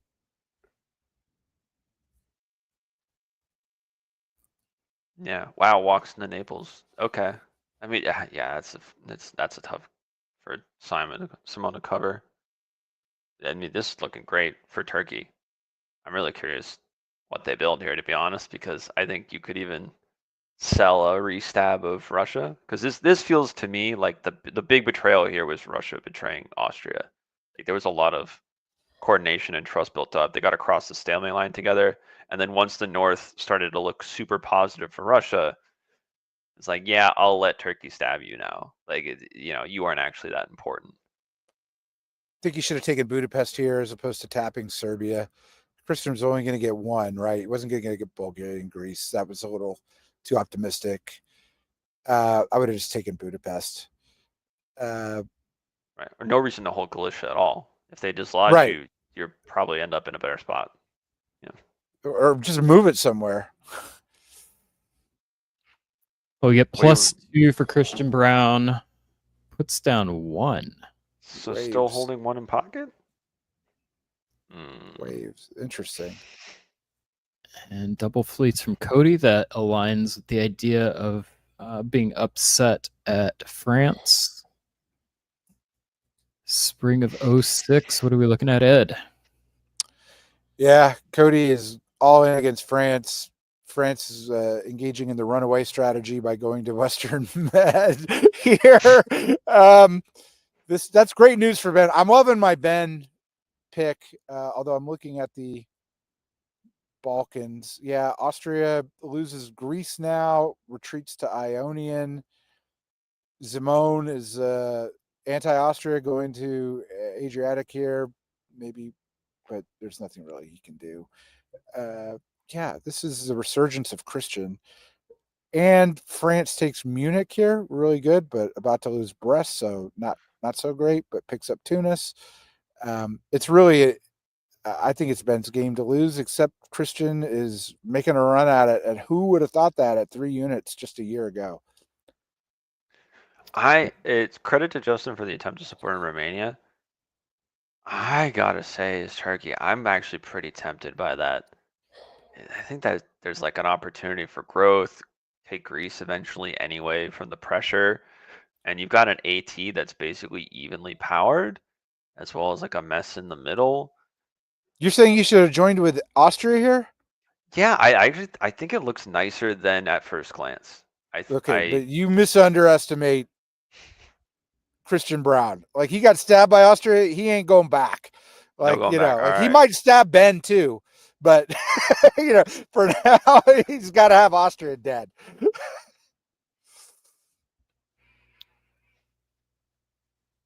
Okay, yeah, Austria's dying. That's bad news. Budapest, Serbia kept Greece though.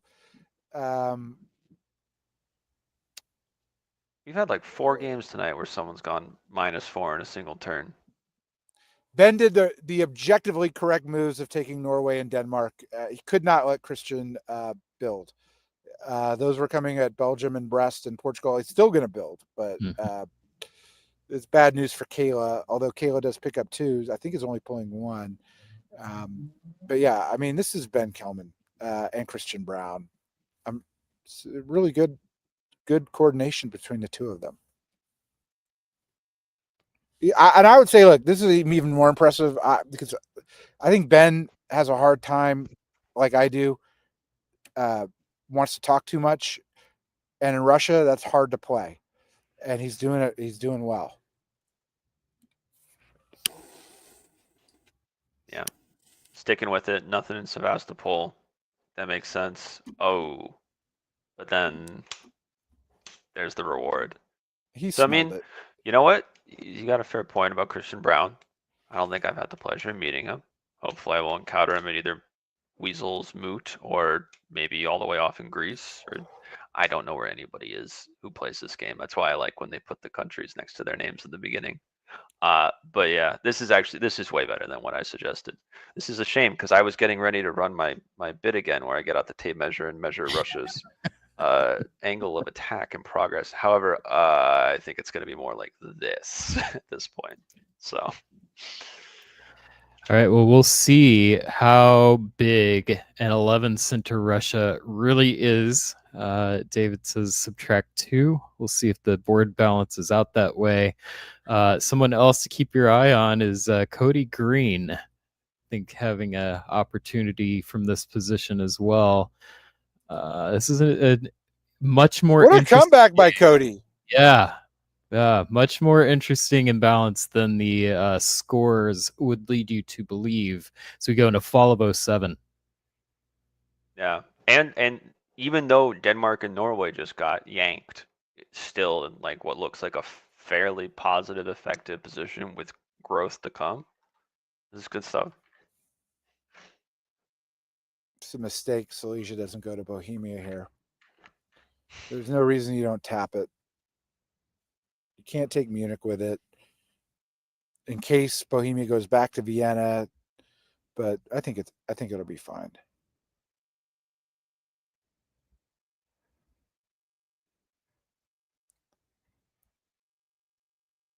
I think it's time for the RT again. I mean, what's Turkey going to do? He's not going to take anything off of Ben right now. Budapest, maybe? I mean, it doesn't even have to be like a real RT. I think, if anything, this is kind of what you're suggesting. Let Austria make some progress. Help them. Take one from behind. Help them. Take one from behind. I think Turkey's at a point where they don't need anyone else's help, really. I guess the only factor, right, is if you do too much to Russia, does England just run away with the game in a way that could have a lot of bad consequences? So Serbia supporting Romania. My man Cody is at 10. He's at 10. And he's around the corner.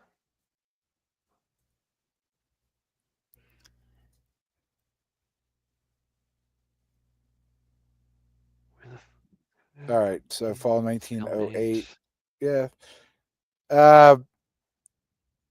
The East has worked it out. We're back on with the rat. It's a rat. That's what it is. It's a rat where no one trusts each other. And everyone's worried about Cody now. Mm-hmm. That's what this is. No, this is not a criticism of Justin's Austria, but holding in place. This is like we've wasted everyone's time by handing Budapest back. Like there has to be a better way because you can't build it. So you're down 1 on defense, and I think you can hold a decent line in the West. I don't think we're at risk of like the boot really falling because France seems to have mostly said that dying is painful and I'd like to leave. But I mean, how much is Cody building? Is it 2? I think he's ahead. I think he's leading right now. No, it's tied. Maybe it draws here. I don't really think Cody can get anything. Scandinavia is going to fall, right? I don't think so. Not right away. It's sort of. I don't think it's going to fall. I could see why the draw could happen here, but I could also see Cody saying, well, you've got to prove that you can defend it. So I want to call out here England and Austria bouncing in West Nuts. That's a great comment, Zoe. So, all right, winner of 1908, and we get a draw. So, man, that was another game. Like, we had another England come from behind out of nowhere. Cody Green, well done. Ben Kelman managing to hang on to split that top 10 centers each. Andrew, tell us the story of this game. I mean, I'm impressed by Ben's friendliness and willing to be friendly through tough times. As Ed pointed out, Norway got taken away. He did eventually get that back through keeping communication lines open, making sure he's working with everybody, talking with everybody, and eventually stabbing the right people with the help of everybody else. I mean, it's credit to like good positioning and reading the board well. And then I mean, then Cody's success is, I mean, working out people letting you rent your centers along the way until you could go get ones that they could never reach, and you know, effective cleanup of Germany, sort of letting that resolve, and then just stabbing France. It's feeling like, you know, that's also just diplomacy at that point, right? Probably something like, all right, I'm done. I got my revenge. I got Liverpool back. And a little bit more. Ed, what's your takeaway from that game? Happy for Kayla living in Munich. Brian, this is something you know. Sometimes an army in Munich can allow you to live.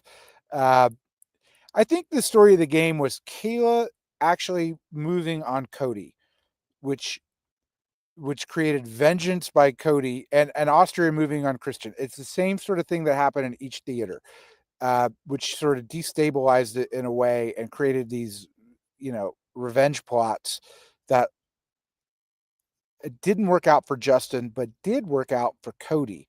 And that was, there's, in some universe, Cody should not have done as well as he did, but I'm happy that he did. I mean, and that he had the right guy in Ben to trust, and was totally cool with Ben taking centers, but Ben took him at the right time. Maybe could have been more aggressive against Cody, but then he had that Austrian problem. And then Ben siding with Christian after the Austrian stab. We were all talking about time to kill Turkey. I don't think Pixie was, but I mean, we're thinking about it at least. I was down. And for him to look at that and then just said, you know what, I'm going to reorient all these armies in Germany towards Austria. It killed Justin's momentum. It's the kind of thing Justin maybe should have got Ben on board with the stab before he did it, because that's what caused that. Sometimes if you're in a three-way alliance and you're going to one stabs another, you got to make sure the other person's on board and is going to take some of the spoils. And Christian didn't get stabbed. Yet another great thing from this game. He got stabbed from Austria, but he didn't die. It's barely. He had the final say though. Okay, well, I'm going to pull up standings. I do want to give a caveat. I think we've got a couple player names may not be accurate, so take these standings this month with a grain of salt. But according to where we are right now, here's what our standings look like. That great game from Justin. That's what did it. Calling back to the very beginning about, you know, there's not that many boards. You can just join. You can end up on here. It's something I noticed, I guess, 4 hours ago now. The top percentages are not huge. I think they went up a little bit, but there's 3 people with a 1 in the front. There's 2 people with a 2, 2 people with a 3. So you don't need to go steamroll your games to get on the top 7. You just need to get that consistency, put in the work. What I'm noticing here is Patrick moved up. I think Christian moved up. Cody, I believe, moved up. And McAllis wasn't on our board at the beginning of the night, is now in the top 10 with 4 months to go. Justin swapped with Jamal as well That's the lead story. We've got a new leader of the Virtual Diplomacy League, a familiar leader of the Virtual Diplomacy League, Justin Lohr, regular season winner of last season and VDL Rookie of the Year. Something else to call out here, Zoe Cameron, number 8, sitting with 3 scores, so still has some points to add to that 233. 1 or 2 more good scores from Zoe. You got the second page? I do have the second page. Ben. So Micah. Ben is one that I don't know if his score is correct because of some naming stuff that I'm trying to work through. It may be a little higher, but it's ballpark. I think it's close. So I would say most of the players in this section of the board, maybe it's not exactly right, but I bet it's pretty close. All right. Well, that was a fun one. We get to cover 2 games from the Nexus Press League. We have 5 Virtual Diplomacy League games. Andrew, thanks again for bringing the Press League and all your hard work in helping to organize that. I'd like to thank everybody for watching tonight. Please hope to see all of you at Weaselmoot that are able to make it. It's going to be a great time. And if you're unable to make that, definitely hope you're able to make it to the DipCon in your region. We've got Asia Pacific coming up August 31st. We've got the European DipCon in November. And of course, everybody who's able to make it to Greece in 2026 for WDC, definitely do that. So yes, I will close out. Yes, more games, but 67% top share. Can't let that go without saying. And that's enough from all of us, I think. So Ed, Andrew, any closing words? No. All right, then Andrew, you want to sign us out? good night, everyone. It's been a pleasure. Take it easy. Or He good doesn't morning, know it. because I know the He doesn't Australians know are it, up. Brian. He doesn't know what I've to walked say. back. See, all I've done this broadcast is prove that I need to go back in the hole and study longer. Andrew, thank you so much. Ed, why don't you sign us out? Stay safe and stab well. All right, good night, everybody.